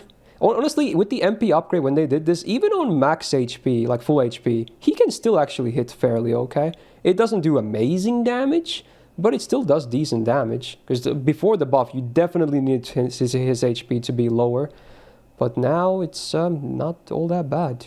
And it's so fun, man. I love this guy so much. I bring him constantly. He's so fun. And honestly, with the battery buff, he can actually even be used in farming, which is funny, because with this and the append, he already gets 50%. So there are some uses where he can be used in farming as well. But yeah, he's used a lot in cheesy min turns or some kind of funny runs. And even as a DPS, I still think he's even legit as a DPS too. A bit scary to use sometimes, yes. But having double guts on him usually keeps you alive. And again, I sound like a broken record. Ryan is just amazing pair with this guy. With the invul and the neutralizer. Oh, it's just everything. And the overcharge can work really well. It's just beautiful. I think he's really good and awesome and fun and yay. Well, I gotta be a fair person, so I gotta ask the exact same question. Where's your third Buster card, sir? Yeah, I did address that. Buster card police. It would be nice, of course. Yeah. I think he's a character that, like, is very good, but requires a more, like, technical approach if you want to get actual value. I think for most people, I think most of the player base will not and do not find value in Hijikata. Yeah, he's not straightforward enough. He's more technical than other units. Anything with the percent based, you know, scaling like this is not going to be as approachable to the common, you know, player, especially a Berserker where you're like straddling the line with like guts and like, you know, trying to be almost dead to get like the most value out of it. Yeah, let's say the guy has like a Hijikata and a Kriemhild. Which one is he gonna pick? Probably Kriemhild. Yeah. So I think for most players, they don't value him very high. But if you want to like do the funny stuff and like push things and like actually like, you know, use the game's mechanics as what available, I think he's very good. Oh, now we're talking about I'm always talking about the normal player. Yeah, Rio is like the most normal person here. He's so relatable. He's like how you do, fellow normal players. Yeah, he's so I am relatable. Normal person, Rio Emerald. I don't understand. Why do people think I'm not normal? Fair enough. Why is the chat laughing at me? I mean, they laugh at everything, to be honest. I mean, I think the question really is to ask, like, how good is Hijikata if you just ignore his MP gimmick? Because, like, if I'm bringing him in, I don't necessarily want to try to manually trigger it. He's still pretty okay. I never go for cheesy sacrifices if that's what you think on my DPS runs. I just like he just gets hit as is. Yeah, I don't use taunt or sacrifices. I think if you're just throwing him at stuff, he's an okay one. I think if you plan around it, I think he's outstanding. I would say he's more than okay, but fair. I mean, like when I say like okay, I'm saying like he's like just kind of like average. Like an average isn't bad. Like average should be, means he's good, usable, and you can find value in it. I think generally he's probably worse than Cool Alter. Someone's gonna kill me. Is someone gonna kill me? I would probably agree. He definitely has higher potential, but I think if we talk overall, I think I might give the edge to Cool Alter as well. Yeah, I like his kit, but yeah, the deck kind of holds me back there. Mm-hmm. Yeah, I think we're all unanimous that triple buster should have been the case here for sure. Yeah, that or double arts. Because like I feel like double arts would be better as well, probably. Well, yeah, like, true. I just don't like the quick. Yeah, I don't know why like, he has 2 quicks. It's like stars. I'm okay with like a buster quick deck, but I don't really feel his quicks being that great. Yeah, they should be pretty good, but honestly, they're just fine. I feel like every buster quick deck should have like good quicks, and his are just like kind of whatever. I mean, 3% isn't bad, but I don't know. It just doesn't. It's really above average. That's it. That's pretty much it. Maybe it's just because I don't crit normally when I use his quicks, which is. Wait, really? He has his absorb up most of the time. Yeah. He should be critting more mostly. Unless you don't have his skills maxed out. But to be honest, until that sounds like a different issue then. There's not really a reason to like level his skills at all because you increase his absorb and then you get. But you get the battery might be needed for farming at least. And then you get like 1k more health from his second skill. It's all cooldowns. I would at least max the third skill at the very least. It's worth maxing. Yeah. I mean, for all his playstyles. His first cycle's 444, so no, I think it is worth leveling just for that. But like, I would personally do at least an A. I would do at least an A. B plus A, yeah. That's fair. So I'm gonna bring it up again. Everyone is an A. Well, it is what it is. Yeah. We'll move if a tier list is supposed to be about berserkers and it's subjective around berserkers, but there's a lot of good berserkers. You know Mo from The Simpsons? It's him, and he's very shocked at something, so he's got his mouth wide open. I know what you mean. Yeah, anyways. That's my observation. We'll go with that for that. Again, we'll see at the end once everything is laid down. We'll see. Anyway, the man of the hour is here. This is very relevant right now. We're gonna talk about Xiang Yu. Oh. Here we go. So yeah, very super relevant. It couldn't be more relevant today. So yeah, we got an AoE quick, definitely a DPS, especially after today. You can farm, yes, but man, would you be missing out on if you don't DPS with him now? So 11.6k attack is a bit below average when it comes to 5-star Zerks, but he does have a triple buster deck, which I like. I like that, especially after today's buff again. I like it. It's nice. His gains cards are actually very good too. The 2 that there exist, and the extra is okay as well. But yeah, triple buster is very nice on him. Despite having a quick MP, of course. First skill on a 6-turn cooldown, he gets an evasion for 1 turn, 100% crit damage for 1 turn, and 5k absorb for 1 turn. So it's a bit awkward, because again, he's quick, so you might want to save it sometimes for damage. You could maybe pop it, but it's a bit risky, because it's kind of the only hard defense he has. And a lot of people were saying, like, he wants to be a crit servant, but he only has this, like, it's, big downtime, but not anymore. Ooh, yes, indeed. Yeah, I don't hate this skill, but it's a lot of downtime, though, is the problem. It's a bit awkward to use, so it's like, whatever. Second skill on a 5-turn cooldown, he gets 30% buster and quick for 3 turns, and then 50% crit damage for 1 turn. So yeah, again, more 1-turn shenanigans here. At least it's still not a bad skill because it's a good amount of his main card types on a good uptime. So at least for that, it's not bad. Third skill on 5-turn cooldown, he gets 10 stars per turn for 3 turns and 3 turns of Invul Pierce. The stars, they help, but the Invul Pierce is quite nice actually to have. Especially, again, I keep saying it after today's MP buff comboing with it too. So yeah, it's not the best skill set, but it's not the worst either. It's not Kintoki, right? Okay, I have to get that out there. Again, in his use case, it's cool, but overall, it's just a terrible skill set. On anyone else, it would be this shit. Okay, it's okay.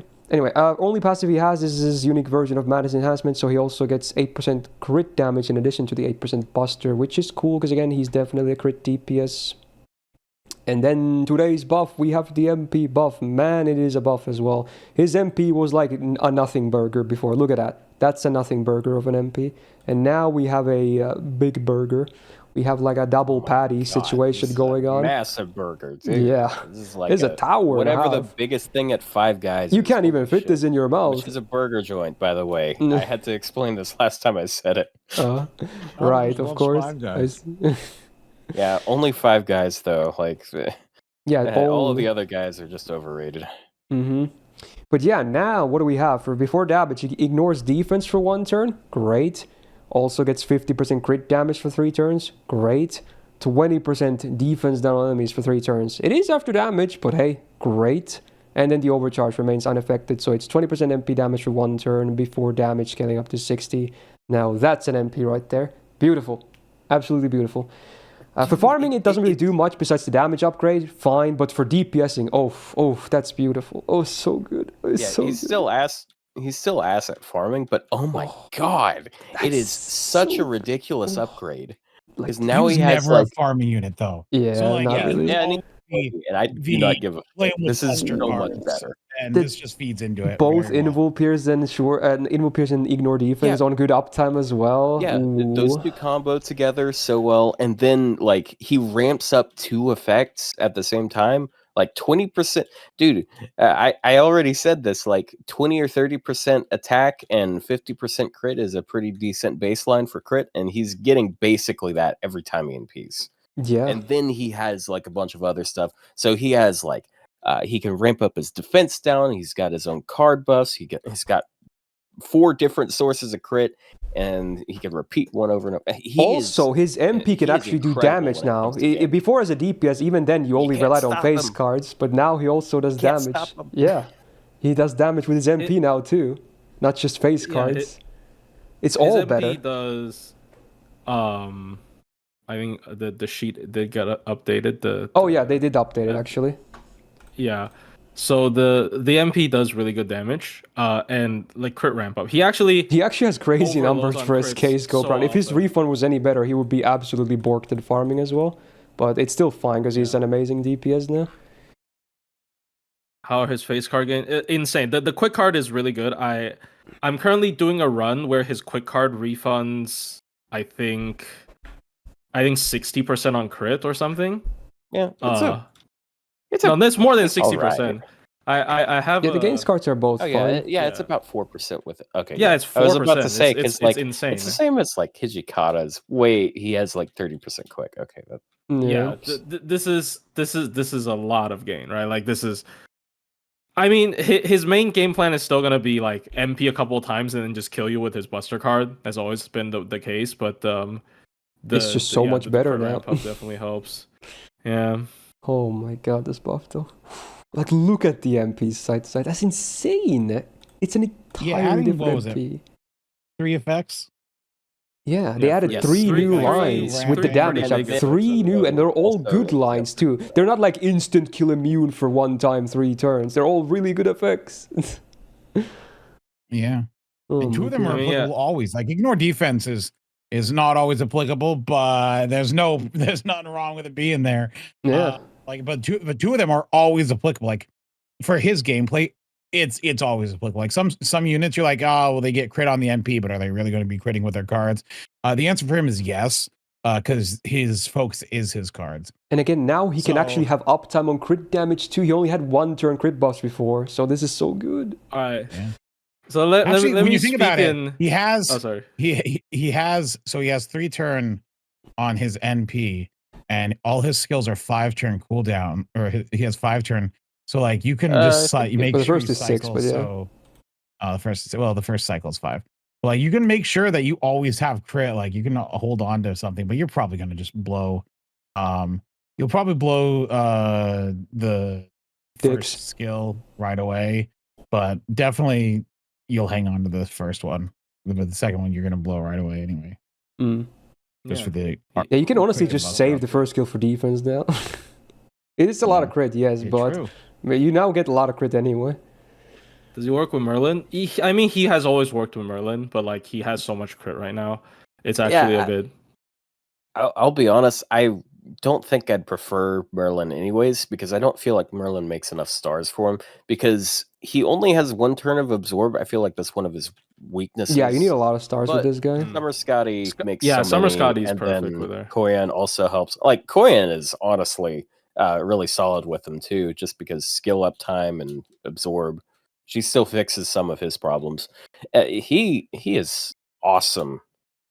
This is basically a I'd say somewhere between a Sugatani in P upgrade and a Constantine upgrade. Yeah, this is an amazing one. In P upgrade quality, because this is actually just such a massive performance boost.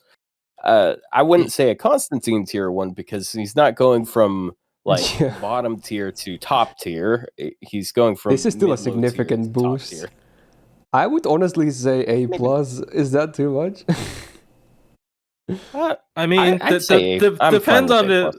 depends on if I can do this run right now. I'm joking, but I don't know. But yeah, is it too early for that? Because like I'm not sure. Because like he was really bad like for the general for general play before. He And was the MP considered one of the weaker fixes a lot SSRs of for the longest things. time. Like if he didn't have that buff, I'd probably be arguing C. I would maybe do C+ or B.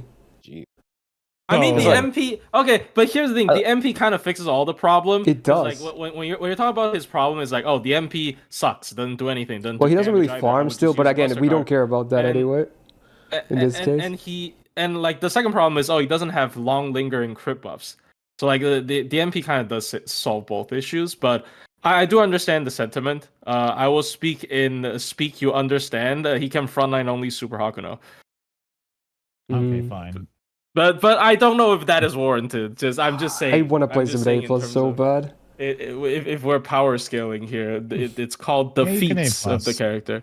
Yeah, but I mean A+. And like, he at has the many very least, feats. He has more feats than most of us. Uh-huh. He has That is 4 for sure. feats. No, Yeah. doesn't he have like 6?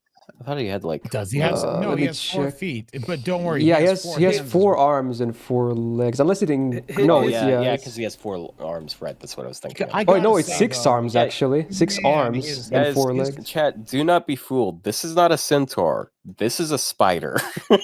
Yeah, for Ascension 1 and 2, he has 4 arms and 4 legs, but on Ascension 3, he gets 2 more arms. He gets 6 arms total. He has an abdomen, he has a thorax, he has a head, and he has 8 appendages. Therefore, he is a spider. He fused with his Ascension mount. 1. He's now the spider really daddy. And 3rd is cool looking, but I hate Ascension 1 and 2. Like 3rd is so cool looking, but Yeah, 3rd is cool. I think 2 has the what is it called? What phobia is that? Trypophobia. Oh my god, I have that. Oh my, I just looked at the legs. Oh my god. Get that shit out of here. Ascension 2 is trypophobia. Holy. I can't look at that. That was gross. Holes all over him. That was gross. But Ascension 3 looks cool. Yeah. Ascension 3 is what I think of when I think of him, because like, you know, it's the bright green, glow. Yeah. Damn. Like I say, I mean, man, it really shows like after Lost Belt 3, they stopped because like they did like monstrous characters in the first couple Lost Belts, to show how weird and twisted it was. And then they kind of stopped. They should have done more. I like these. It's one of the game strengths. I for sure. like Koyan Beast, for example. Like, I don't know what the fuck that's supposed to be. But... Yeah, wow. Anyway, we'll go with A+ for now. Maybe a hot take. We'll revisit again at the end, but let's go. see. We are hyping him up. Holy shit. Yeah. I mean, it could be recency bias, of course, but I'm loving that buff so much right now. I'm worried about it becoming Karna 2.0 because I think we overrated Karna. I think he was like an A. Okay, well, fair enough. Yeah, we'll see though. Because he had just gotten the buff. Anyway, let's talk about a very big one next up. So yeah, do we have Arjuna Alter. Well, yes, we have to. It is what it is. I mean, honestly, there are people that are. Yeah, we're still gonna do a fair rundown. We probably don't have to talk too much about like thoughts, but we'll still do a rundown here. So yeah, Arjuna Alter, AOE buster, DPS farmer. Yeah, he hits hard. That's it. Anyway, 11.6k attack is like the one thing he kind of lacks on. His attack could be higher, but don't worry about it. Don't worry about it. It's fine. Triple buster, in fact quad buster, full red. Gains cards are just whatever. The quick is okay, otherwise not the best. But again, it's fine. First skill on a 5-turn cooldown, he gets 30% attack for 3 turns and then 50% power mod against debuffed enemies for 3 turns. Unless they're unremovable debuffs, I guess. But man, it's so easy. Like 80 does so much damage. That's so much damage in one skill, it's ridiculous. Oh my god. Second skill, 5-turn cooldown. He gets 3 turns of 6,000% Buster Absorb. Yeah, there you go. There's your crits. 30% battery as well, and now he farms 2, of course. Basic, but it works. And then third skill, 7-turn cooldown. He gets a Guts for 1 type, 3 turns with a 2k revive. And then 2k healing per turn for 3 turns. I've seen a lot of people say, oh, they should totally buff this skill because it's not the best. But that you do realize who the servant is, right? If we're talking about buffs. So I'm not sure about that. I was praying he doesn't get up. I was genuinely like, please don't. Yeah. Please, I'm begging you. Look, I felt like there was at least a 10% chance of it being. Honestly, after some buffs we have gotten in the past 1 or 2 years, there was at least a 10% chance. Yes.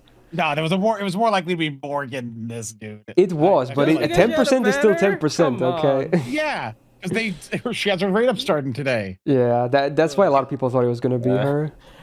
But yeah, we're still Morgan fans not getting that last 10% she needed. Nope, still never not in reach. What you guys really want Morgan getting buffed? Like, I mean, she's one of the favorite characters of the game. Of course, they want her to see her buffed. They don't care about game. They just want to see their favorite get buffed. Okay. This is so crazy. Anyway, passives. We got 250%. 250. Yeah, I might as well be 250%. 250 flat damage. It sucks, but hey, 12% buster up is amazing. So there you go. The duality of man. It really is. And then the MP. How basic. It must suck ass, right? Oh. So it only does damage on normal effect, but then on overcharge before damage, he does a 20% buster as down on enemies for 3 turns, getting up to 60%. So yeah, it's before damage. Very key. Yeah, that's a lot of freaking damage combined with the first skill. Just crazy. Society, if this was after damage. It's so dumb. Like, what kind of genius was like, let's give him so he does damage against debuffed enemies, and then make him. And not even like it was 50% too. It's not even nothing. It's a lot. If he was French, it would be after damage. Ooh. True. I remember when he released, I was pissed off about this because I'm a huge Okita fan. So Okita Alter having it after damage, I was very salty. But then again, everyone else now has it too, so it's not like a news bomb anymore. But back then, it was a rare thing, and he was the only one that had this. So yeah, it's weird though because when you look at it, it doesn't immediately seem like with that skill set like it should be doing as much damage as it does because it's 30% attack, a power mod, and then 20% buster. But like it's the fact that it's always there all the time, and being a berserker and the 1.1 damage modifier and being buster, I don't know, just all kind of ends up being more than a sum of his parts. I don't know. I'm just shocked that with the numbers as they are that he does as much, but yeah. Arjuna Alter. Okay. Yeah, he's still amazing at damage. I still will never use him. I am morally opposed to using Arjuna Alter. I don't really use him much either, to be honest. His card damage is just so stupid. Like genuine, like it's just I'm never disappointed by him. When you talk about a character that has like, oh, you know, like when we talk about, oh, this character kind of is both an AoE and a single target because they have like really good card damage. This is like the pinnacle of that. Like his card damage is so stupid. And his is like, I guess it's just Berserker internals or something, because like people still used him against stuff like the Wodime fight, which makes no sense because Wodime doesn't take super effective damage and he's debuff immune. But he still does good MP damage just because like Berserker's stupid, I guess, and also like first skill is like it's just 30% attack up. What is wrong with this character? I don't. It's like, yeah, he's like the opposite of when they were afraid to do a lot with Berserkers. They were not afraid at all. They were very eager to do a lot. Oh no, we did hold back, right? We only gave him a couple of. It's, you know, it's no, here's the thing. They felt sorry for original Arjuna, and they're like, "Ooh, we've made garbage." It's actually so funny because if you look at original Arjuna, his kit has like so many effects. There's like 30 lines of effects, and then this character Arjuna Alter has like 10 lines, less than 10 lines of effects, and just destroys them. It's so funny because like Artoria is the same way, but she isn't as good. Yeah, like she has like 8 effects. He has like 8 effects. Why are they not the same? Because she's not a Berserker. I'm genuine. Like Berserker is such a stupid class, but yeah. Well, there you go. We don't probably need to talk more about him. He's amazing still. Who would have guessed? Yep. Okay. Anyway, next up, it's time for the Archer tier list again, right? But now, obviously, we're gonna do a fair coverage this time. Archer tier list. Yeah. So yeah, we got Summer Musashi But next. this is the second time this stream we've gone to the Archer tier list. True, it is. Oh my god, yeah. And it won't be the last one either, by the way. Maybe in this list, but in the future list, we will definitely kind of have a similar case again.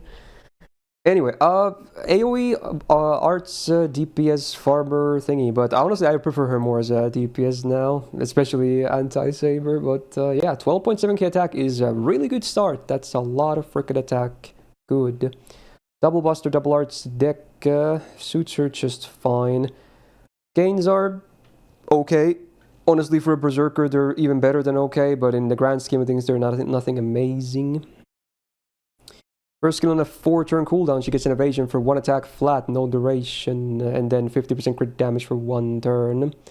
There's like a bursty defensive skill thingy. It's kind of weird, but you know, you can kind of just pop it for crit damage if needed because, you know, she's arts. But to be honest, she doesn't even have a ton of crit focus to begin with, so maybe a bit of a misplaced skill, I want to say. Kind of weird. Second skill on a 6-turn cooldown, she doubles her arts hits for 1 turn, but only normal attacks. MP, it would be kind of crazy if the MP work with that.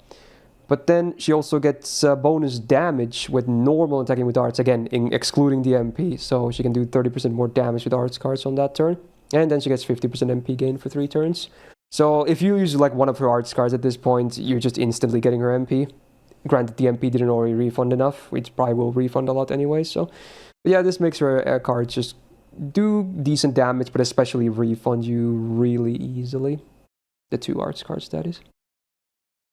Third skill on 6-turn cooldown, she gets an Invul Pierce for 3 turns, 30% attack for 3 turns, a Guts for 1 time 3 turns with a 1 HP revive, does 5k damage to self without killing, cannot be lethal, and then all enemies can have minus 30% defense down for 3 turns.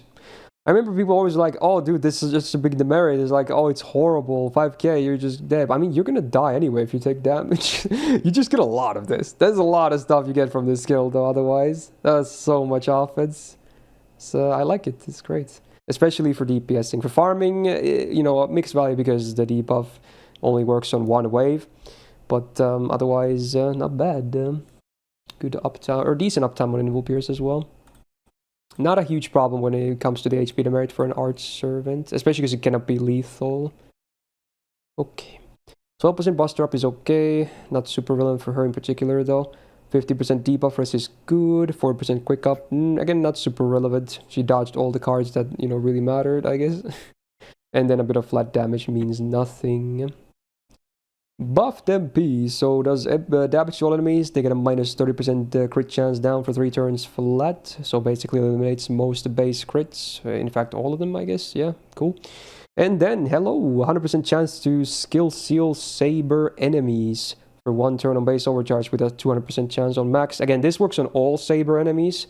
They just have to be saber class. But then Against Saber class Servant, she does 200% bonus damage up to 300%. So yeah, it's a lot of damage against Sabers, huh? Delete Saber, Yeah, Dude. why Saber is it servants are rare. why is it 200? It's so weird. The Yeah, Saber Saber servants are servant- rare. Trust me. You gotta trust me. They're not. There aren't that many Saber servants. You know. Crazy high. And the NPC is just like a middle finger on top. Yeah, Well, it she's used to be a pinky finger, but they added a middle finger to it. yeah, pretty much. I mean, I honestly, as anti-saber, I think she's amazing. Otherwise, you can probably do better as DPSing or farming. She's still good in both, I want to say, but especially against anti-saber, she's just so ridiculous damage. I mean, DPS. I don't even necessarily think she's like that much worse than Summer Ibuki, because like Yeah, she has when a you lot don't of need things the battery, going for her. she has so much gain. Like one arts card would get her to like sometimes like over 100%, right? When it crits, when the skill 2's up, like and she has Invul Pierce, which I would say nowadays Invul Pierce is probably more reliable than defensive buff removal, against a lot of stuff. And yeah, it's just I guess she also needs a bit help with crits if you want to. I think that's one of the bigger selling points for Ibuki. Yeah, Where she wants Musashi crits, doesn't but- really have anything to do with crit. She has a bit of crit damage, but it's really hard to crit with her. I just don't think No, arts. they're not Yeah, arts it's crit no units. absorb. Ibuki's critting with her Buster card. What do you mean? Mm. It's the Oh, same. yeah, She has okay. Madas and has Yeah. yeah, it's the same. Like they're critting with Ibuki- their Buster cards. That's usually Yeah, how. well, yeah, how it but works. Ibuki has like she makes her own stars and absorbs her Yeah, own yeah. stars. Like it's, That's what I mean. Musashi's lacking in the crit department when we're talking about like. but to be fair, CQs. she does have good like mods for it. 60% attack is pretty drastic, you know. Mm-hmm. Yeah. But So, I think the reason preventing her from being EX is the farming. Like no battery is too big of a demerit. I think because like it's just a bit difficult. But other than that, it's a pretty perfect servant. I can't really complain about anything. yep, just no well, battery. That's it. Well, I literally just complain about stuff, but like you know what I mean. It's a Yeah. it's kind of a. I super could easy see character both to use. EX at A plus, honestly. I don't mind whichever. I do think. Yeah, sorry. I do think last year. I think we got this buff last year, right? I do think last year I was maybe a Yeah, little it was bit. Samurai Remnant, so it was. I was maybe a it was little bit outdone. crazy about it because I was actually so pissed that when I checked the archer list, I think she outdamages like every single target archer at that time. Because it was before Ptolemy came out as well. She literally did more damage than every single target archer against Saber Servants, which is so stupid because she's AOE, and I was like so mad. But then I do find myself struggling with a lot of looping comps for her. So I'm actually putting her down to A plus. I think I'm okay with A plus. Oh yeah. damn! I think I'm okay with it. That's how I feel. But I don't know about you two. I mean, that's just me. Well, honestly, I like having her feel A like it plus gets here tough. and then EX on Archer list. I like that. I feel like that makes sense. Like Yeah. if we're going to make the distinction that she's Oh, the buff EX was as after an Ptolemy? archer, Okay, then like as a berserker. then then she loses to Ptolemy. One person at that time. She lost to she loses Ptolemy. EX Does she outdamage- Archer, I mean, A well, plus no, Berserker. she's not an archer. She don't count. She doesn't count. Anyways, really, you got anything? All right. No, I kind of agree with A plus. Her get that. focus on like challenge quests is good enough. Summer Ibuki can also be a support. Like genuinely the best, like the third best cooldown reduction support. Yeah, she's Alright, I DPS reckon support, Summer single Ibuki core, is multi-core, you name it, dude. I'm sorry. I'm sorry. I'm sorry. Oh my god! It is still a Ghast Mo. Like the comparison looks is the just same. kind of inevitable. I apologize, but All right, we'll go with A plus. I'm okay with that. All right, next up, we got a statue. Someone delivered a statue. Okay. Galatea type. You know, insert Vlad comparisons very soon, of course. But yeah, single target arts DPS Berserker. She has triple buster though. Won't you look at that? 11.4k attack it could be higher, but you know it's not the worst there is. Her gains cards are fine. You'd think they would be a bit better, but they're fine. They're nothing crazy. Yeah, I'm not sure how I like about the Buster deck though. To be honest, because again, I don't think she's really designed for that. But I don't know. No, I don't like it either. Yeah. It's like Draco. I don't like it. It is what it It's is. weird. Anyway, first skill on a 6-turn cooldown, she gets 30% Buster darts for 3 turns, and then 100% buff removal resistance for 1 time, 3 turns, and 20% battery. I mean, it works. I like the flexibility of the turn count for the buff removal resist, so you don't feel too bad on popping at turn 1, you know? That's fine. Gets you going, gets you the card type effectiveness. Second skill on 6-turn cooldown, she gets a guts for 1 time, 3 turns, which also can stack with other guts, and then she gets 100% defense up for 2 hits, 3 turns. So, yeah, she's pretty rock hard at that point for those 2 hits. Ain't taking any Why damage. are people spamming? Sorry, chat is spamming a copy pasta. What is happening? Wait, I'm not sure. Is this planned or something? What? I have They're no not idea. saying the same thing. Oh, they're not saying. Galatea is what I would define as a stall sustained DPS. I guess Dimin, Galatea as a is big what I would fan, was define as a preparing a stall lot of sustained walls DPS. of text or something. I don't know what's going. What the fuck? I have no you idea don't what's going on, expect- honestly. Who are you saying this for? Do you expect us to read? Oh like, wait, is 20 this your paragraphs? alt account or something, and you used it to like post it faster or something? Yeah, we are not reading all that. Come on, Yeah, that's this a is lot a of live text, stream, to be not a live book reading. Just meme. I Okay, got it's baited, just I guess, memes. but Okay, it's fine. It's I fine. appreciate. Look, don't get me wrong. I've 120'd her because I like her enough. Okay, I appreciate that you were this dedicated, but it's kind of wasted effort. It's like one of those I'm not reading all that moments. I ain't reading Anyway, this thank shit. you though. I'm happy for you, or my condolences, but I ain't reading all that. All right, third skill is an interesting one. 7-turn cooldown. She gets the regen buff for 3 turns, so every turn the party gets healed for 2k per turn for 3 turns. It removes all debuffs from every party member every turn for 3 turns. Then she gets this on buff attack for 3 turns, so whenever she uses Buster cards, she gets 10% gauge. So at least with this buff, they addressed the weird deck in a way to help her spam a bit better, because now they give her more gauge, which is cool. And obviously this skill, if you're going up against a very debuff heavy fight, can be really cool, because you get like a full cleanse for 3 turns. It's pretty interesting. I will note there are some weird interactions, so you gotta clarify. This is after the dot procs, so you'll take like a little bit of damage, but it'll heal it back, and then it'll cleanse the dots. Also, if there's another effect, like a debuff effect that has the same type of delayed thing, Like Morgan's it thing? is so like in the CERN fight, they behave. It's a bit weird. They happen at the same time. You'll see the buffs proc, but then you'll still get the effects of the debuffs. It'll remove the debuffs, but then it's just really weird. Interesting. Fair enough. The only thing I'm not a huge fan of is the downtime, obviously, but it can be a great utility skill, so I guess that's why it's on a 7-turn cooldown. Otherwise, it's pretty cool. Alright, 12% bust drop, there you go. Make those triple reds a bit better as well. 17.5% debuff res is cool. Again, most Berserkers don't have that. And then the MPs, so guaranteed one tick down. I like that, that's cool. And then before damage, she gets 20% MP damage for 3 turns on base overcharge, getting up to 40%. So she even has ramp up, which activates before damage. So her MP I actually quite like. It's basic, but it has 2 very nice effects. And I think it refunds a good chunk too. Oh yeah. Yeah. The refund is actually better than Vlad's, at least at base. Which supports at Vlad base is, yeah. Well, no, actually, with supports, hers still wins out. It's just he has a 30% battery and she has a 20%. Right, He has yeah. Arsenal spam as Yeah, well, I yeah, guess. okay. Yeah, so yeah, and bosses, but I don't know, man. Like, I've been over this like a lot in my own time, but it's just I don't feel like the NP refund matters that much outside of farming. You just like spam cards. Yeah, they refund. They both refund enough, honestly.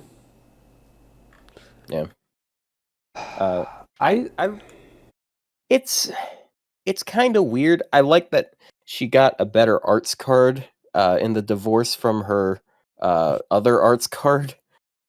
But it's just It's still not an amazing like, arts card though.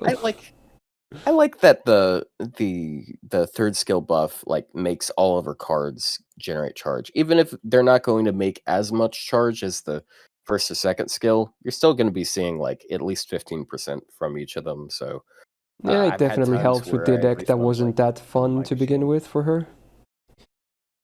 Yeah. I think she's So, good I for mean- sure. But I do No really- battery. I don't like her deck. That's it. I mean, she does have battery. Did Oh, you say it's low 20? battery? Yeah, it's 20. Oh, it's 20. Yeah. Actually, that 20 is okay. Because 20 allows me to run. This is very specific, but tell me this isn't like relatable. I can run Castoria, Lady Avalon, Galatea, Black Grail, and not have to. And can run Atlas, and I I can. mean, MP on no her. one's probably gonna at that point. Oh wait, no, she's still missing. No, she's not missing. No, yeah, she's 10 over. Yeah, I mean, look, I think it's important. I think it's important to be able to MP on one, but yeah, I think they're pretty close, honestly. Like again, we've all been saying, oh, we were just waiting for her MP to get upgraded, and we just bury Vlad like the vampire he is. But like, It might be too much. As of now, I do. If they could do a skill upgrade, but I think like an MP upgrade would be too much because it already has good effects So- even as is. So his NP damage at base is like a little bit better, but she just has so much utility. Like she has answers to almost every gimmick. Like if there's a lot of debuffs, she helps with the team with that. If there's some chip damage, she can heal everyone 6,000. There's buff removal resistance. She spams drain. She's like the safest pick for any fight, basically. If there's a single target, she is just one of the safest picks ever. Honestly, I think do they're the same dislike her tier. deck, They're the same tier. Yeah, They're the probably same tier. Yeah, but like again, I really don't like her deck. I just It's I don't worth a know. try. It's I don't hate the deck anymore with the third skill buff, but yeah, it's still not the best deck. I mean, it's still look if you're running her with like Castoria arts teams, the difference is like gaining 10 MP with the Buster or gaining like 60 MP with an arts, right? It's like it's still pretty drastic. Like I don't use Galatea a lot, but I use Draco a lot, and Draco should feel this less because she has like a lot of gain per turn, but I still feel it sometimes. I'm like, I just need a little bit more MP, but like she just doesn't have any gain cards, unfortunately. I mean, all of her cards are game cards. Like her quick cards, it's surprisingly good. No, I know. It's 10. It's 10, isn't it? 10? Am I crazy? Is it? Yeah, Is it 5 a or lot 10? of it just comes from being able to brave chain, and the extra 10% can bridge the gap. Like Yeah, it could, but like you need a brave chain. her NP Buster arts is definitely better than Vlad's NP quick arts. Like Vlad has 3 cards that do no gain. Actually 4 if you include the extra attack. Whereas she has like all of them do gain. Well, even if not all of them do a lot. To be honest, I feel like even buffed Vlad's arts cards don't generate much. I mean, it's with the Art Sound and Castoria buffs, it's enough. Like Castoria it's enough, but that's I've been saying much. both of them refund enough, so I feel like it's like whatever. They're both fine for that. It's not as big of a difference as you might think, you know. I feel like they're both fine for that. I think they're same tier, but like it's the points I'm docking from him again, her again is deck and no MP upgrade. That's it. Yeah, but I feel like otherwise she's all fine and good. I think she's like I like her more than Vlad, to be honest. All right. I think her utility brings more value than Vlad's. Just like they both do some things better than the other, but overall I feel like they're pretty interchangeable. But yeah, Vlad is definitely in the worst spot though, because he's the one to pass, right? Like he's the one to beat, and he can't really. I don't see how they can buff him again. I do apologize. I have been a little distracted. I did just break a tooth. You broke a tooth? Oh, was it yours? Yeah. What did you do? Oh no. Well, I don't know. I took a bite out of something. This list truly is the spiciest one. Completely broke off. So I'm not sure. It doesn't hurt though, so I guess I'll go see a dentist later. You probably should, yeah. You know, it was the the pointy ones in the front. But the I forgot what they're canines? called. It was one of them. I don't know the English word for it. Incisors or canine? Yeah, it might be the incisor. The But pointy yeah, ones. that broke. Yeah, like the point one. point. Yeah, I think that's Well, canines. that's gonna suck. No, I it's, guess. it's the one right behind the 1.1. It's the 2.1 right behind it. I mean, 2.1. You know what? Well, I'm gonna be honest. I'm gonna be honest. This is not. I am not a good person to ask because I had two. I had two of them removed just to try and chip my bite. I thought he chipped his front teeth. Oh no, god. It's not? No. It's so there's the front teeth, and then it's like if the front teeth are like the middle ones, then it's like 3 to the left. Anyway, it did have a filling. That's the thing, is it had a filling. Oh, now okay. Completely broke off. Then it's not the canines, right? Well, hopefully you can fight it out till the end. I don't even have that tooth, man. I don't know how to. What do you mean? For the past 5 minutes, I've just been kind of looking at it, like thinking, like I'm like, am I in pain? No. And I'm like feeling. You know what? You're gonna be fine for the rest of the list, and you're gonna see a dentist, right? That's the plan. Yeah, so it's fine. I'm good. Yeah, tough it out. Guts activate. Something that they do sometimes, like if your overbite or underbite is, I guess overbite. I don't know if they do it for underbites, but if it's too drastic, sometimes they'll remove 2 teeth and they'll just try to correct and fill that gap with braces. Oh well. I still have an overbite, so it didn't really fucking work. But thanks for trying, I guess. All right. Anyway, yeah, we can go back. Right, we had a tooth segment as well. This list goes in every direction. What's the next servant? Yeah, it's a big one. Morgan. What's his? I don't know how to relate her to teeth. All right, so yeah, let's talk about Morgan. Did not sadly get buffed today for all the people hoping for that, but yeah, she's still pretty relevant. Luckily for people out there watching. So we got an AoE buster, DPS, and a farmer as well, and some kind of immortal comp. Belonger. Oh, yeah, Tooth Fairy. Tooth Fairy, yeah. Apparently, especially after the previous talk. 12.1k attack is great. Is above average. It's not the highest by any means, but it's still a good amount of attack. Double buster, double arts on the deck. Gains on base, not very impressive, but again, for a Berserker, they're fine. And skills help a lot too, of course, but overall, they're not the best on gains. First skill on a 6-turn cooldown, the full party gets 20% attack for 3 turns, she gets 30% battery, and all enemies get a minus 30% defense down for 3 turns. So, I feel like this skill is semi-loaded, honestly, because 30% defense down is a lot. Obviously, farming is not the best thing ever, because you can always have it up, but man, for about 30% defense, that's a lot. That is a lot, for sure. They could have easily made it 20, but... you still have... I mean, 2 out of 3 turn 1 turns. or turn 3. Yeah, yeah. 2 out of 3 turns. Yeah, it's a great skill. Very good. Yeah, 50%. Yeah. Nice.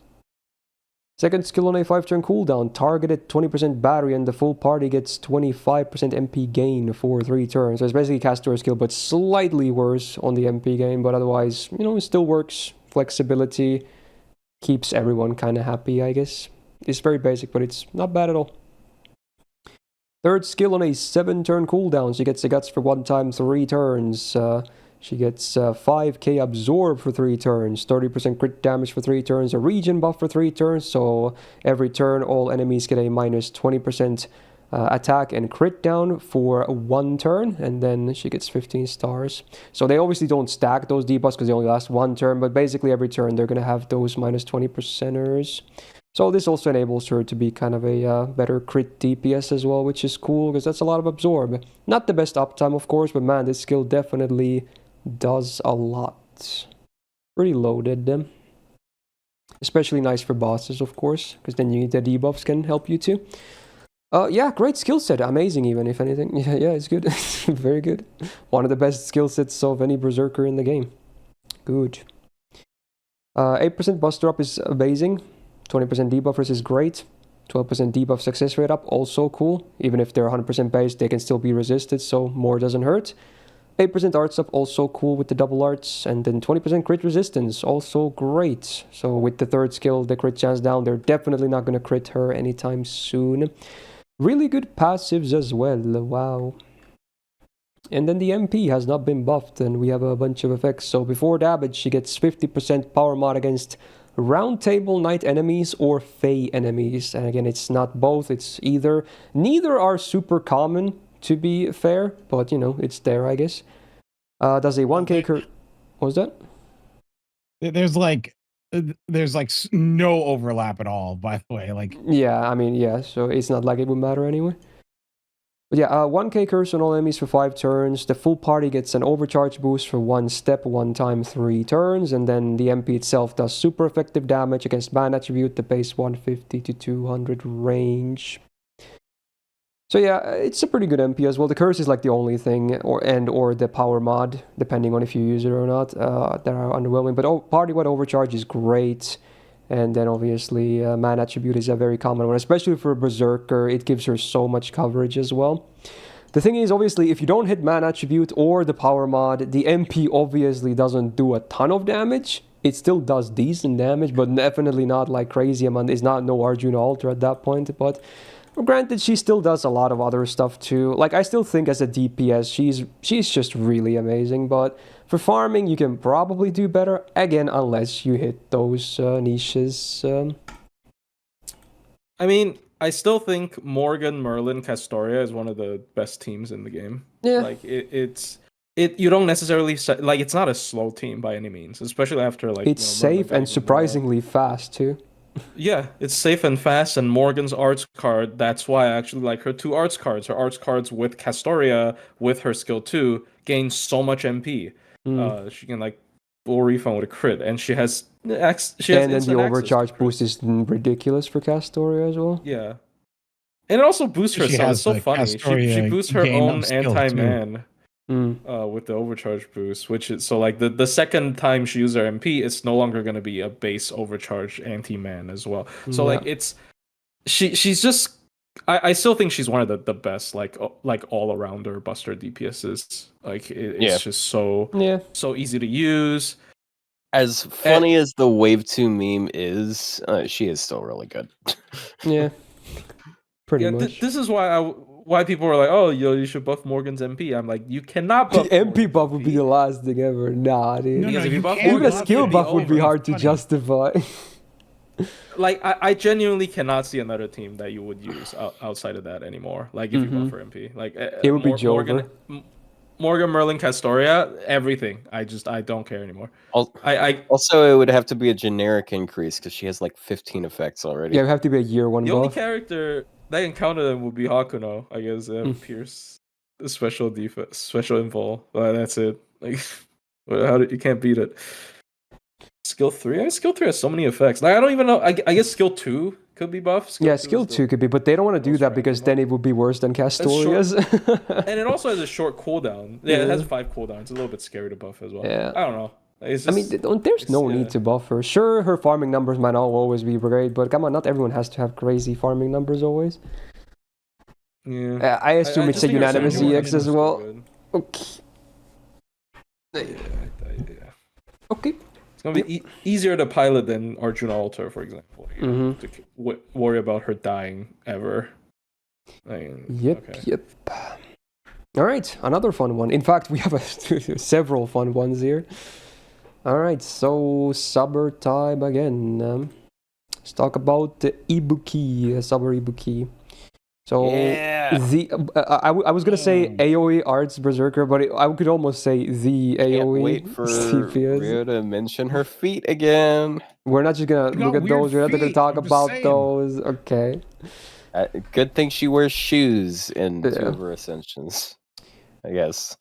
But yeah, it's first of all basically bordering on 13k attack. It's pretty nuts. That's the highest among all berserkers as well, because shoot and faces always have to be at the top. I guess it's kind of weird. Yeah, but yeah, that's an amazing attack. Good start. Also trade list, by the way. That's the thing. No one else has this many trades as her. Yeah. So yeah, double Buster, double Arts on the deck, totally fine for her. She can even still do crits fine. Gains on base actually pretty trash, but the skills help a lot with that, which is the funny part. So, first skill on a 6-turn cooldown, the party gets 20% attack for 3 turns, 30% crit damage for 3 turns, and then Summer allies get 30% MP generation, of course, including herself. So that helps a lot already, basically doubling her MP gain almost. Yeah, it's good, very good. Second skill on 6-turn cooldown, targeted skill. The target gets 30% Buster and Arts for 3 turns and -1 cooldowns. Chances are you're going to use it on herself, but sometimes you might use it on someone else. You know, multi-core is definitely a thing she is no stranger to. And in boss fights, you know, cooldowns can be nice on someone else too. But yeah, probably just going to be using it on herself. Still a good skill. Very good. Third skill on 6-turn cooldown, she gets a 50% battery, 10 stars per turn for 3 turns, and 5k absorb for 3 turns. So again, that's why she can kind of crit even as someone who's arts-based. Because obviously absorb is much easier to find from supports for Buster, for instance, or even Quick, but Arts servants, if they want to crit, they kind of want their own absorb, and she has it. And if you use the cooldowns on herself, her skills are now base 5-turn cooldown, and 4 if you have the 5th depend. That's pretty crazy. Pretty crazy. Yep. 2% Buster up is not much, but sure. 12% Buster up, now we're talking cool. 200 damage cut is okay, it's not the biggest deal ever, but you know, it saves you a bit of tickles. 250 flat damage sucks, 20% buff from resistance, sadly can't rely on that. If it works, hey cool, if not, then you know, you were not expecting it to work anyway. Then the MP, so before damage, removes all defensive buffs from all enemies, great. Does a minus 20% crit chance on them for 3 turns, cool. And then does super effective against Earth attribute enemies, the base 150 to 200 range. And again, Earth Man, they're the super common ones, and she's a Berserker, so it's even more coverage. There's nothing bad about her, she's just all good. She's a DPS, she's a single core farm, multi-core farm, she's kind of a support too sometimes. Like, what does she not do? Okay, I guess. Just okay, yeah. Just okay. She's okay. It's alright. Yeah, she's just been like She's been so my waking dominant. nightmare for 3 years. Yeah, she's just been so the dominant, reason- it's like getting really annoying. No. The reason why he is sad about it is because he has to see all of those white numbers with his. Yeah. What? Guys, he's saying Like, real farms neutral a lot. His Melusine, yeah, Mhm. the white numbers neutral. Yeah. I was like, did you? What the fuck? But anyways, yeah, it's just really stupid good. Again, I think her crit is actually pretty nuts.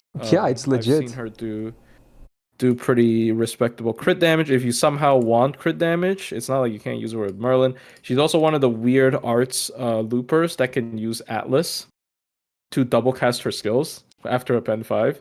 It's only her and Spacer Ash. Obviously, Spacer Ash gets a lot more out of it than her. But BB Dubai kind of can too. Oh, BB Dubai, my bad. Yeah. Yeah, because But, her first skill is Yeah. low enough cooldown with her first. Yeah, but I mean, it's not the battery though. The battery is the one that get recasted here. the second skill is also a battery. Or the first It's a skill is small also one. a battery. It's a small one, but yeah, I mean. Anyways, we're not talking about her. I mean, yeah, Another Ibuki. character for another day. That's gonna be a Right, fun she one. can double cast. That's weird. I don't Yeah. know. Is there much to add to Summer What Ibuki? value I that- feel like at this point everyone's kind of familiar with how stupid she is. Yeah. I don't actually think she's boring. She's just been like at the top for too long. Like I think the cooldown People reduction just- is interesting and all that, but we're tired of seeing her. Like, can you go Mhm. away? Like genuinely. Ouch. Oh my god. Anyway, I let's railed, by you the make way, someone but- better. let's you talk make about the someone next better one, than who her, then it's surely will really- also not be stupid. Like they can't do No, they that need many. to not though, make right? someone better. Wait, than why her. is? Yeah, it should be Raikou. Raikou came out before Castoria. Oh, you're right. Actually, you know what? Let's actually do Yeah. the correct order. I guess maybe I misclicked myself. Okay, true. Yeah, let's yeah, true. All right, let's talk about said Norikyus. Definitely still should not be underestimated, but yeah, here we go. So, AoE quick DPS farmer.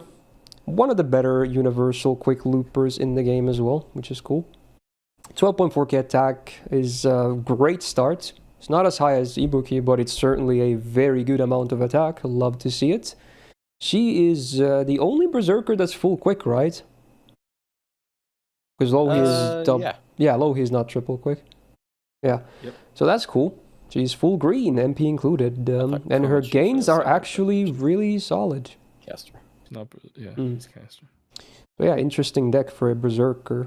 Arguably, maybe it would be cool for her to be double bust or double quick because she kind of wants to crit too, but, you know, oh well. At least the gains are not bad.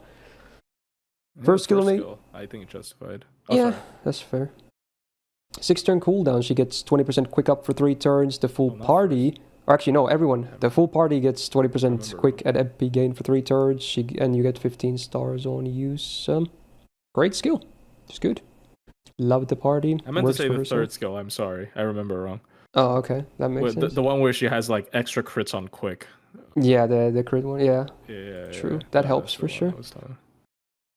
Anyway, second skill on a 6-turn cooldown. It's targeted skill. The target gets 30% battery. They also get overcharged by 2 steps, 1 time, 3 turns, and an invul for 1 hit, 3 turns.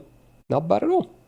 Probably gonna use it on herself, chances are, but you know, having the option to target never hurts, I suppose. And it's 2 steps instead of 1 step on the overcharge. So plus 200%, nice. Third skill, here we go. So on a 6-turn cooldown, she gets 50% crit damage for 3 turn.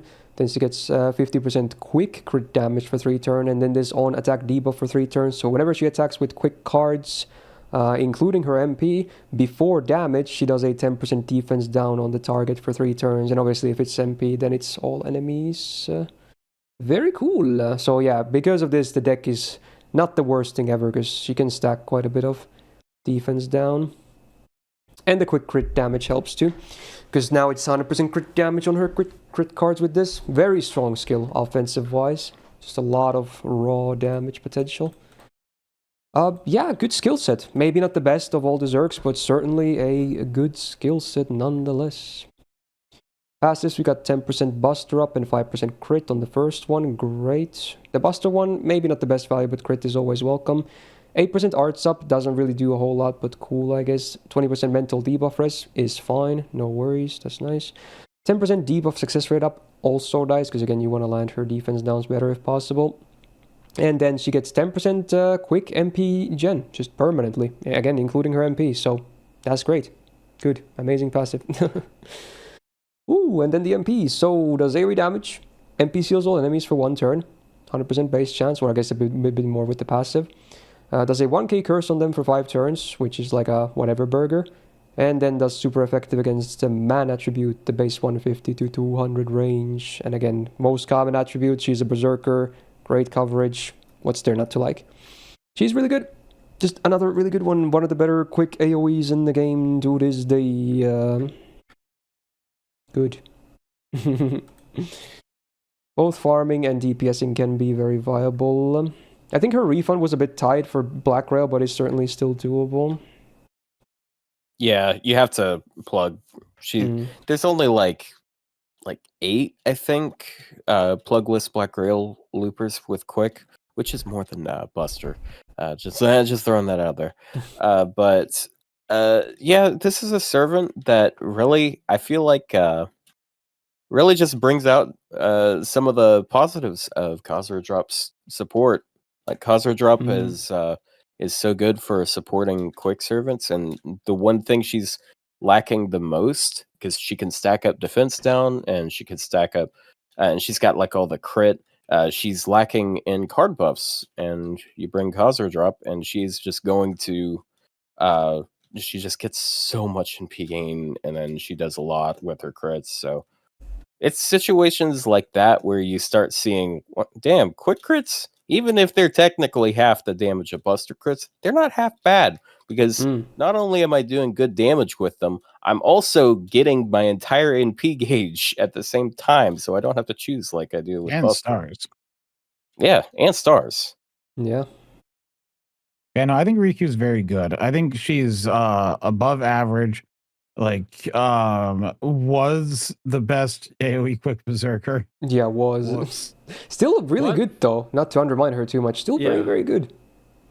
I think in terms of the challenge quest, she's probably more balanced just because she has like card stuff as well on top. And yeah, she's gonna have better sustained damage for bosses though than the new one. Yeah, but for farming, there's just farming is this was impressive last year. Last year before Christmas, and then the giant Christmas gift dropped on her head. Congratulations! And then farming changed. It's valuable that she can Black Grail. It's good. Yeah, but yeah, her challenge quest performance is quite nice because even though her durability isn't that high, like she just the enemy never in peace. You're just constantly. You're basically just dodging crits, basically. Yeah. NPCL spam is really good.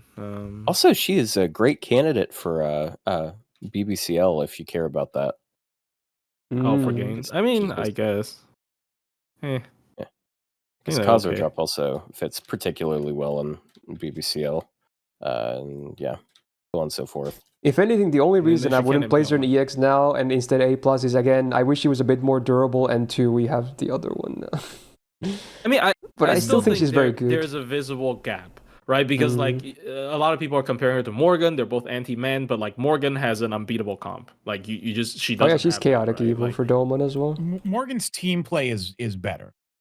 Morgan just has an easier team to like win with. Like you can't really lose with that team realistically, right? Like I feel like most EXs have like an ace up their sleeve, and Raikou is just missing that one ace up her sleeve. So I think she is probably not EX. She's like a tier below for sure. Raikou's definitely better for damage though. I mean, well, quick damage scaling, but it depends because like card damage wise, Buster still pushes more, so it's dependent on the situation. But Raikou definitely pushes a lot of damage. I can't go against that. I've seen a very dedicated Raikou. A part of me is tempted to still go top tier. Oof. Love the. I mean, she can definitely still go top tier, but like I think Berserker top tiers are so top tier. Yeah, it's gonna be a bit skewed there anyway.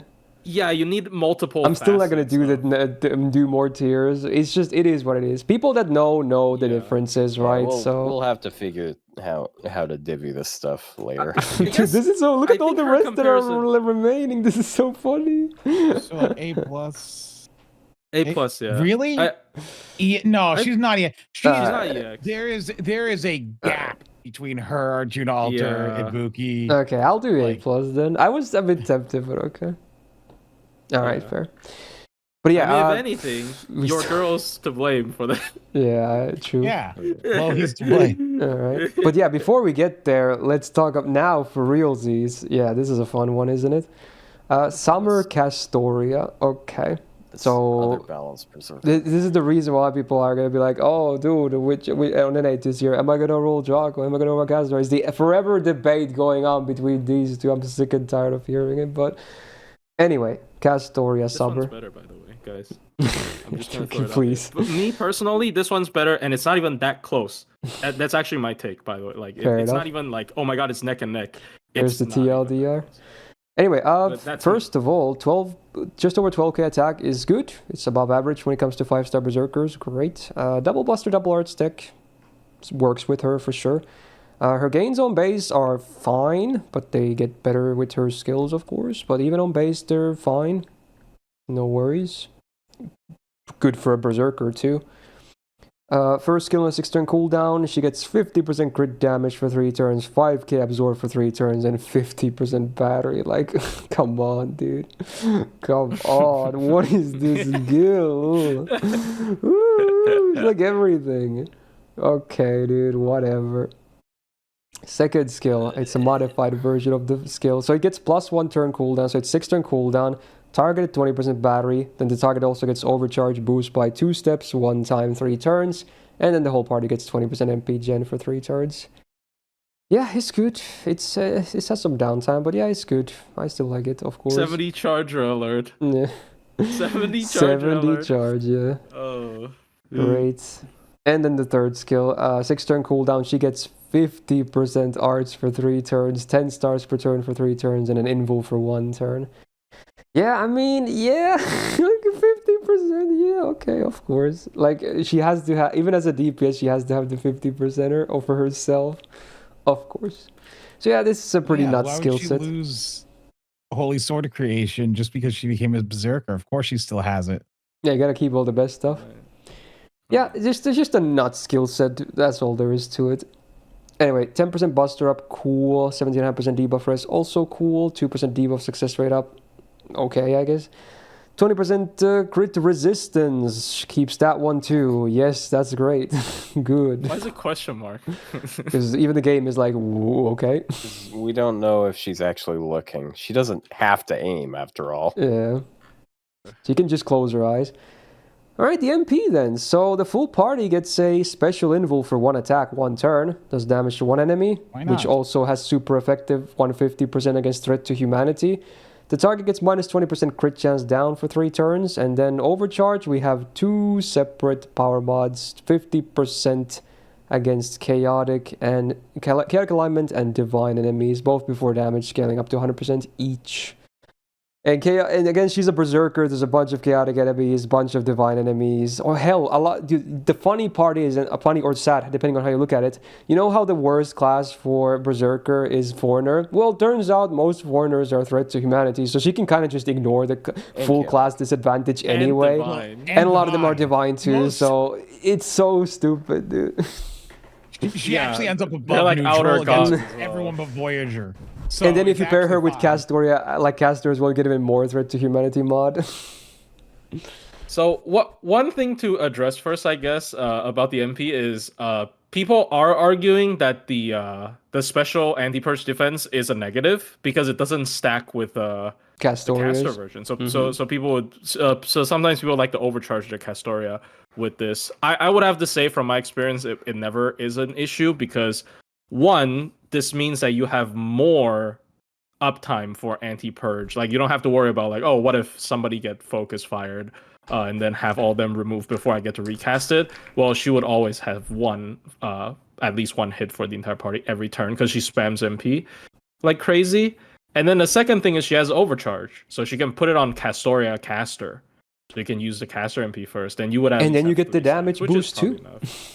Yeah, you get the damage. So like it's just at the end of the day, it's not a problem. I can guarantee you, it's not a problem. So now the question is: would you say she's the best single target DPS in the whole game? Yeah, of course. Yeah, probably. Yeah. There is no argument that she is the best single target in the game.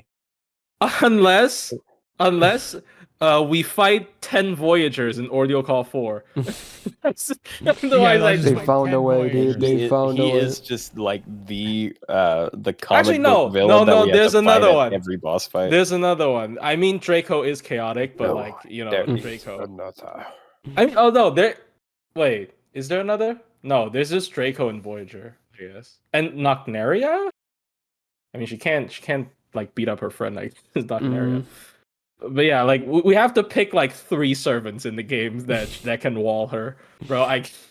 She's unstoppable. Yes, true, and Cuckoo. There you go. All roads lead to Cuckoo. Yeah. Fight 10 Cuckoos in Ordeal Call 4. I might get a stroke. Actually, I might pass out from Cuckoos for rage. 10 more Cocoa Puffs.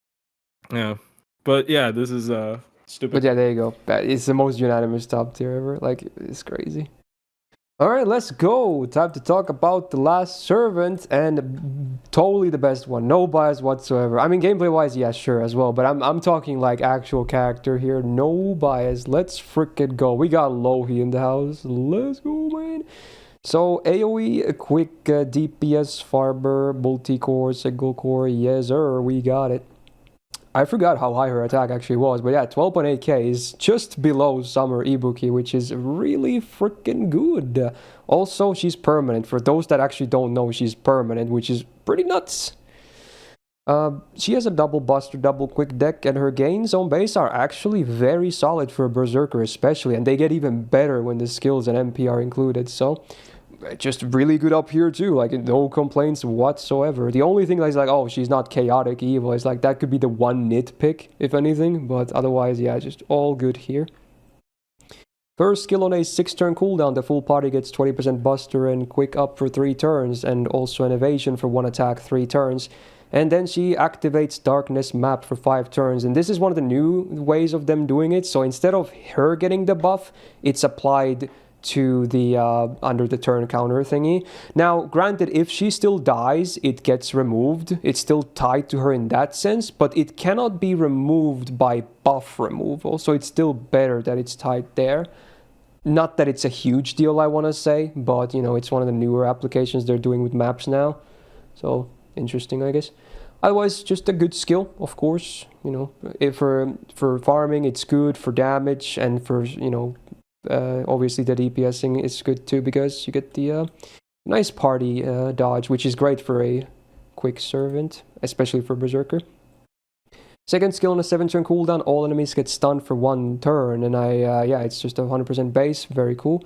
All enemies get their defensive buffs removed, goodbye. They get a 2k poison and 2k curse on them for 5 turns, and then a minus 50% healing for 5 turns. So the first 2 lines are really good for bosses. Otherwise, the latter 3 mixed value, maybe, depending on the fight. But hey, 100% chance to stun all enemies and puff strip, you know, that's really good on command. So that's nice. Third skill, this is it. So 7-turn cooldown. She gets an 80% battery, and other allies get 20%, and all enemies get a minus 30% crit chance down for 3 turns. So it's like the craziest multi-core battery in the whole game. If we don't count Tonelico's third skill, I guess, which, and you know, maybe if we count that is better, but yeah. Holy, this is crazy.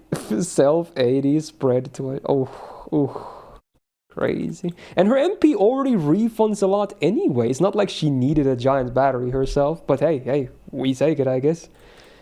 So yeah, it's a very solid. It's not the best skill set of all the Berserkers by any means, but it just works. That's what it does. 6% buster up is cool. 20% debuffer is also nice, and 10% arch up doesn't really do a whole lot. In fact, I guess she's the only Berserker that has territory creation. I mean, I guess because I assume all the witches in the game have this, so I guess that's why it's there. Sure, I mean, we take it, I guess. Yeah.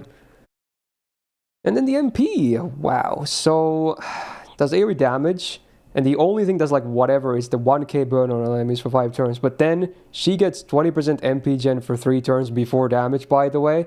She gets 20% MP damage for 3 turns on base overcharge before damage, by the way. It's getting up to 40%. And then the allies get the same amount after the MP. So not only would it already be pretty solid if it was for herself only, because both are before damage and very good effects, all your allies get it too. It's just such a good MP. Oh, yeah. It's really good. The only whatever is the burn, but everything else is just okay, dude. She is now the multi-core servant. She's like, she now defines multi-core. She's so good and versatile. Is the burn... well, first, I want to mention the second skill. The best part about it is that it has no offensive buffs tied to it, which means you can hold it. Yeah, you can use it like based on a reaction. It does. It has nothing offensive about it, which I think is great. Mm-hmm. I hate it when, like, if this had like an attack up, it'd be like, wow, thanks. But no, they stuck all the attack ups in one thing. They stuck all the battery in one thing, and this is another. The other thing is because she works in multi-core, the fact is that she can inflict all 3 debuff types. So anytime she's working with a unit that needs burn, poison, or curse, yeah, she has all dots. She's there to supply it. Yeah, and there are several like good multi-core ones. I'd say Bob is pretty decent for multi-core because 60 battery, and she gets more bonus from the curse. Then you got Scotty. Summer Jufu is like perfect synergy here because she also gives overcharge to Louhi. Then you've got Phantasmoon. Like the dark field is like we thought it was gonna be completely worthless. I'll be honest. Like I'll be honest. I can't remember anything about Phantasmoon. She's just like a blip in my. She just dropped in the game and no one was ready for it. Yeah, she just doesn't exist. Phantasmoon basically has normal arcs passive, but it's not Millennium Castle. It's Darkness for some reason. And then Louhi, that has to be built-in synergy. Like that's back to yeah, because it was a second Christmas event.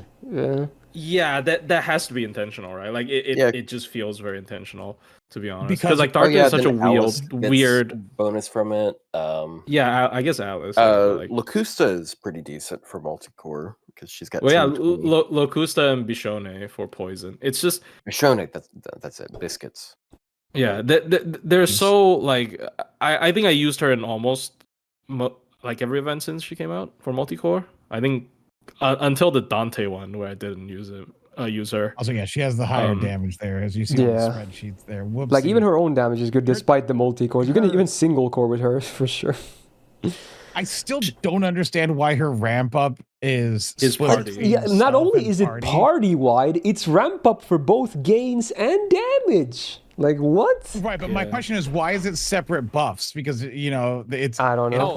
It's probably because the animation or something. It's animation. Yeah, I think it's animation because like she buffs people after she crashes. Yeah, because your team isn't visible when she applies it to herself. But the team is visible afterwards when they. It actually makes a small difference. I always thought about this in a previous thing that it's funny that let's say the enemy has like a thing that gives you a buff block when you attack him, so it would cuck your teammates at that point. But it's most of the time it won't really be relevant when stuff like that that's happens. a very interesting. Yeah, then not being the same application can actually make a difference, but it doesn't really. Yeah, but it is nice that it's ramp up for the party as well. So, or it could be it could be the better version too. Like let's say the enemy has a thing that removes buffs when you attack him. So like you attack him, then she loses her, but then the teammates still get the buff. So it can be on the good side too, actually. Yeah, like depends more on more wide coverage Domon, but the buffs aren't as niche, and you also get 20 charge for the team. I still can't believe she's also permanent. I'm guessing she's permanent because Phantasmoon was released right after as a limited Christmas unit. True. That's probably why. But honestly, it's great. Like she's like the spook to get. Everyone's gonna be happy if you get a Louhi. Just everyone. Or like SSR ticket, I guess. If they're still too stingy for limited this year for some reason. It's 10th Annie FGO, whatever. She's the fourth highest attack in the game though, so that is that also is nuts. Anyway, with that, we have finished the initial placement of all the 4 and 5 star Berserkers, and now we're going to take some time and think about moving stuff a little bit before we lock it in. Berserkers are good, huh? Yeah. So, once again, my thing still stands. If this is a tier list supposed to be about Berserkers, and like EX we can leave alone. But like everyone else is just kind of crowded around there. But I would argue I think EX is just solid. There is there's only one in B. There's more of a difference. I think EX should stay, but maybe others we can kind of consider. And Nightingale then 1. Like okay, fine. Nightingale can move down. So okay with that. Nightingale probably should go down. And I think some of the people in A, we should like let's look at A and like say who is better than who, and the ones who aren't as good as the others shouldn't be there because they're not all the same. Like Vlad is better, MHXA is better, Hijikata is better, and Galatea is better. No, Quilter is better than Hijikata. Who else is better? I would say so. Outside of TA, outside of TAs. TAs is obviously different. But I think it needs to be more balanced because it's so heavy there. Well, it doesn't have to be necessary, but it would be nice. But we don't have to force it because that would be worse. I do agree it might be Berserker bias just because like when you like try to visualize these characters in your mind, you're like, oh, this is a good character, because they're Berserker. Like I mean, I think that's fair though. I think it's fair. Yeah, but if you're competing amongst Berserkers, I don't know. I do think A+ is actually pretty solid. Like there's an argument for Kintoki being one note. There's argument for Xiang Yu. I kind of want to keep Xiang Yu in A+. We were going to talk about that too, but I kind of want to keep him there. I kind of want to keep him there too. Yeah, he is hype. I don't feel like this is an overhyped buff. It's a huge buff. One of the It is a huge buff. It's just like, yeah, he's still not a looper. He was never a looper anyways. Yeah, just forget about farming. Just DPS with him. Well, what about Raikou? Maybe.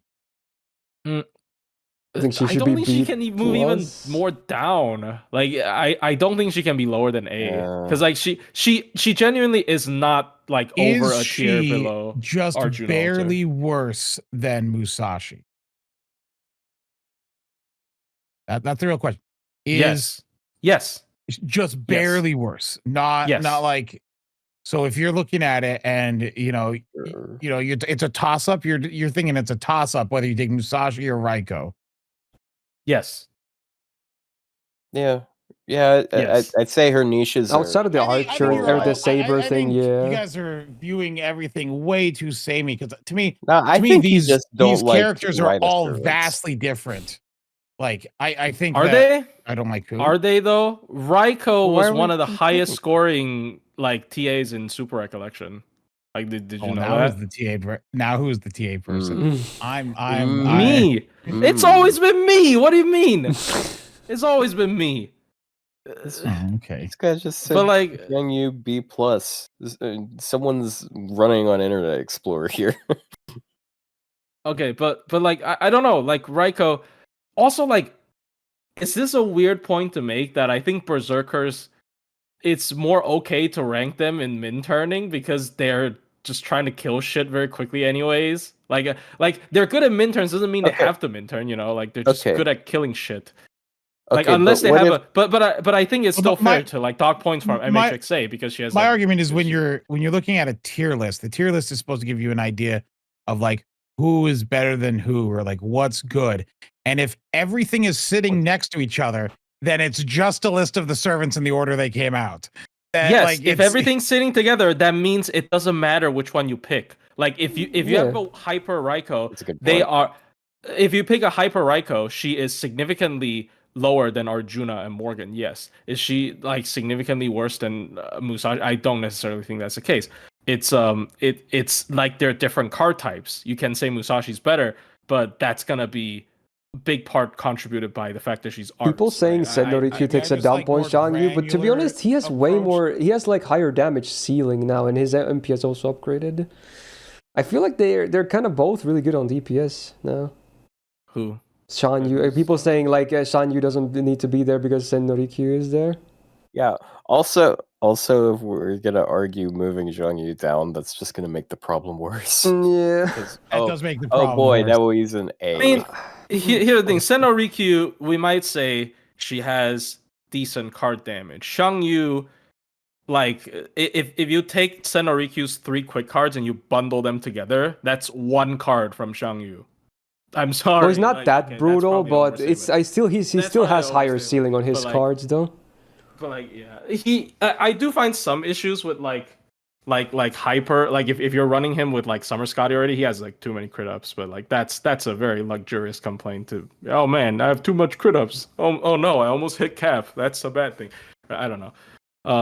Damn, bro. No battery. Why did they let you have 2,000 hot dogs? Why Musashi? It's not just no battery. It's no battery and no crit or an arts. Like I think 2 things put her, and also no like supportability compared to Ibuki. I like the idea of Musashi being A+ here and EX in the Archer tier list. I think I actually like that. I think it makes sense. Yeah, I think Musashi genuinely is like a significant amount worse than Ibuki because she just doesn't have enough things in her kit compared to Ibuki. Yeah, she doesn't do anything for the team. Ibuki has team. Utility. Doesn't need to she has the battery and she has the crits. That's the main difference. Xiang Yu main steroids on his MP. Yeah, his MP is nuts now. His MP. Okay. His MP is the steroid now. Okay, isn't she very strong in TA? But his problem Ibuki or is Musashi? Ibuki's better than Musashi in TA for sure. Like if I had to guess what Xiang Yu's problem is going to be, it's going to be getting his NP more often. Like I don't think he's going to be spamming it every turn. No. Yeah, for sure.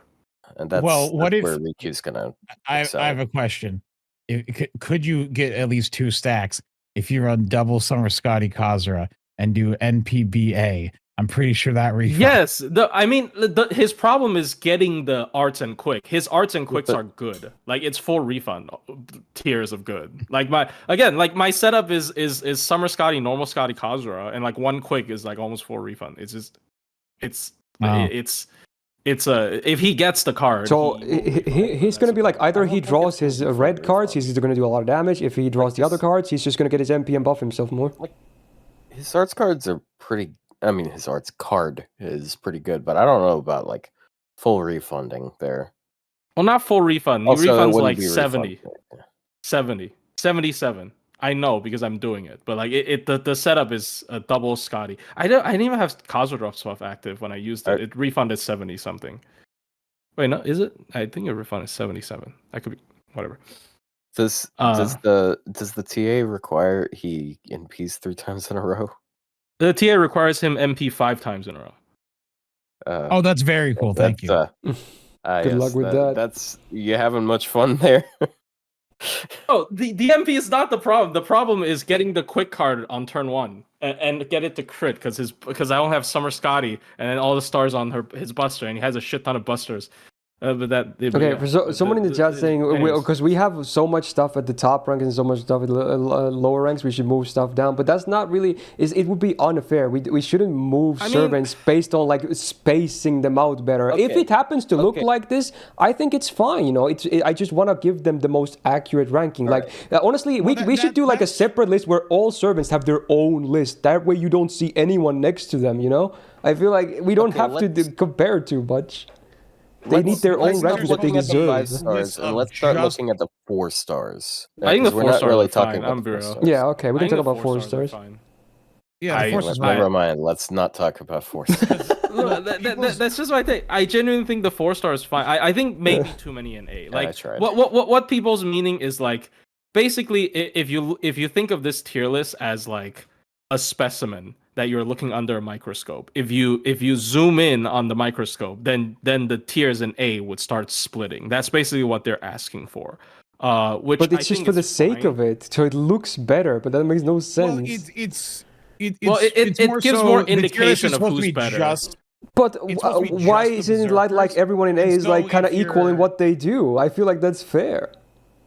Again, they are not necessarily directly compared, but in what they do, I feel like they are A power level. You know, think of it like that. A lot of them there can be. I do think there can be looking arguments. At the 4 stars, none of them do the same thing.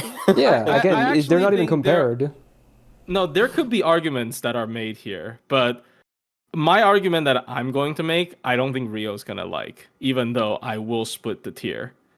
I think I am more prone to put down Hijikata and MHXA. Those would be just maybe the 2 that I would do as well. They kind of die. As much as I'm okay with MHXA going down. Yeah, I don't mind that either. Really? Over Hijikata? He can go down too, maybe. It actually pains me a little bit to move MHXA down because I really like the double coverage on the MP. It's upgraded, it hits very hard, but she's squishy as hell. Kintoki? Okay, I can see. I guess I can't see Kintoki moving down because he can't do anything else at farming. Yeah, but I don't see a reason to move him down. Why? Like, why do we gotta move him into A, bro? I guess. I don't know. I'm not trying to take advantage of Rio losing his tooth. By the way, I genuinely think MHXA could. Wait, what does that have to do with anything? What? I was like, I'm not trying to be like, oh, he can't argue. Let's put down. Oh no, I can argue just fine. I don't feel anything here. I'm good. Yeah, it's not like he lost one of his front teeth.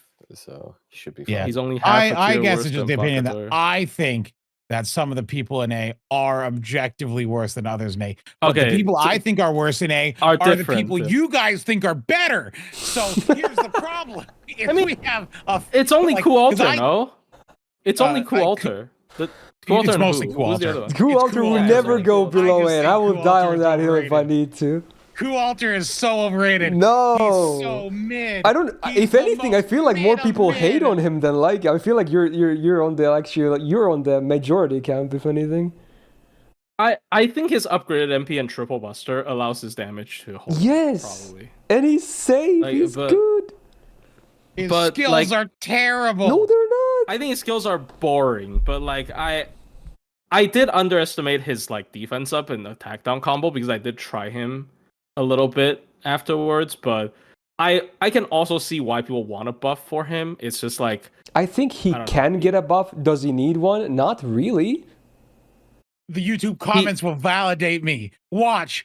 YouTube comments. Yeah, because he's not a hot waifu, so they're gonna agree with you. I know how the comments work. No, they love Koo. They're gonna be mad because Morgan doesn't have an EX plus. I know how the comments work. Okay, don't even bring the comments into this. Motherfuckers are gonna look at EX tier, see Morgan there, and be like, "Okay, all is good with the world." No, they're gonna be mad that he's not EX plus. But I will say something though. I genuinely think people would agree with Vlad at A more than Alter at A. For most people, I would never put him below Vlad. But Vlad is better. Because Vlad is easier to use and more consistent. I cannot. Okay, you know what? I have come to the conclusion that I don't use Alter enough to have any take on this character. If only Rio would have the same conclusion. No, I give up. Look, I give up. Okay. The reason Kintoki. So a lot of people are asking why is Kintoki above all the others? Is because yes, his skill set sucks dog dick, but he's still good. Okay, he's still good because again, for farming, he just slaps really freaking hard. I hate him. I hate that he's A plus. I love the character. I hate that I put him on A plus, but he belongs there. Because he does his role really well, okay? Yes, he can. I would never bring him for like bosses, for instance, because he would just die immediately. He doesn't do much. Maybe he get a stun off. You're gonna be happy. Other than that, he sucks. But he farms really well, okay? That's why he's high. I don't want him to be there, but he is there, and it is what it is. Bad for bosses.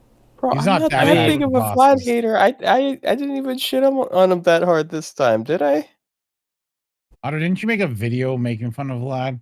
Yeah, that was a year ago, and like me and him, we don't have any bad blood. And as we know, people don't change. No one ever changes. Everyone's the same at all times forever. Yeah. Is that why your tastes haven't changed since childhood? Oh, shut up! Everybody lies. I mean, look, it's just I don't know, man. I think A, like again, if you want me to put characters down in A. Okay, I would actually extend that just to piss more people off. If there are people to move down in A, I don't know where to move them. Probably only half a tier. But the 3... Actually, no, I can't. I don't think Galatea is worse than Alter. Never mind. So I think Galatea is better than Alter. Yeah, it's just MHXA and Hijikata. But I think MHXA is I feel so like my order. If I was gonna order Galatea has the tank as well, like on top. They're both very similar, I'd say. He's more like damage centric, but like I mean, she's art, so she can like spam and P. Yeah, and she has spam drain. I don't think she's worse than Alter. I'm sorry. Like you can build front lines around them, and then they're both really good backliners too. Galatea is too close to Vlad to like split their tier, in my opinion. Vlad is just like Galatea has a couple of drawbacks. Like I don't like her deck. But see, because my order of the if we're looking at the people in A, the order I would put them in is I think Vlad and Galatea are the best usable ones. MHXA is next. Hijikata. MHX is the third one? Tied. Yeah, really? MHXA is super good. But what if she dies? It doesn't matter if she dies. Like third? No, I think you need to try too hard to protect her. Like, no, you don't. Just don't get hit. You have to though. Yeah, just spam tauntsies. This is something. Come on, dude. At that point, let's talk about Summer Kuro comps as well then. No, that's it. Actually, if you're doing a challenge quest, giving her guts, it's like you have to try so much at that point, you know. No, well, if you're using her in a challenge quest situation, Summer Kuro is perfectly valid because that gives her guts and gives her. No, I don't want to talk about Summer Kuro. I was just making her hyperbole. Her cards. And... I mean, I don't know. It's a bit difficult. I think like with more tanky quick supports, she can like the problem can be less and less bad. Like we mentioned when talking about Osakabe Hime, if you give Osakabe Hime like an overcharge boost CE, for example, then you know you can lead with Osakabe Hime's MP and then Caster Scotty's MP. I mean, you want to use Summer Scotty with her instead, probably. But that's a lot. Like I don't know. You could go maybe more offense if she had more defensive tools. I mean, she's very off. She's very offensive, but again, I do think like hitting trait is pretty important for her to like push her damage above and beyond. Which I mean, I guess Saber is not difficult, but it's I don't know. I think I'm about to do the spicy take and just lock it in. I don't care at this point. I'm just gonna lock it in. I'm gonna lock it in. Sure. There's not gonna be a common consensus regardless. It's me versus the world.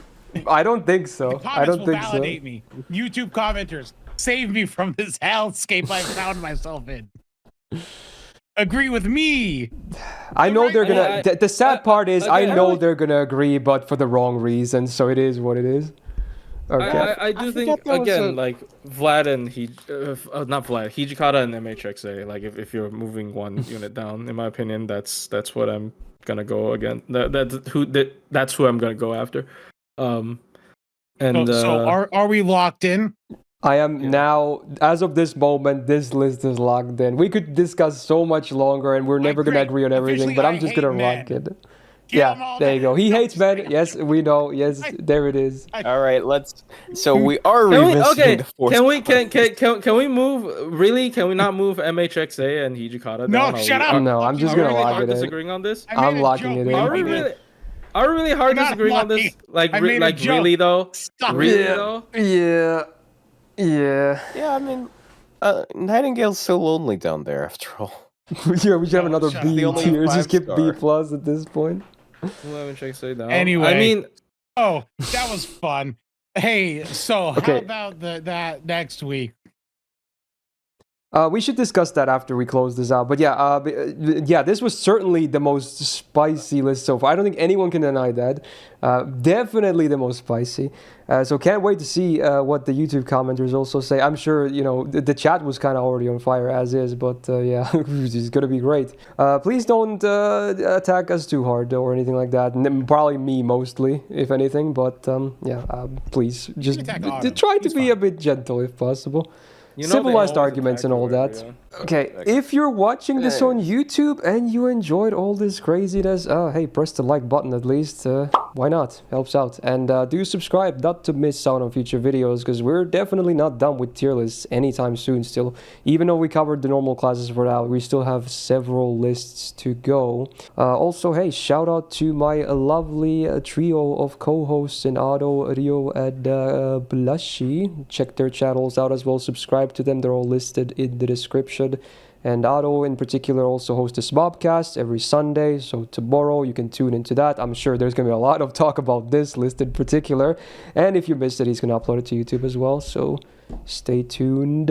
And that's going to be a bye-bye from me. Anything you guys want to say as well? Okay, I want to apologize, because I checked something. I'm not going to move the list, but I want to apologize to MHXA.